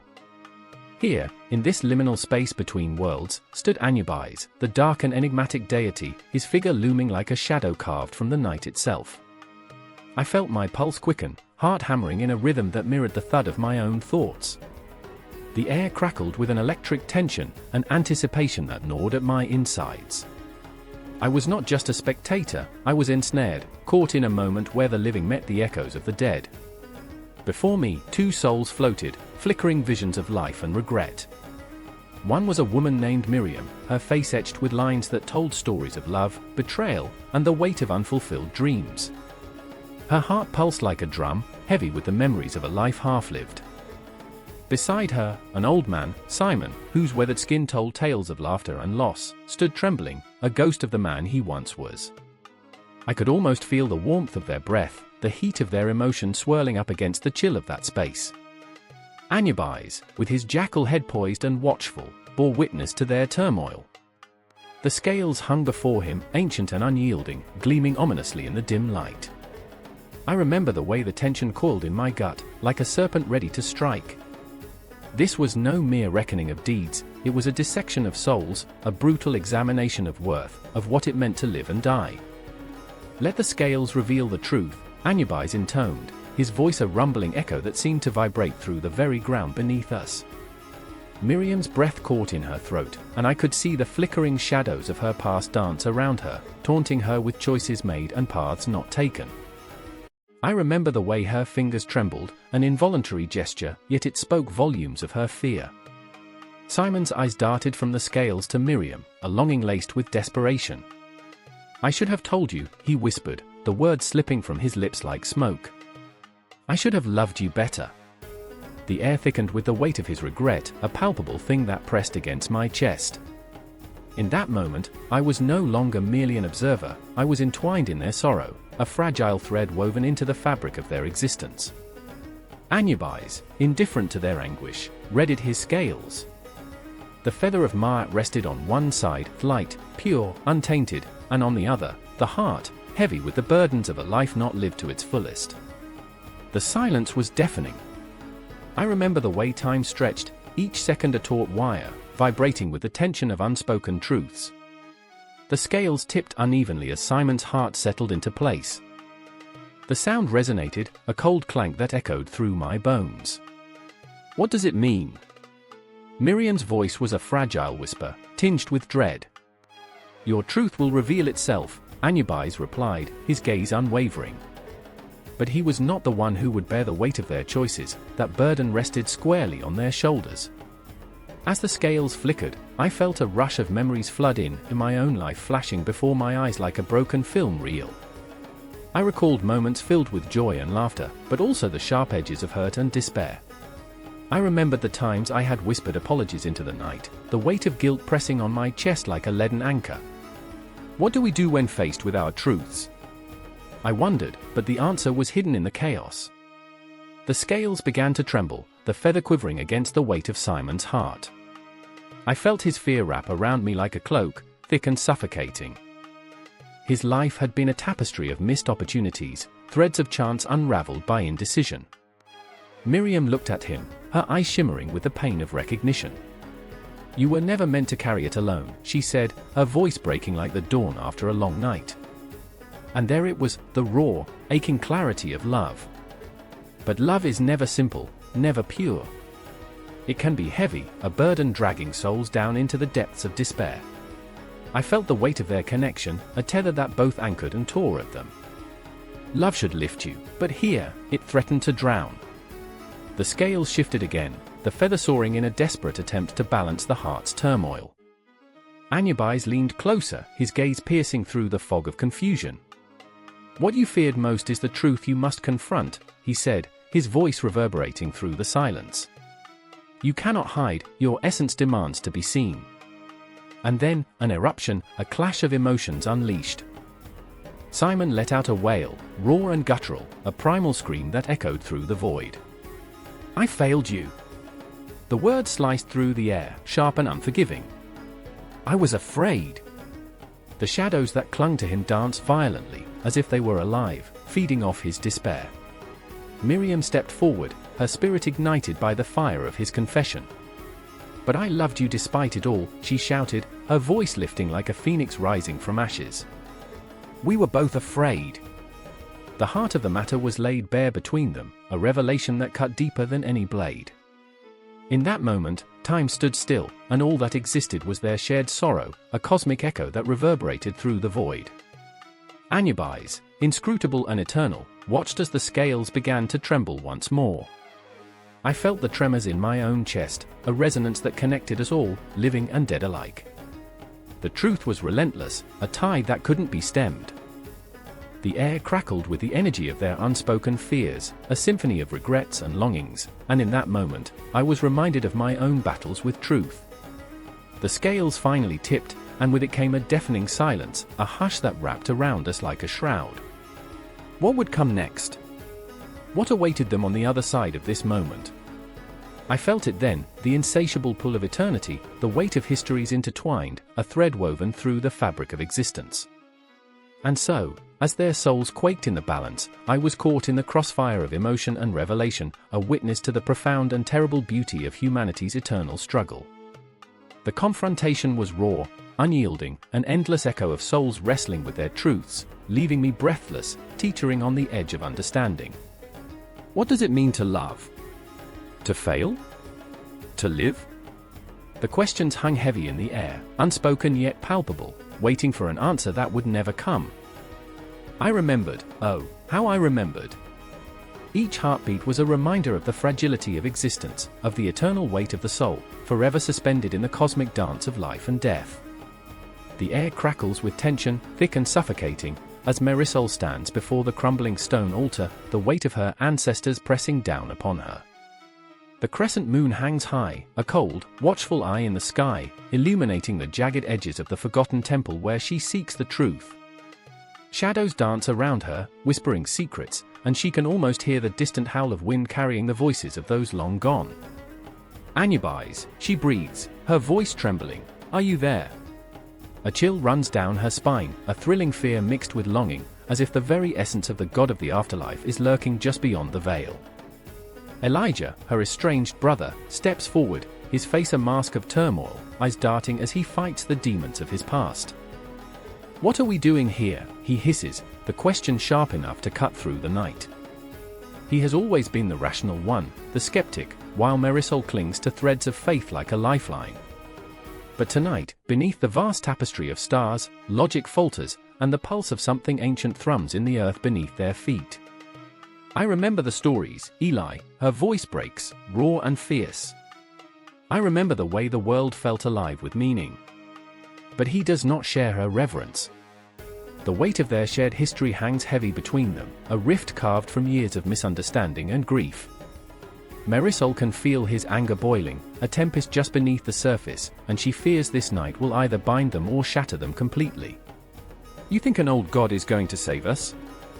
This is madness, he seethes, but the faintest tremor in his voice betrays him. And yet, his gaze drifts to the shadows, dark and whispering, where he senses something, an echo of his own fears reflected back at him. For Marisol, this night is a reckoning. She remembers the stories their grandmother told, voices filled with warmth, the sacred rituals that once connected them to their heritage. Anubis is a guide, she insists, clenching her fists, her heart pounding like a war drum.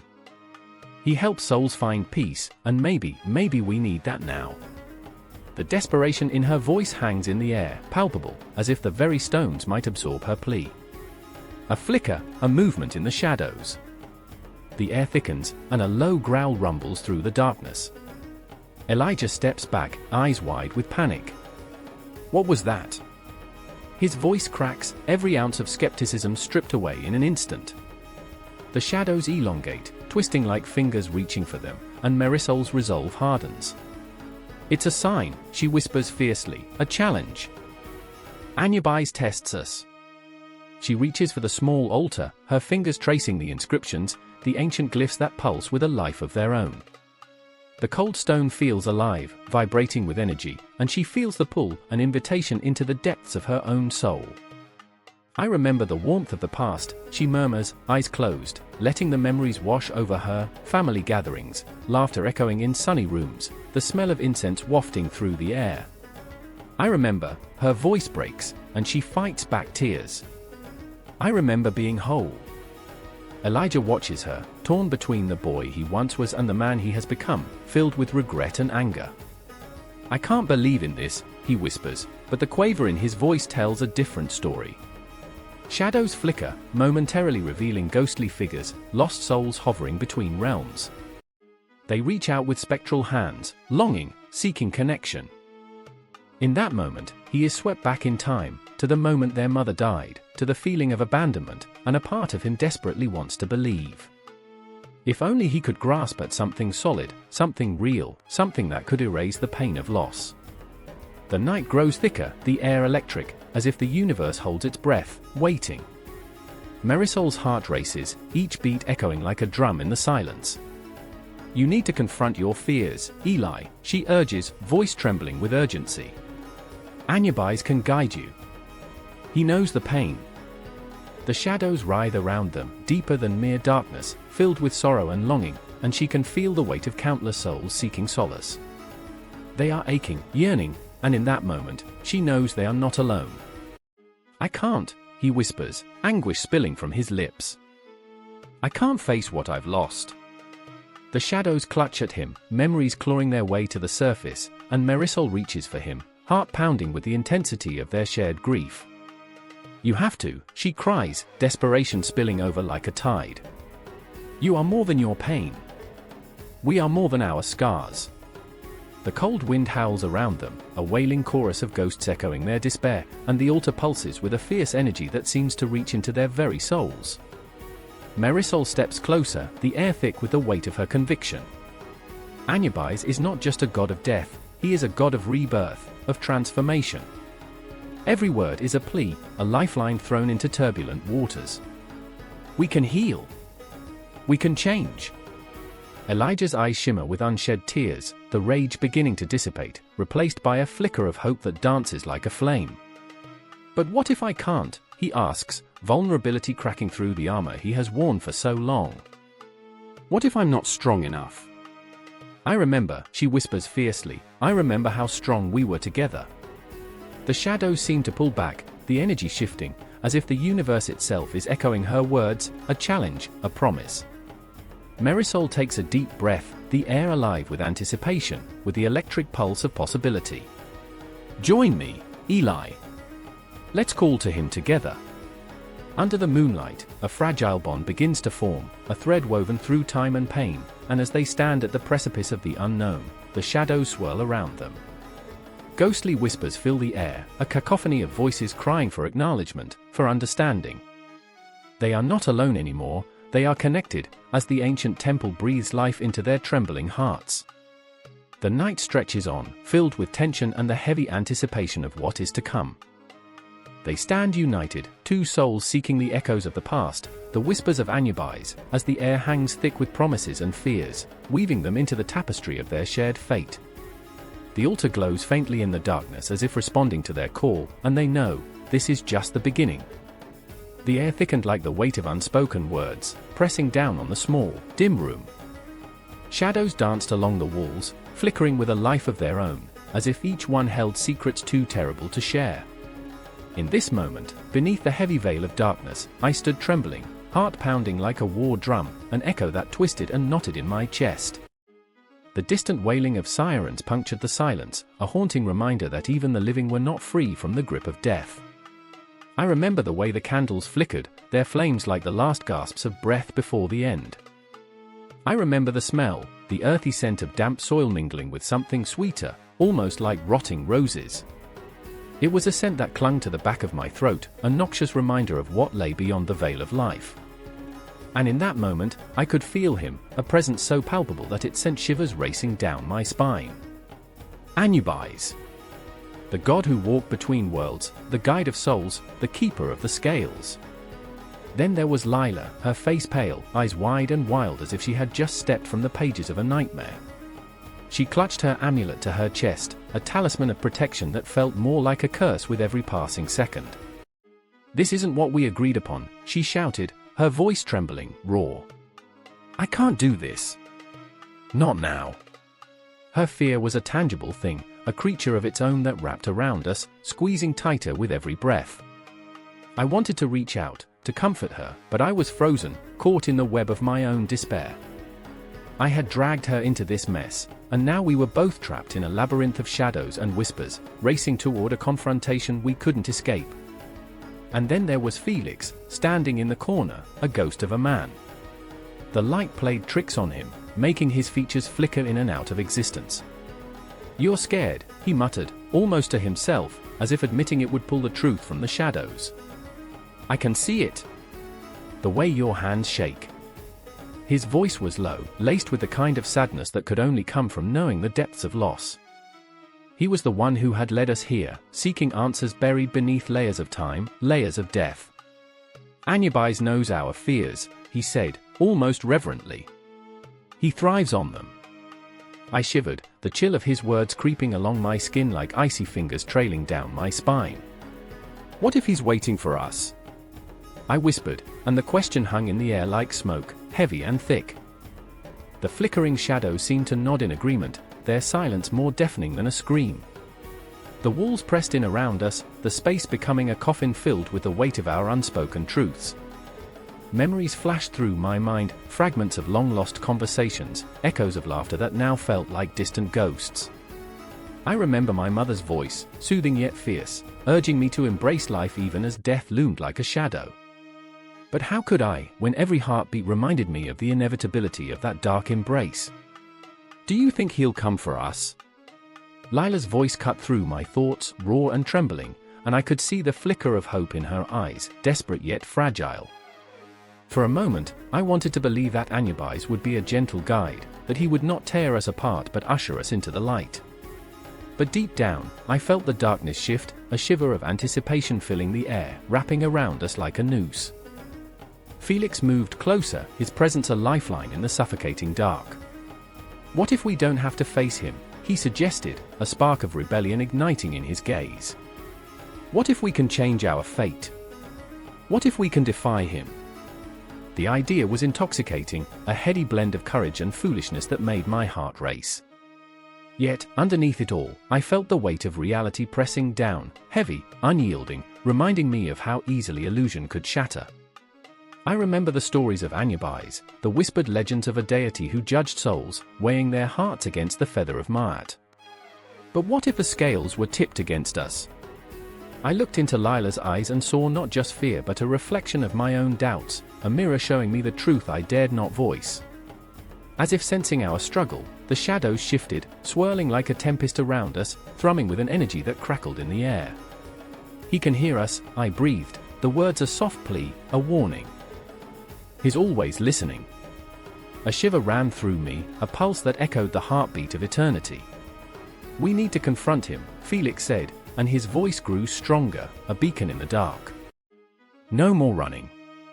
No more hiding. The conviction in his words surged through the room, electrifying the air until it felt alive. Lila's eyes widened, a flicker of hope igniting amidst her despair.